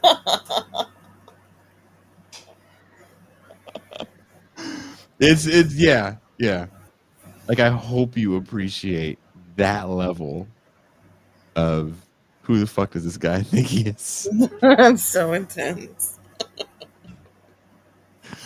And hopefully people can recognize the songs. But yeah, it's called What a Fool Believes. What a Fool Believes. Don't write when you're fucking the greatest yacht rock playlist of all time is going on. True indeed. We've done multiple yacht. We got to talk to one of the architects of yacht rock on this show. Like this dope shit that we've been able to do. I totally agree. And doper shit is coming. That's why you guys have to fucking make sure the dope shit can continue on the show. Because what other left show is interviewing yacht rock pioneers and fucking the architects of the golden era of hip hop? That's a fact. Take that.